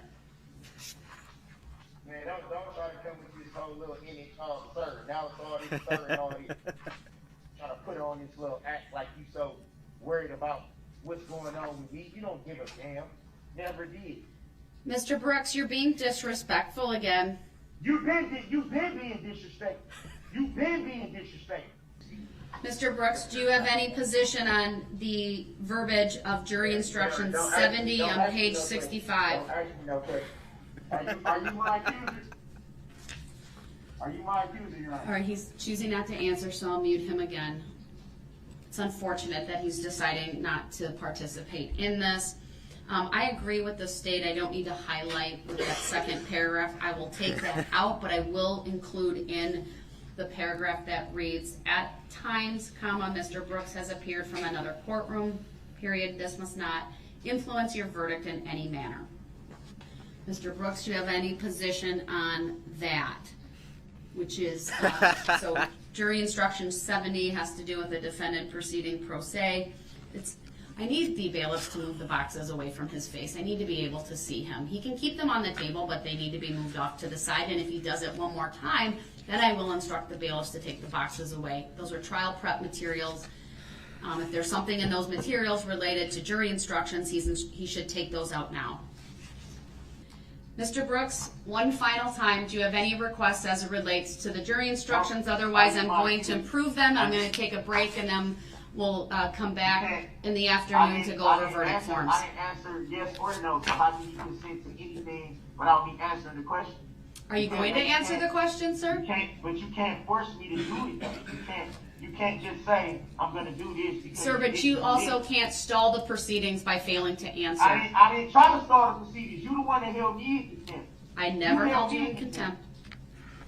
All right, I'm going to mute him once again because he refuses to answer a very simple question about whether he has any requests as it relates to the jury instructions. I will work on making all the changes with Madam Clerk, finalizing the order. So we'll come back at 1 o'clock to finalize the verdicts.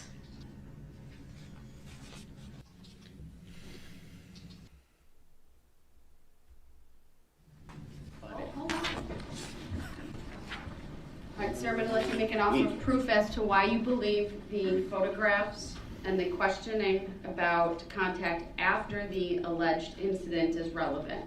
It's relevant because these were sent by the witness. It assumes a fact, not an evidence, but You what want is... the letter too? Hold on. Tell me the basis you believe there's been communication and why you believe it's relevant to her testimony. It's relevant because it was testified to by, what's the last guy, Guth, that he was told that the witness was supposed to be so deeply afraid of me and all this type of stuff. So if you're so deeply afraid and worried about somebody and this and that, why would you sneak and have contact? Do you want to open up the door to the other act's evidence of... That's not opening. No. That's not opening the door. Sometimes in a court of law, when there are pretrial rulings, the testimony of a witness needs to be said in such a way not to run afoul of that. But if you keep questioning her about whether she's afraid or not, or why she wouldn't have contact or not, you are opening the door to that testimony. All of my rulings have been made to prevent what could be seen as prejudicial evidence. The standard's not prejudicial. The standard's whether it's unfairly prejudicial. But you can open the door to that, sir. It's unfairly prejudicial that I have a document stating that November 20th never even happened, but yet and still the witness can get on the stand and lie on the stand. Have you turned that document over to the state? Come on, man. Y'all know that's not right. Y'all know that's not right. Then you need to immediately turn it over to the state right now. It may become relevant, but no one has seen it. When did you receive the document? Hold on. When did you? I'm having you make an offer. When did you receive the document? Okay, but I just want to state for the record, Your Honor, that's not fair.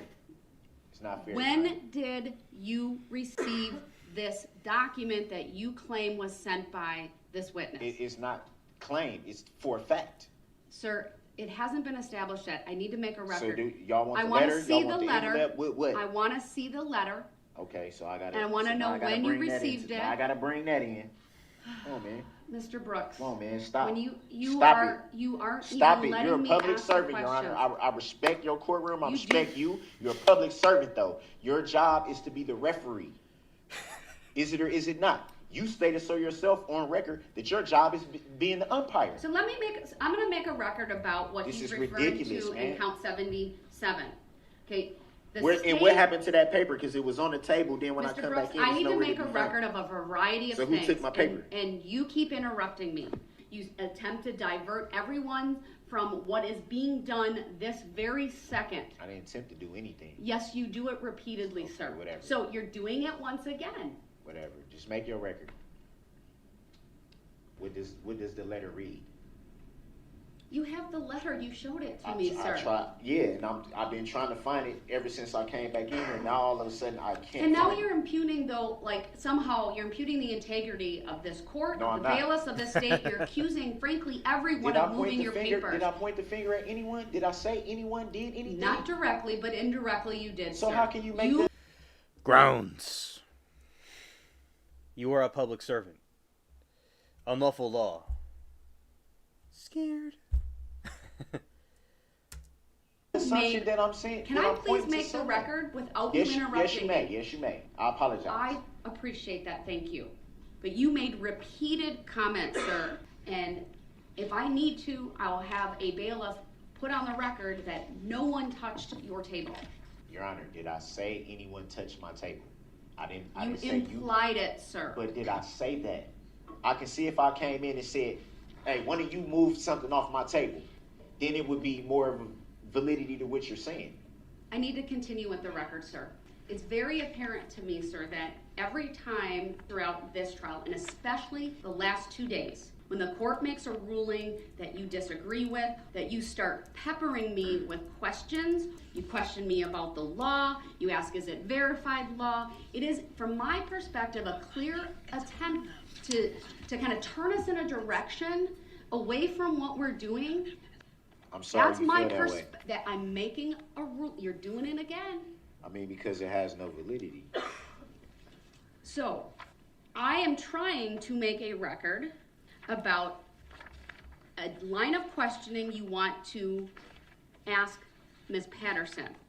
Now we have you claiming that there's some document that was sent by the witness after the charges were filed that apparently contain photographs that you believe goes to the credibility of this witness.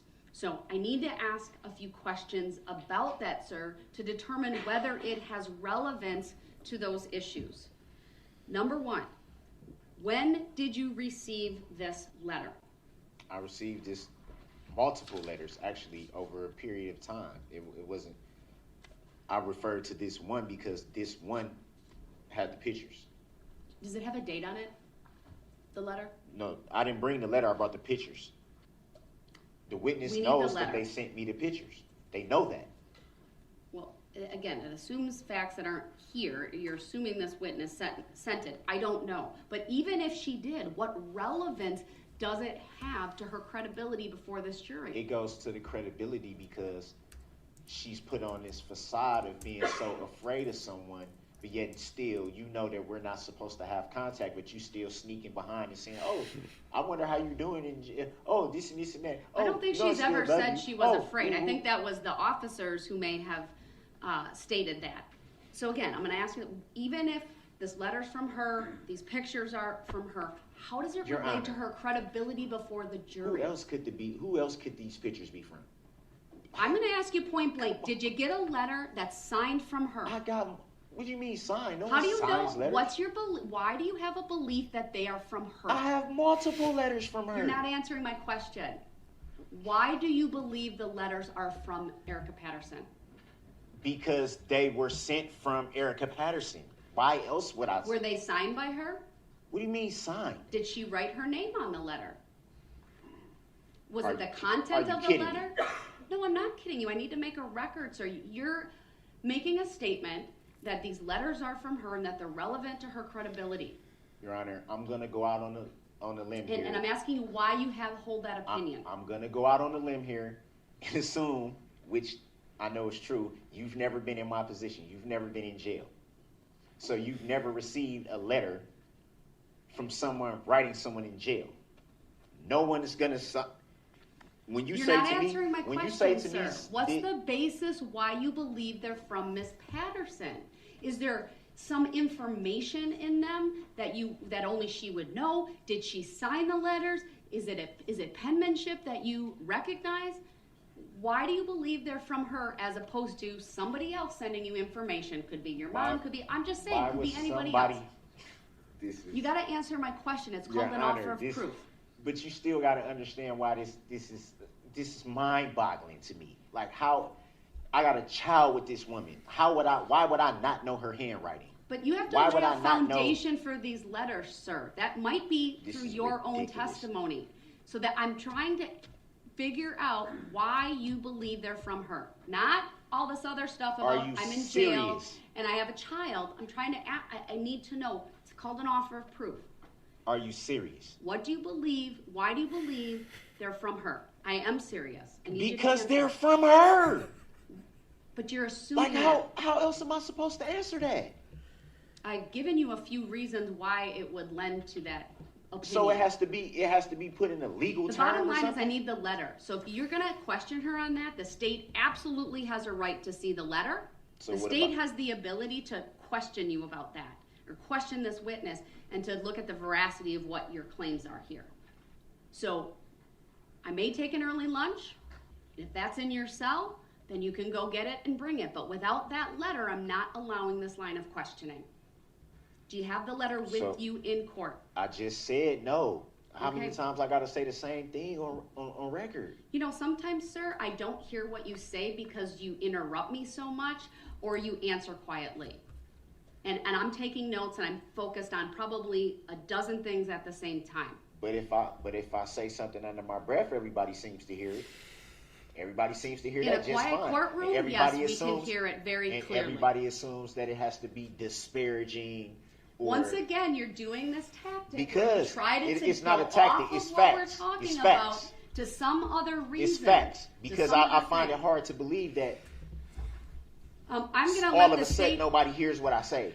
I'm going to let the state make a record of why they believe it's objectionable, because I haven't let them do that. I've given you multiple opportunities to tell me why you believe it's... I didn't get these pictures from nobody else. Why was somebody else... The record will reflect you have 2 pictures that you believe were from this witness. That I know is from him. No, that you believe. That I know. All right. I'll ask the state their position on all of this. My position, Your Honor, is that these pictures, first of all, should not be admissible. 1, because of a discovery violation. We've never seen them before.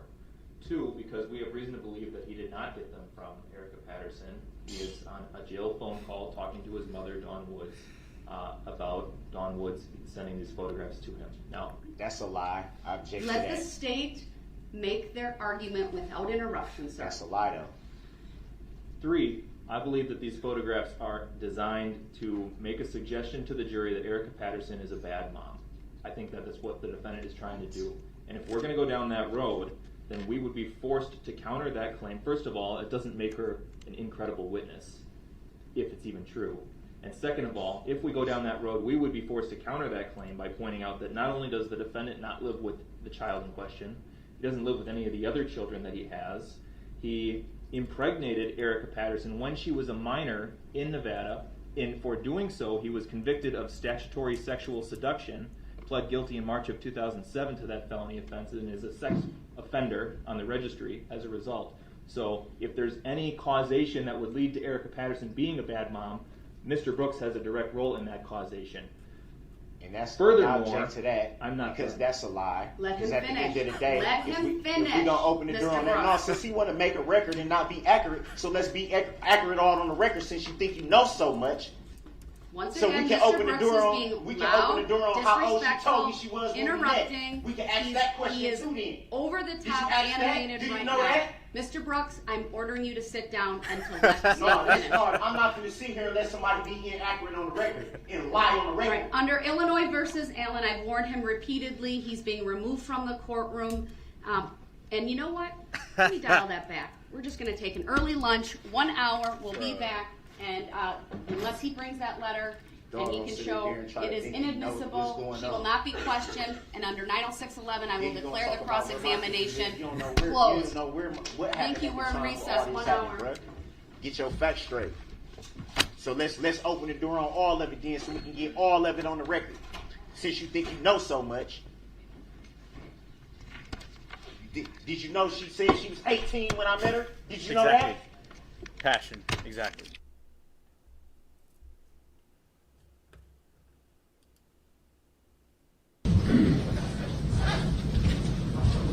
I don't think there's anything else I need to cover at this time, unless there's something from either one of the parties. From the state first?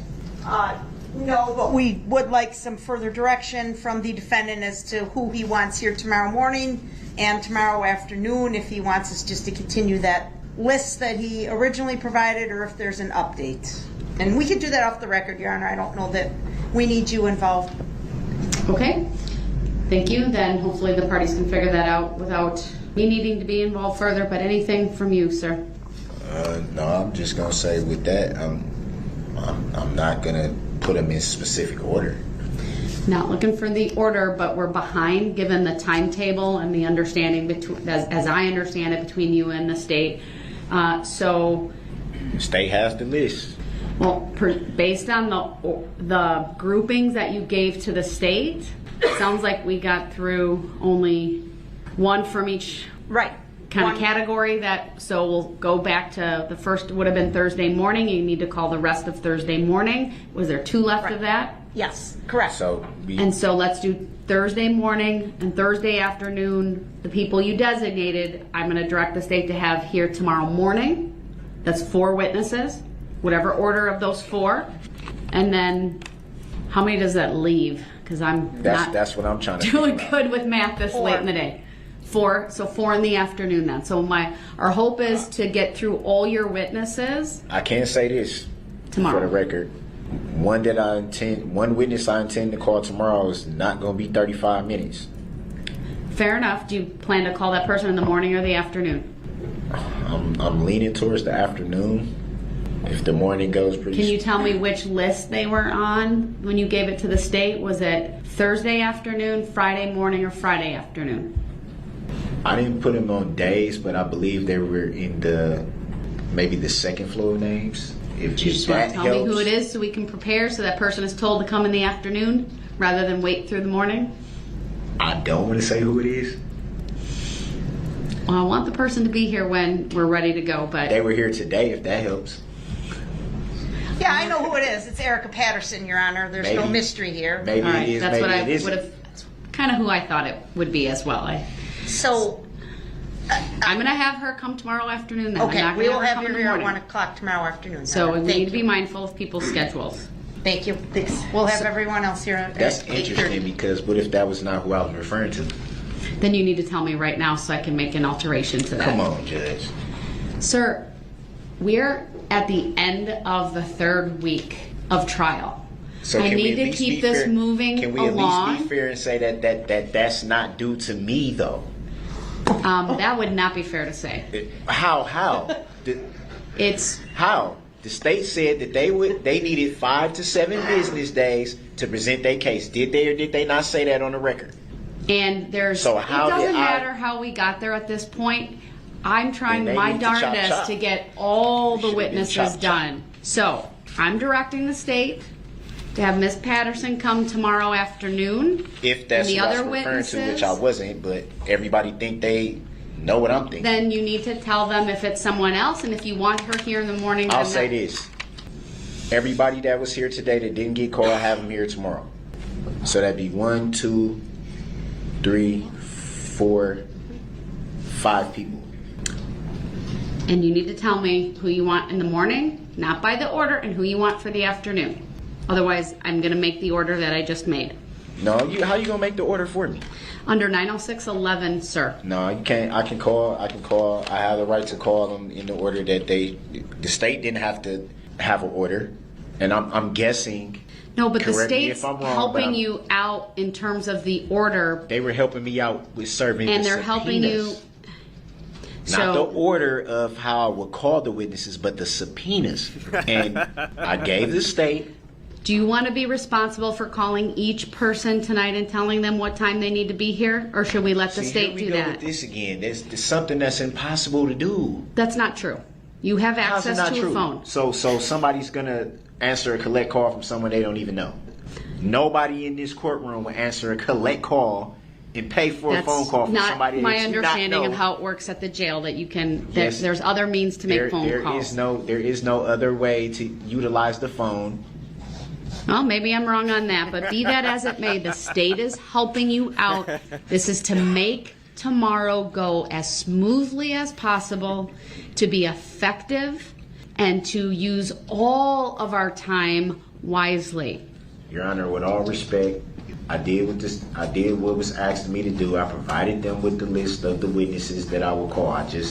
And I stated before that I would not put them in order, and the state accepted the list that I gave them. So why, at this point, is Who are the witnesses who are here being today? a problem?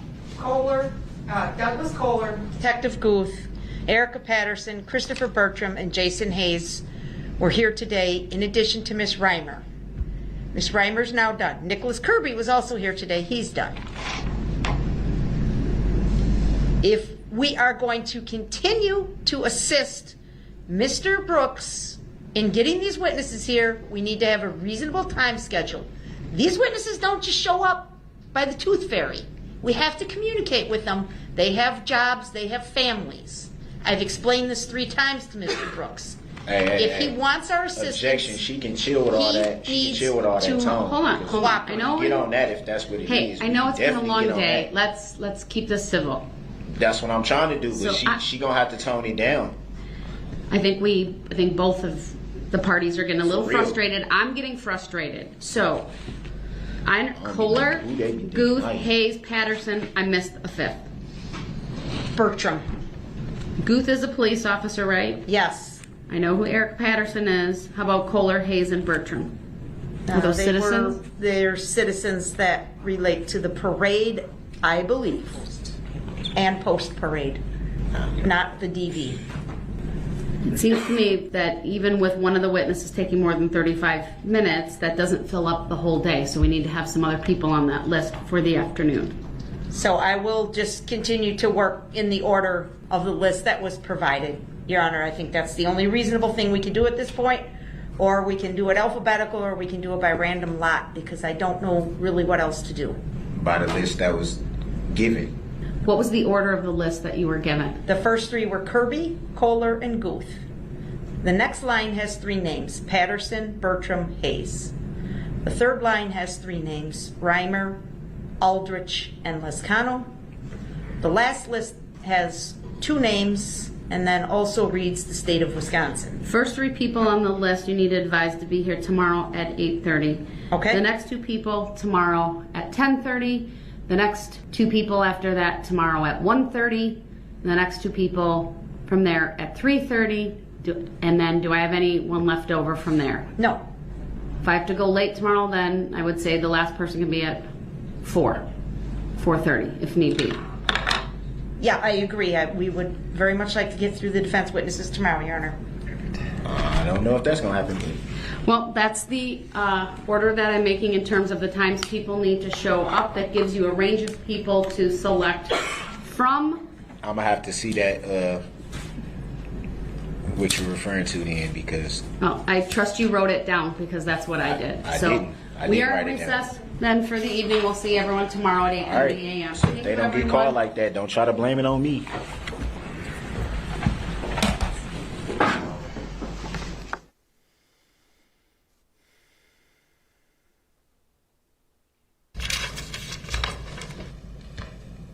To be blunt, which I've been since the beginning of this trial, obviously, I see the whole strategy here by the prosecution.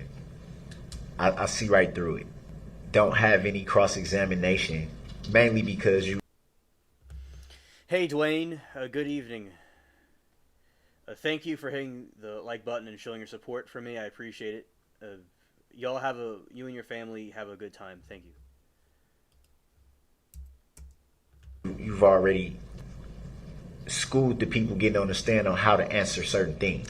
Well, that is completely speculative on your part without It's any obvious. basis in law or fact. It's obvious.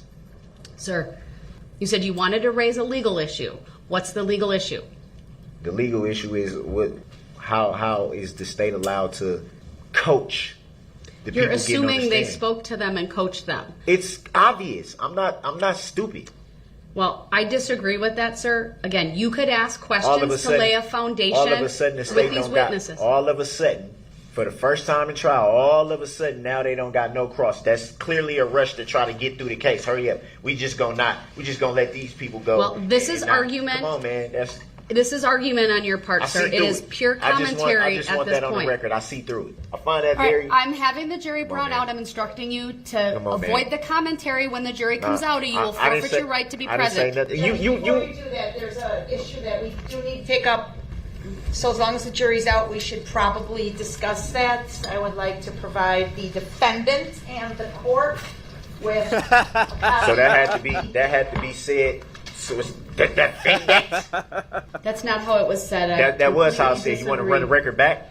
Mr. Brooks. So I'm the only one. I got one. Mr. I got one Brooks. ear that work, and I heard that. This Come on, is man. to benefit man. you so No, that it's you not. understand Ain't none of your this to benefit witness me, so let's be has clear a about prior that. record.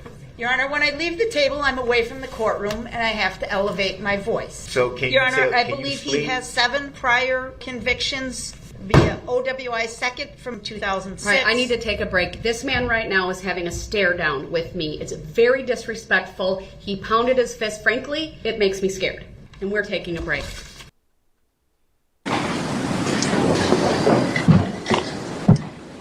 Mr. Brooks, the live stream is on. I don't care about no live stream. Just like y'all don't care. All this political, this is show. Y'all getting told what to do. Mr. Y'all Brooks. getting paid what to do. Mr. Brooks, look at me for a minute. Mr. Brooks. Mr. Brooks, Sit look up at here, act like you know me. People like you don't. Y'all Mr. you don't Brooks. know nothing about where I come from. Mr. Brooks. You push me, dog. Don't push back then. Mr. Brooks. Don't push back. Push me again. You wanna- Mr. Brooks, we have to continue with this hearing. Want to talk to the judge or not? No, I'm worried about, man, don't put your hand on me, dude. Nobody put their hands on you. Yeah, they better not put their hand on me. Okay, Mr. Brooks, you need to look at me for a minute, okay? Why? To listen to all this political stuff y'all got going on? Mr. Brooks, I'm more concerned about... Don't touch me, dog. Stay seated. All right, we're going to take a break and we're going to come back after lunch. I'm not going to do this with him right now. He needs to be here. He's not cooperating. I'm going to give you the warning, Mr. I will give you the warning that if you continue to interrupt when we go back on the record, you will forfeit your right to be in the courtroom today. I can't have these interruptions. I want you here. It's been a long day and a half. Get your hands off me. We'll come back at 12:30. Just told him to get off me.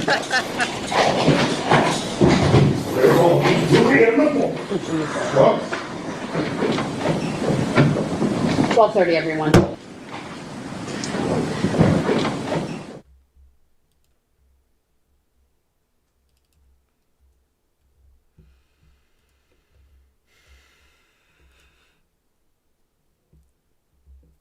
Darrell Brooks began his third day of pre-trial hearings by chugging an entire water bottle.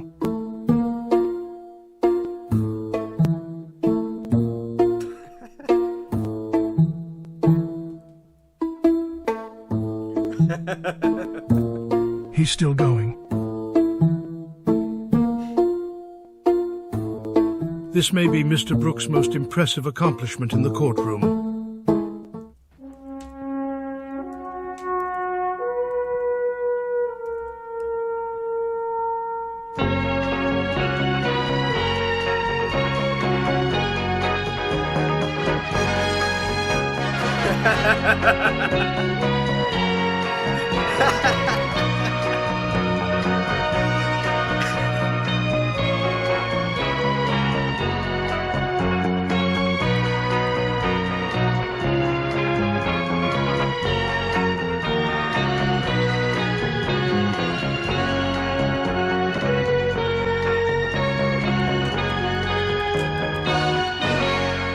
Call State versus Brooks, case number 21, CF 1848.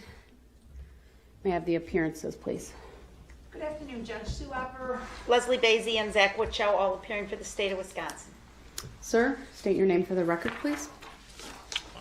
I'm here as a third-party intervener in that matter, appearing as authorized representative for my client. I accept for value and return for value all the charging instruments in this matter and make my exemption available for discharge of all obligations and charges connected with this case. I do not dispute any of the facts in the charging instruments. Also, Your Honor, I would like to make an offer for my appeal, if I may. I'll get to that momentarily. The record will reflect that the individual known to this court to be Darrell Brooks is appearing in person in custody. I do not consent or identify by the name that you stated earlier. I want the record to reflect that, if I may. The record will reflect. Thank you. All right, I know there was some filings, and I want to make sure the parties have copies of everything. Mr. Brooks, I know there was an inmate communication form filed, I believe earlier this morning, requesting 6 subpoenas. I did receive verification that those were hand-delivered. Did you receive those, sir? No, I did not. We'll provide additional copies. Again, it's my understanding those were hand-delivered. Will we address the inmate communication form I sent about the... I have a number of issues I need to address, so yes, we'll get to that. You don't believe that that's an important issue that should be taken up before we continue any further in the proceedings? I just want to make sure the state has a copy of what was forwarded first before we take that up. Your Honor, I respectfully would like to state for the record and would like the record to reflect that I believe that this is an issue that should be addressed at this point before we go any further. Preparing to do that. I didn't say I wouldn't do that, so give me a minute. I have some documentation that I'd like to provide to the parties as well. I want to confirm with Attorney Opper that you have now received a copy of that inmate communication form. Yes, I have one in front of me, Judge. It's dated today's date, October 5, 2022. Yes, dated today because I just learned of the protocol that I would be on as of today. All right, I'm going to provide a document. I thought it important that we all have before us the current county protocol related to COVID-19. So this will be provided to the parties. I decline to accept that if I don't believe Sir, it will be placed on your table, but I will be referring to that today, so it's been given to you. Is it verified law, Your Honor? Attorney Opper, do you acknowledge that the COVID-19 illness reporting protocol was provided? I respectfully object. Yes, Judge. Your Honor, I would like an answer to that question if I may. I have not consented to or agreed to accept any paperwork that... Sir, it's been provided to you. It's something I'm going to consider. You don't want to read it. You want to disregard it. That's your choice. Are you making a judicial determination that you don't have to answer that question I just asked you, Your Honor? Mr. Brooks, the COVID-19 protocol has been placed in front of you. It is your choice whether you want to review it or not. My understanding, just from the information Mr. Brooks has provided, which is part of the public record, is he is requesting an adjournment of all proceedings due to learning that he's on a COVID-19 protocol. I don't have any other information than that, sir. Is there any other information you think I should know as I consider your request for an adjournment today?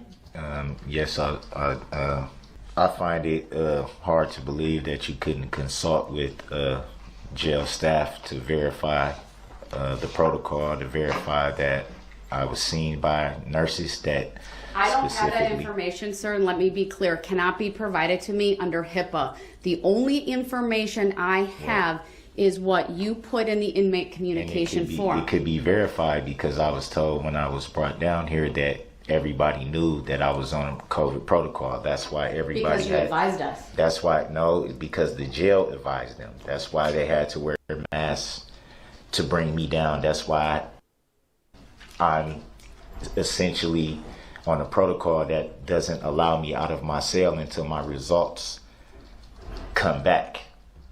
So I'm not allowed out of my cell at the moment because of the protocol that the nurse himself placed me on, that the jail confirmed. That is very easy information to obtain. Sir, I have an attorney for the county here who will verify that none of that information has been provided to me due to HIPAA requirements. So I'm not arguing it with you, sir, I just want you to know that I'm not arguing with you either, but I was right in the middle of finishing what I was saying. So I need to stop you for a minute, Mr. Brooks, I don't because consent to that, Your Honor, because you don't have to consent. I But here we go. Let me to being cut off right when I'm trying. All right, to I'm just going to talk over him for a information. minute. I do not have any other information regarding the COVID-19 protocol, meaning anything specific about you, Mr. Brooks, other than what was put in the inmate communication, which reads, due to just learning I'm on COVID-19 protocol, I respectfully ask for all proceedings to be adjourned at this time, which is why I asked you if there was any other information you wanted to provide me as I consider your request, because the jail has not provided me with any specific information regarding the reason you were placed on protocol, whether you were exposed, whether you are showing symptoms. They cannot provide me with that information absent you giving them permission by signing an applicable authorization to do that. Without that, I have to rely upon you to provide that information to me if you so choose. That is incorrect, because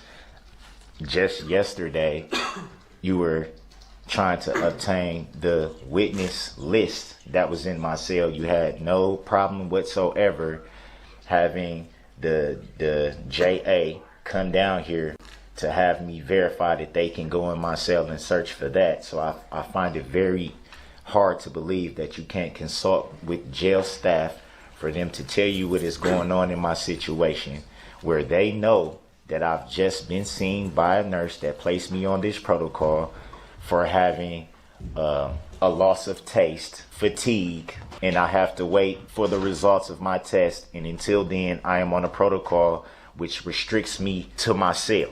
That is very easy information to obtain, and I find it very hard that Your Honor cannot obtain that information, but can obtain a way to communicate with jail staff when there's a witness list involved. We're talking about someone's health that can affect not just you, but anybody else, not just officers, but also inmates. We're talking about health and we're talking about safety. That has a lot of merit, and frankly, Your Honor, I'm afraid. I'm fully vaccinated and I've never had COVID. I don't know what I'm looking at here. That was the last thing I was hoping I would be told today, Your Honor. So I'm afraid right now. I'm not feeling well. I don't know what's going on with myself. That's the reason why I put in the sick call slip initially. I had been telling officers for days that I hadn't been feeling well, but I didn't know what it was. But I felt that I had to put in the sick call slip because I was not able to taste anything. That is the reason why I was seen by nurses. That is the reason why the COVID test was administered, and that's why I'm on the protocol as we speak. Are you willing to discuss with me what tests were done? Again, I cannot obtain that information on my own. I'm not a nurse, Your Honor. I don't know the name of the test. Like I said, I've never had this happen. Let me clarify that. That was a pretty ambiguous question.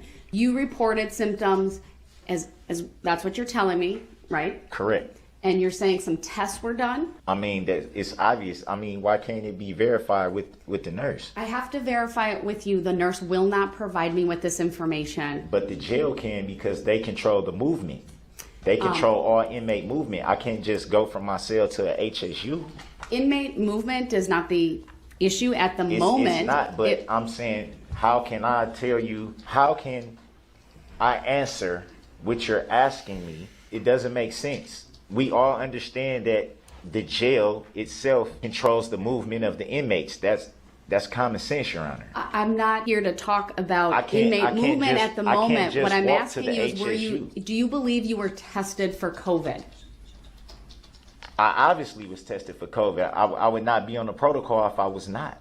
Do you know The what nurses- type of test? Was it an oral swab, a nasal swab? It was a nasal swab. All right. Do you know when the results of that test will be back? From my understanding, Friday. That's what I was told by the doctors. I would have to be at least on this protocol until the results come back, which he said the earliest would be Friday. Were you offered a rapid test? They said they do not do the rapid test. So you weren't offered a rapid test? They said they don't do them. If one can be obtained, are you willing to submit to a rapid test? I'm not willing to submit to anything right now until we take care of the issues that's at hand. I mean, I've already been placed on the protocol. I'm very afraid right now because I don't know what's going on. This is new to me. Like I said, I'm fully vaccinated, Your Honor. I've been fully vaccinated since 2021. And so for this to just be sprung on me now to say this could possibly be a COVID thing, I've had people close to me that have passed away from COVID. I'm afraid as hell, Your Honor. That's the reason why I submitted the ICF for the adjournment. I was thinking at least until I can get the results, at bare minimum. I don't think I'm asking something that's impossible for Your Honor. If I can make arrangements to have a rapid test brought to you and administered, are you willing to submit to that test? Not at this time. Why not? Not at this time. Why not? Why can't I get the results of the test I already took? But you're telling me you're scared? You're yes, fearful? I am. But you don't want to take a test that might tell you today? I took the test that he gave me.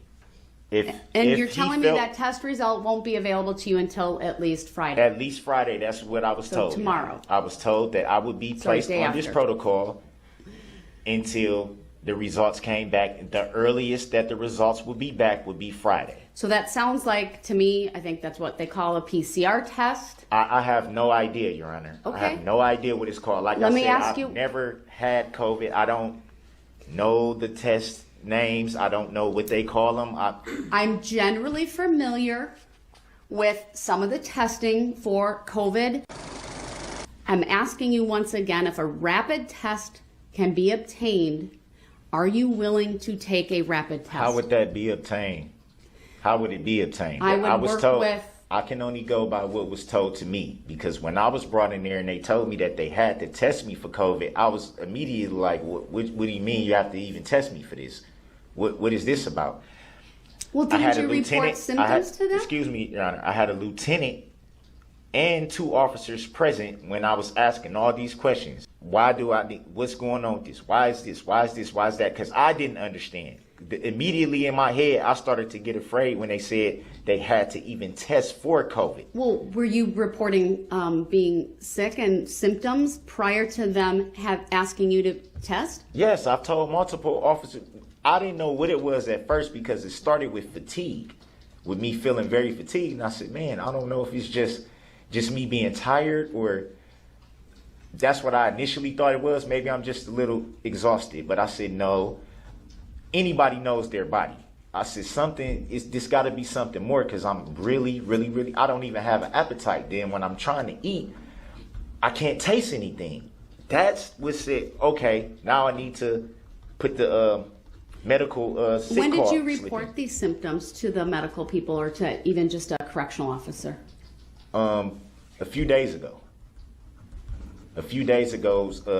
Over the weekend is when I started to notice the fatigue. So I was telling officers, man, I don't feel good. I don't know if it's just I'm tired. Usually I don't just jump the gun and say something's wrong, because it could be anything. So when did you report the loss of taste? I reported the loss of taste last night. And was it after that they told you they wanted to test you? No, they didn't tell me till this morning that they wanted to test me. What other symptoms are you reporting at this time? That was it so far, just the fatigue and the loss of taste, which is the reason why I was told that I had to take the test, which I was told at that time also that the earliest my results would be back would be Friday. You said at this point you're not willing to take a rapid test. Well, they said this is the test that they do. The nurse was very clear in what he was telling me when he told me how to test, because like I said, there was a lieutenant and 2 officers right there while the whole thing was going on. I understand all of that. I have a very specific question to you, sir. I was asking them questions, and he specifically told me that this jail, this is the test that they do. They do not do rapid tests. I didn't even ask about the test because I know nothing about the test. This is what I was told. And after he told me that, I said, okay, fine, just do the test and I'll just sit on the protocol, because at first when he told me, you know, you're gonna have to be on a protocol where you're isolated. I said, okay, fine, just do the test. I'd rather you do the test and make sure that I'm healthy than to just refuse the test and just say, I'll just wait to see if I get better or something like that. So I said, yeah, just go ahead. And that's what I was informed. Friday would be the earliest that I would get the results back. And I would be placed on a protocol which is called isolation, where I'm not allowed out of my cell. Anything else, sir, you think I need to know about this issue as I consider your request? No, at this time, I'm just telling you what I know. Multiple officers were there. They can tell you the same thing that I'm telling you now. Like I said, Lieutenant Chamberlain was there. 2 officers were there. Any objection if I talk to any of them to confirm what you're saying? Absolutely not. Any objection if I need to ask the jail administrator about, or anyone else at the jail about the protocols and what's available for testing? Absolutely not. Given any information about whether anyone else in the facility is experiencing COVID right now? I wouldn't know that. I wouldn't know who. I'm in the mental health medical pod as it is. So no information's been provided to you that there's like either a lockdown or some type of a restriction due to any like concern over COVID at this time? I would never have that information, because like I said, I'm limited in the pod that I'm in. I have no interaction with any other inmates, and my interaction with staff is pretty limited. All right, thank you. I appreciate that additional information. I know, sir, what I've provided to you is reporting fatigue. I don't know if you're standing or sitting on the chair. I can't quite tell. It appears like you're standing, but maybe leaning over the table. I got a knee on the chair. Oh, knee on the chair. Okay, but you've been able to very clearly, coherently make your position known to the court at this time, and I appreciate that. Let me ask Attorney Opper if there's anything you would want to provide or state at this time regarding this request. Yes, Your Honor, a couple of things. Number one, we believe this is nothing more than a further delay tactic by Mr. Brooks. I can advise the court, as an officer of the court and as an offer of proof, that he has. How could Mr. Brooks, did Attorney Opper interrupt you when you were talking? Well, I respectfully object to You that. can object, your objection's noted, but you need to let her state what she needs to state. I will give you an opportunity to respond. I'd encourage you to use paper and a pen to write down. That's the rules of decorum in the courtroom, sir. We generally avoid interrupting one another so that, number one, the record can be clear, and perhaps most importantly, because that is a sign that we all understand that this is a place of dignity, it is a place of respect, it demonstrates that, frankly, a willingness on the participants to conduct themselves appropriately. It avoids creating disorder or disruption. So I will give you an opportunity to respond, but you need to give Attorney Opper an opportunity without interruption. Go ahead, Attorney Opper. Thank you, Your Honor. Your Honor, again, we believe this is a delay tactic in line with the defendant's behavior since about the August 25th or 26th motion hearing. I can advise the court, as an officer of the court, that Mr. Brooks has been saying for the last several weeks in his recorded jail calls to his mother and others that he's going to get this trial delayed or adjourned or pushed back. This behavior, again, on the 11th hour is 100% consistent with that. I believe that if the court wanted more information from the jail administrator, she is present and could provide that information. I believe that even if he is on COVID protocol, it will have zero impact on his ability to prepare for this case. The fact that he claims to have started reporting symptoms as far back as the weekend, we're probably right up against the 5 days right now. If he started this on Saturday, which I don't believe there's any record of, we're at 5 days right now. And certainly the court's offer to... I never once said Mr. Brooks, I never you have said. an I never. opportunity No, momentarily. No. You I need to stay respectfully quiet. object to that because that has no merit. Mr. Brooks, it's not your time to speak. No, I respectfully object. I never reported saying what day. I never said a day. And if she's saying she has jail phone calls, well, why aren't they present? Why can't they be verified by sworn affidavit and brought into this court to be shown that this is a delay tactic, as you say it is? How come it can't be shown by sworn affidavit? Can you provide proof of that? All right, Mr. Brooks, I've given you a little bit of leeway because we are outside the presence of the jury. I haven't given consent to waive anything. I've simply told the judge that I had no issue with her verifying with the jail that this protocol is in effect and that I was in effect tested for COVID-19. How could that be a delay tactic? If that was a delay tactic, why would I even need to be tested and placed on the protocol? Why does everybody have to have on masks to bring me down here? All right, Mr. Brooks, I've given Mr. Brooks, I'm going to warn you now that you have interrupted a couple of times. You interrupted Attorney Opper twice. I have to be able to speak up. You're Your now Honor. interrupting me yet again. We all were polite and had you provide information. Not polite. That was abuse. That's at least the third interruption of this court. That was abuse by the prosecution. That was abuse. Mr. Brooks, let me finish. No, because that's so he's outright refusing to listen. I would not sit here talking over me I didn't at the refuse moment. anything. I didn't refuse Mr. anything. Brooks, we are at the point yet again where I will put you in the other courtroom because you are not able. I don't consent to being removed. I have not waived the right to be present, and I don't agree with that. Mr. Brooks, does the I record have reflect? provided you on multiple occasions and it's should be in front of you. No, and if I don't acknowledge that.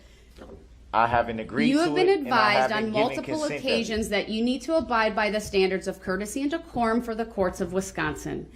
Because you are a litigant, you're both a named defendant, you are now acting as your own attorney by representing yourself. I don't recognize the name that all of the rules of courtesy and decorum apply to you. I don't recognize that name, Your Honor. That is not Supreme who I Court am. Rule 62.02 details.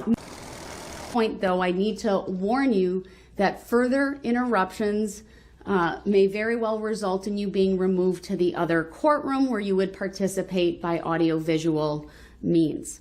At this time, I would like to hear from the court administrator, especially as it relates to the protocol. Jail administrator. Did I say the court administrator? Yes, that's all right. That's okay. We're in court, and I would like to hear from the jail administrator. Thank you very much. And just to get some general information and perhaps even some specific information regarding what Mr. Brooks has provided, since he indicated I could verify all of this information with either the lieutenant or others who are present. So I believe we have Angela Wallenhaupt here, if she would come up to the witness stand. Your Honor, if I don't want to mix issues, but the inmate communication form from September 28th also still needs to be addressed by the court, and I think the jail administrator may have some information relevant to that issue as well. All right, thank you. I have a list of a bunch of things I want to go over, and I'm going to... So, Your Honor, respectfully, just so I'm clear, are we addressing the issue at hand now? We are. Or are we addressing something from September? Well, I will get to the September inmate communication form at some point during this hearing, but right now I'm addressing the most recent inmate communication form that is dated October 5, and that addresses your request for an adjournment. So I'll have you sworn in. I'll just do it. Raise your right hand. Do you solemnly swear that the testimony you are about to give shall be the truth, the whole truth, and nothing but the truth, so help you God? Yes, ma'am. Thank you. Would you please state your first and last names for the record? Angela Wallenhaupt. Could you provide information to the court on the general COVID protocol within the jail? Judge, I would prefer to not speak to the operational. I can speak to the protocol Mr. Brooks has placed on, that it won't affect the area he is living in, nor access to areas that are not other inmate occupied.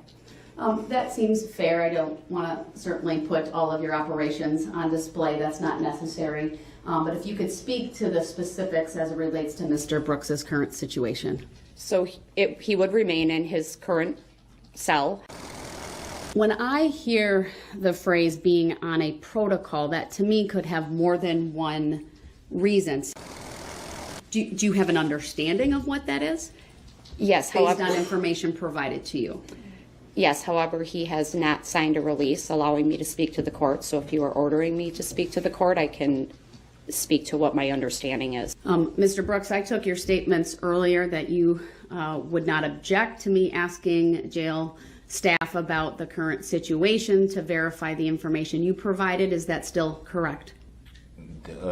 I said that I wouldn't have any issue with pertaining to myself. I don't know.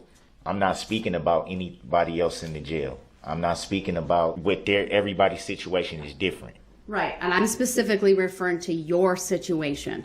Well, the question was asked, and how does it pertain to me? It was pertaining to me, all the questions, which it came up when I said that there was a lieutenant and there were officers present when I took this test from the nurse. Right, I'd like to verify the information that you're providing to me regarding what was reported by you, what tests were administered, and why you're on the protocol with the jail administrator. First of all, do you understand what I want to ask her about? No, I do not understand. Did you hear what I said just now? I do not understand. But did you hear what I said? Frankly, Your Honor, I think she would probably be the wrong person to be asking because she wasn't present. You must understand then what I'm saying if you think she's not the person who would provide that information. I don't understand. I didn't consent to understanding or agreeing to that. No, I do not understand. All right. I took his statements earlier. I realize you don't have a written waiver as to be a verbal waiver of any privacy rights under HIPAA, and I am directing you to answer the question. Okay. It was brought to my attention shortly before the lunch hour that he had made statements that prompted the medical department to follow up. As I said before, I have not reviewed the medical record. It is my understanding he was administered a test. He was also offered another test, to which he refused. Do you have any information regarding whether this other test would have been a rapid test? I believe it to be.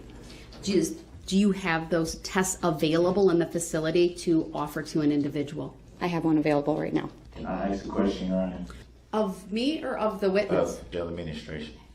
Go ahead, you can ask a question. Ms. Wallenhoff, if there were different types of tests available, why wasn't I administered the correct test when I first was tested? Why would essentially I would be asked to take a test, take that test, then turn around again and be told to take a whole nother test?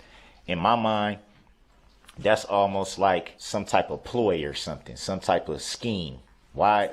Sir, what's the question? I asked the question, why would I not be given the correct test from the get-go instead of having to take two tests?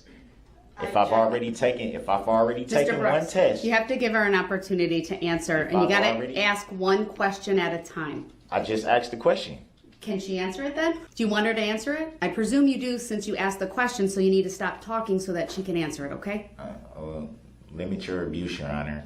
I'm sorry? I don't appreciate being talked to that way, Your Honor.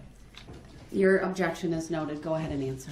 Judge, I would prefer not to answer that question. He states the wrong test. I don't know what he's speaking of. I have not reviewed the medical record with what test was administered, so I would prefer not to answer that question. All right, fair enough. I did not say the wrong test. I said two tests.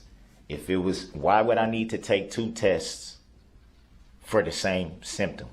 Your Honor, I object to relevance and beyond the scope of this witness's knowledge, and it also assumes a fact, not an evidence. So I'll sustain the objection. I'll give both parties an opportunity to ask questions of this witness since it's Mr. Brooks's request.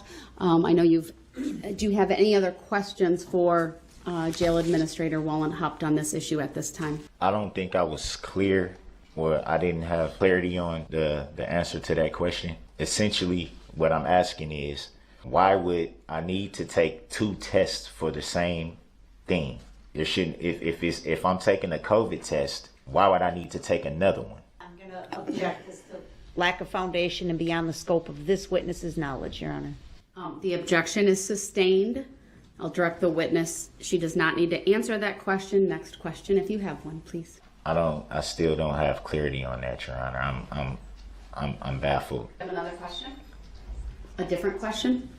Would it be any way to verify why I would need to take 2 tests for the same symptoms? I'm not sure I understand the question, sir.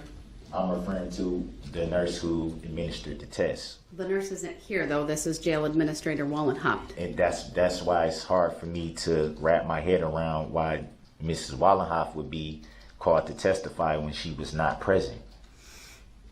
I think the wrong person is testifying. Do you have any other questions for her? I understand what you're saying. Do you have any other questions for her, though? Are you sure you're wrapping your head around what I'm saying, Your Honor? Do you have any other questions for this witness? To your knowledge, you just said that you have a rapid test available right now. When did that become available? Because I was told otherwise. I know there is a rapid test available right now. As I stated before, it is my understanding that you were offered a rapid test and you refused. So why was I not offered a rapid test from the get-go? Objection, relevance. If she knows, she may answer. I do not know the answer to that. I have not reviewed the medical record, jail contracts with a medical provider. Thank you. Next question, if you have one. So there are more than one type of COVID test administered by this jail? Again, the jail contracts, Judge, I prefer not to answer that. The jail contracts with a medical provider. I do not direct testing for medical conditions. That would be our medical contract. I believe the record's clear that a rapid test was offered. It was declined by Mr. Brooks. The record's also clear that he did submit. He did submit to a test, but this witness is not able to answer whether that was a rapid or not. Given her role in the Waukesha County Jail as the administrator and not in charge of medical, I will find she does not need to answer that question because it's outside her scope. And to further answer it might be speculative. So, do you have another question? So, would it be fair to say, you just said it would be speculative, so would it be fair to say that it'd be speculative that the second test would be a rapid test? I will make a determination on your motion after all of the evidence and testimony on this issue is received. I can't answer that question at this time. I'm asking it of Ms. Wallenhoff. Is it because we just said it would be speculative? Well, you were looking at me when you said that. Well, so are you? And I'm not going to answer that question. I'm not a witness in this. I make the determination the reason why ultimately. I was looking at Your Honor is because. Do you have another question for Jail Administrator Wallenhaupt? I thought testimony was supposed to be the prosecution and the defense's time to ask questions. Sir, do you have another question? Otherwise, I'm going to ask the state if they have any more for this witness. I asked the question. Would it be fair to say that it's speculative about what the second test actually was? Mr. Brooks, I don't understand your question. What isn't to understand about it? If you were offered a test.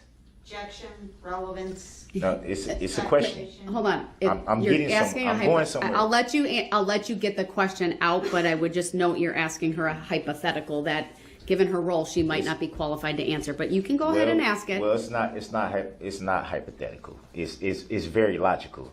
If you were offered a test and you took it, why would you need to essentially take another test that could have been done right from the beginning? If there would be any issues, if there would be... All right, Mr. Brooks, it's not relevant what she would do. So that's essentially an argumentative question, so and it's not relevant. So why would sit I down. Do it then? You're done asking questions because you've now asked... So is that a judicial determination? I haven't made a judicial determination yet. You're Go ahead, practicing Attorney law Opper. from the bench by being able to ask Mr. Brooks, questions of yourself. Mr. Brooks, okay, here's your warning. I'm giving Attorney Opper an opportunity to ask this witness questions, and if you interrupt her, you will be removed to the next courtroom. I don't consent to being removed to the next courtroom. I don't consent to even being at these proceedings if I'm not able to put on a proper defense, which is my constitutional right to be able to do so. I haven't agreed to any contracts. I haven't consented to any contracts, and I have Your not objection consented. is noted. Attorney Opper, go ahead. I have not consented Thank you. to Ms. an Wallenhop. estoppel either. Although Mr. Brooks is under a COVID protocol, is he still allowed to review his discovery materials in his jail cell? Yes. Jay, for relevancy. To your knowledge, are those materials? The objection is overruled. Go I'm ahead. sorry. To your knowledge, if you know, are his discovery materials currently in his jail cell?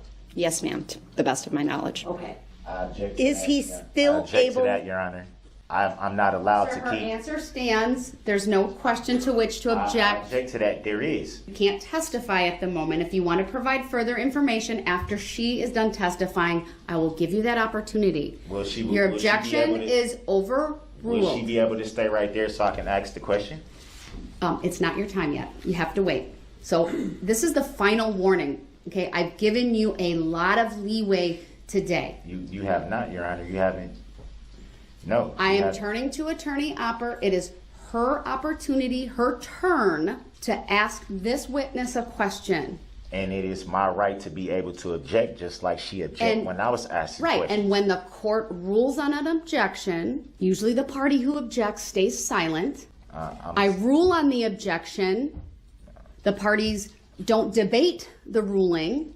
It's noted for appeal, and then we move on. Then I would like to put you on notice that I will be appealing that judicial decision that you are making. Next question, Attorney Opper. The judicial determination. Ms. Wallenhop, while on COVID protocol, and you've indicated I previously. object to that respectfully, Your Honor. So, an objection goes to whether there's lots of rules of evidence that apply. But if you're objecting to her answer, that's a different thing. You can argue the meaning of that later. Question, Okay, not the the objection. answer.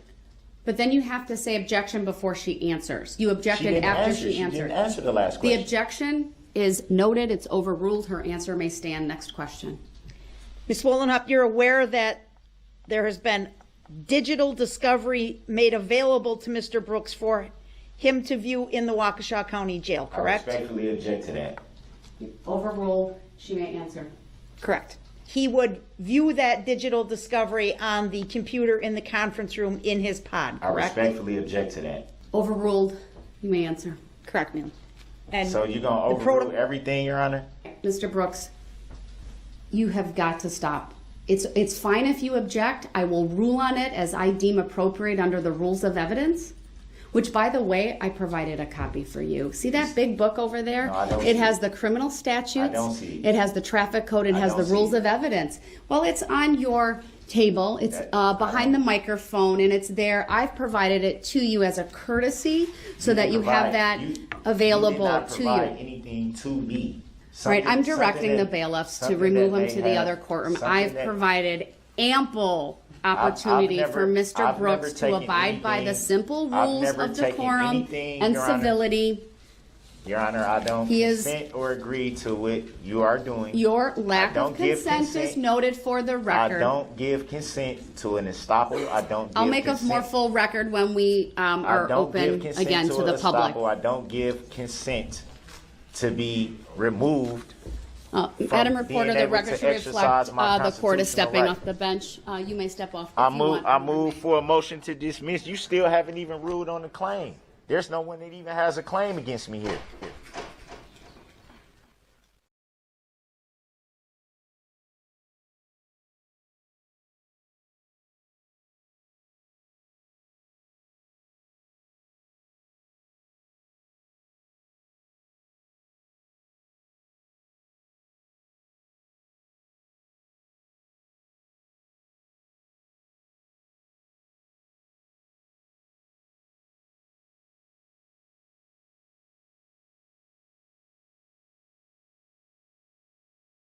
Are going to end the stream for the night because we have it's about time we have to go do some things, and we finished what we had to do with this clip.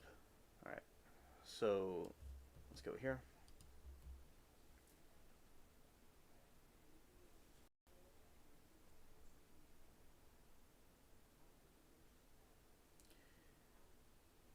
All right. Okay, should we scroll what's going on?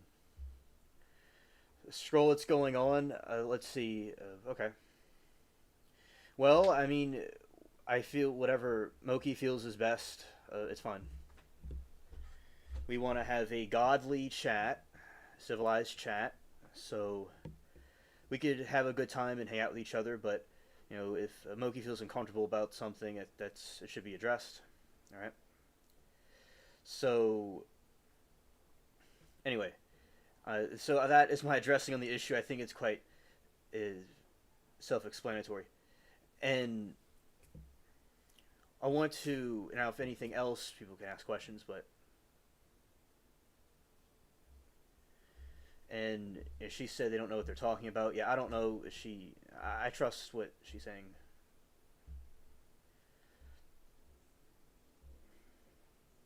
Subbing me, it helps. Yeah, shout out to Mermaid. Everybody here, appreciate everybody. All right, and hopefully we could have peace in the chat and people can just be civilized. Yeah, no one's dating. No one should be trying to date anybody or go overboard with the flirty stuff. Yeah, definitely. And Jesus is great. He's the greatest. And right. So I appreciate Moki wanting to keep the chat in control, and keep it the way it was supposed to be. And Moki said, I'm not uncomfortable and I don't think it's a big deal. Okay, so Moki says she's not uncomfortable and it's not a big deal. Okay. Okay, but whatever you think is... I understand. Okay, thank you.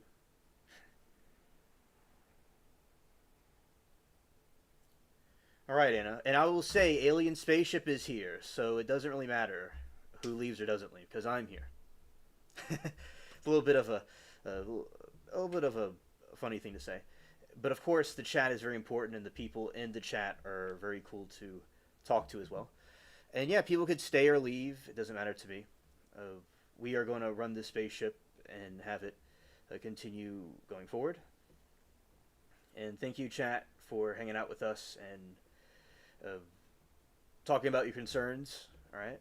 And everybody have a good evening. And Tomoki and chat, peace.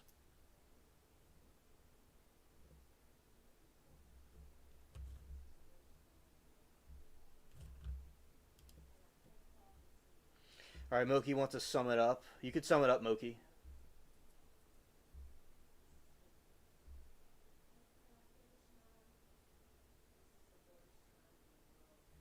Never seen anyone flirt. Yeah, LOL. Gee. It's funny.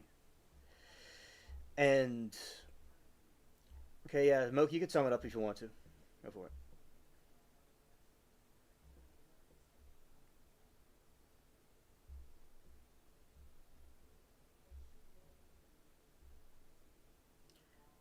And Moki says it's nothing to do with G.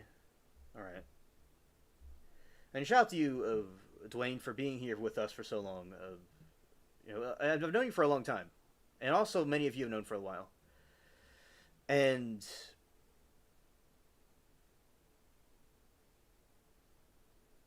we were joking about Lord Roan's pick and we changed it. Yeah. Okay, yeah, I remember that. That was funny. Yeah.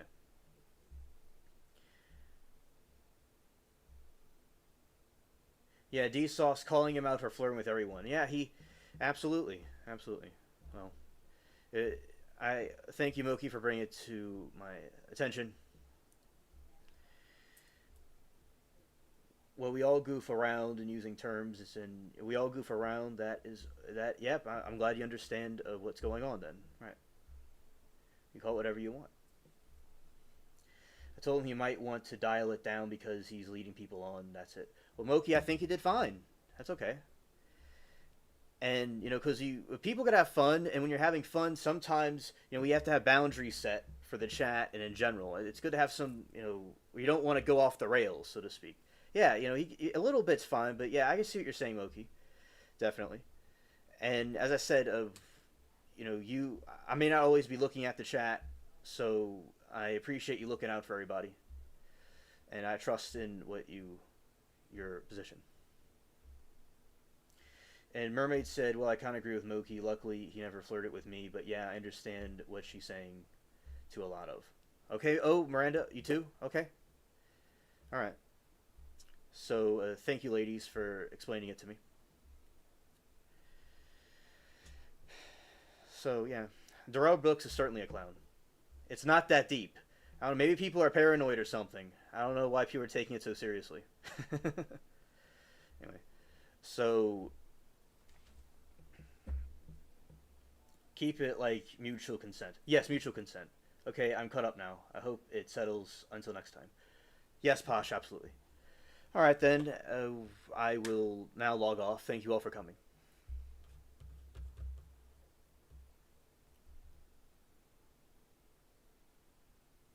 Yes, absolutely. Mermaid. Yes, indeed.